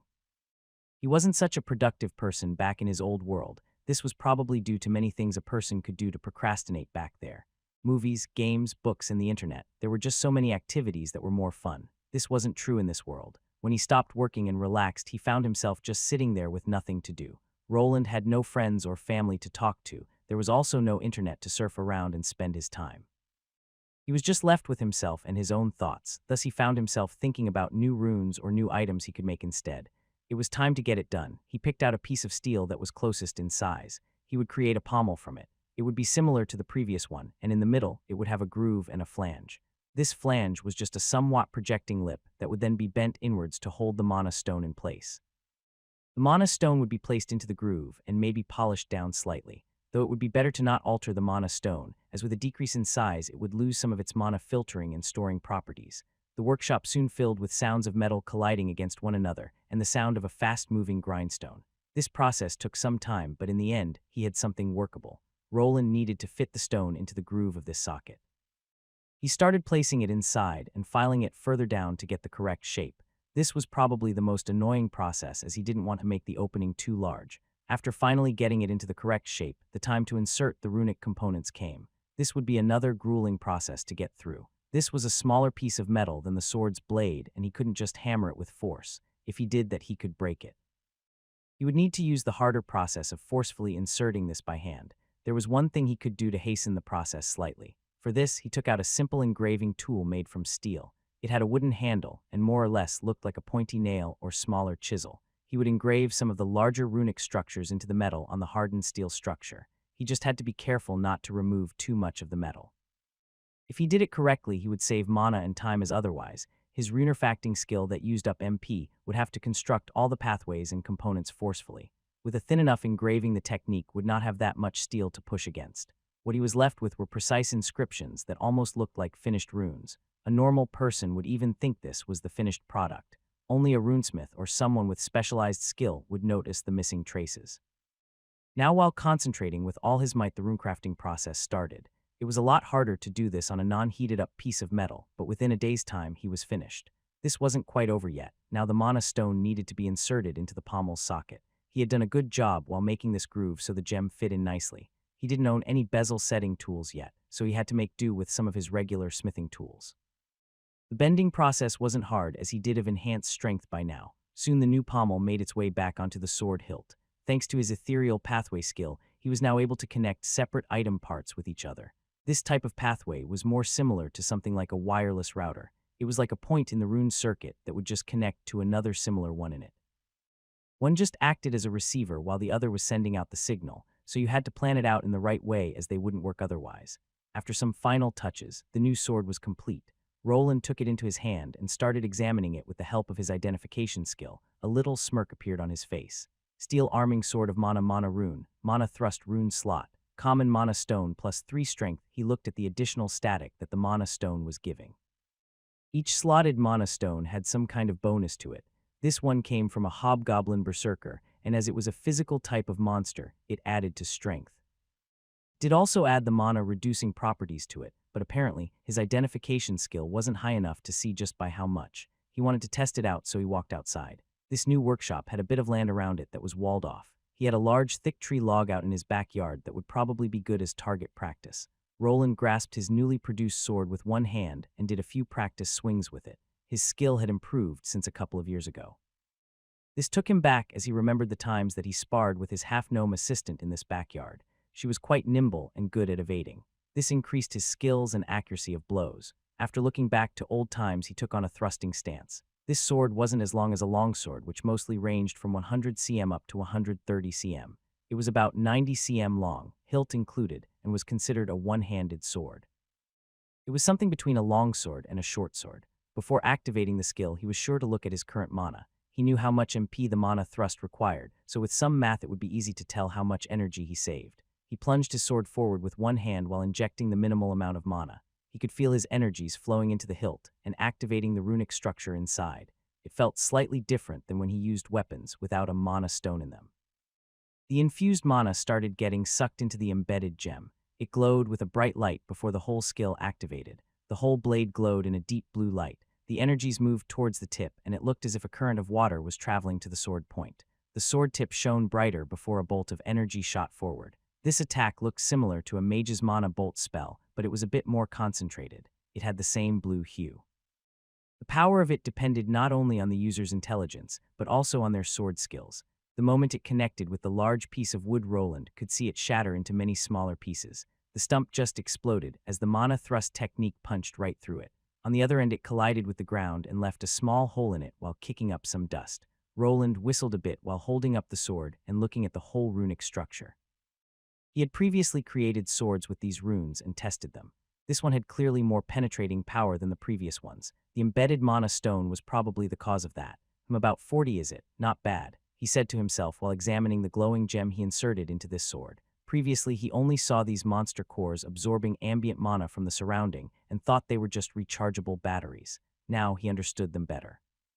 They were more mana regulators than batteries. They purified the sword wielder's mana and siphoned it into the runic structure. He missed this fact previously as didn't have a pre-made product to test nor any research materials concerning it.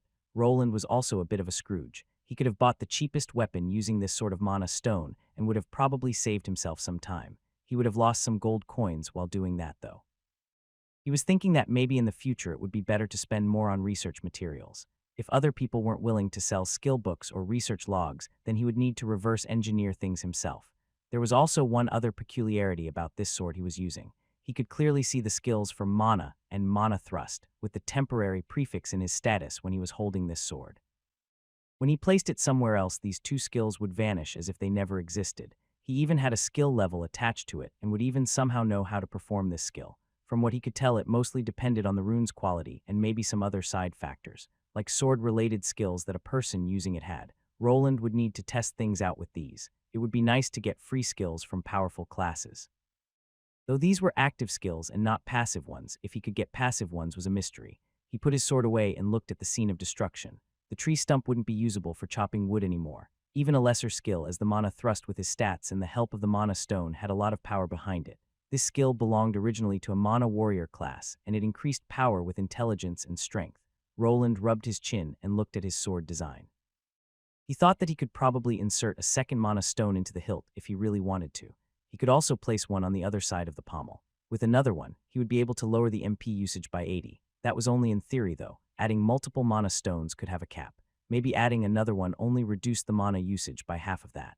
Monster cores are really something I should heavily invest in. He headed back into his workshop while contemplating new products. He would probably be able to make a magic staff with many mana stones that would lower the mana usage drastically. Maybe he could even spam spells without stopping. That is till the materials gave out, as the steel he was working with wasn't something that could take the increased mana usage. He needed to get his hands on some deep steel or mithril. Mithril was a magical metal. It was as strong as steel but much lighter. You could also combine it with other various metallic ores without a problem. This wasn't the main reason it was so sought after, though. It was mostly so popular thanks to its magic-related properties. It would exponentially boost the number of uses for enchanted and runic spells. Lesser spells wouldn't even deteriorate the runecrafted structures at all if Mirthil was involved. There were other various alloys and metals that could even handle greater and grand runes. Those were not even close to something that he could afford. There were so many new items he could craft now. He had some old mana stones that he didn't sell yet. He could test them on his refrigerator first. Maybe if he inserted enough of them and lowered the mana usage to 100, it would just work without him having to inject his own mana into it. If that worked, he could start modernizing his whole smithy, making a drill and better grinder, maybe an electric saw and something for polishing. If that was possible, it would drastically reduce the crafting times and net him more experience in the long run. So he went back into his workshop, crafting diagrams in his head. He still had some time left on his contract, and he would use it well. Maybe after it was up, he would be able to set out on his own. He was thinking of leaving for a city for one with a newer dungeon that wasn't that highly populated. Cities like that sprung up from time to time. The dungeons formed randomly and would be used as a source of income. A dungeon always brought adventurers with them.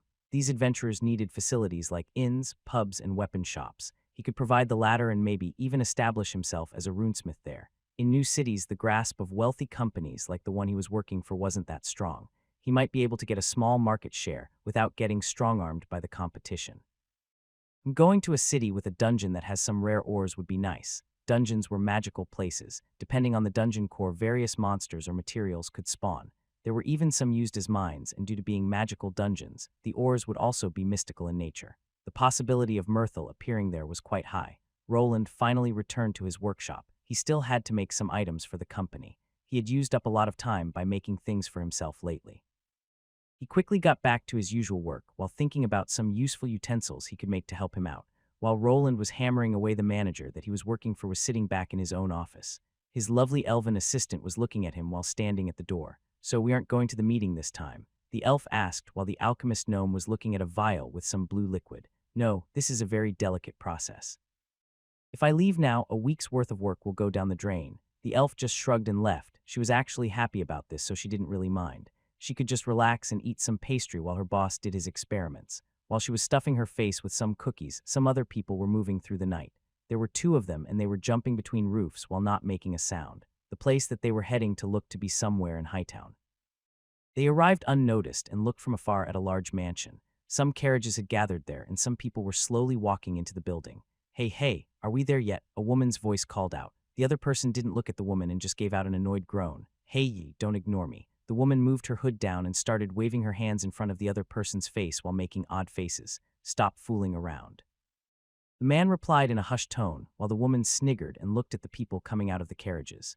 "We will wait till all of them are gathered, then we will strike," the man said while sinking back into the shadows, in his hand a strange red-looking double helix-shaped object. His body and the woman's started flickering in and out of existence before they faded away, the people in the mansion unaware of what was waiting for them on this cold, gloomy night. A large crystal chandelier was hanging over an even bigger round table. This table had exactly 8 chairs placed around it. The chairs looked to be made by some master craftsman and even had cushioning. There were already 5 people there, and they were waiting for the last person to arrive. "Mr. Thardyr sure is late today," Tilda, an extravagantly dressed moon elf woman, said while leaning back in her chair. If this wasn't official business, she would have probably placed her long legs on the round table already.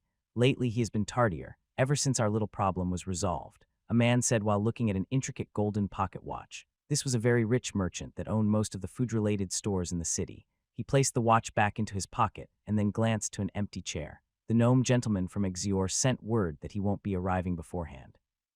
That's why I don't like alchemists, always stuck in their work. They are no fun." The elven woman blew out a little smoke circle through her luscious lips while grumbling a bit.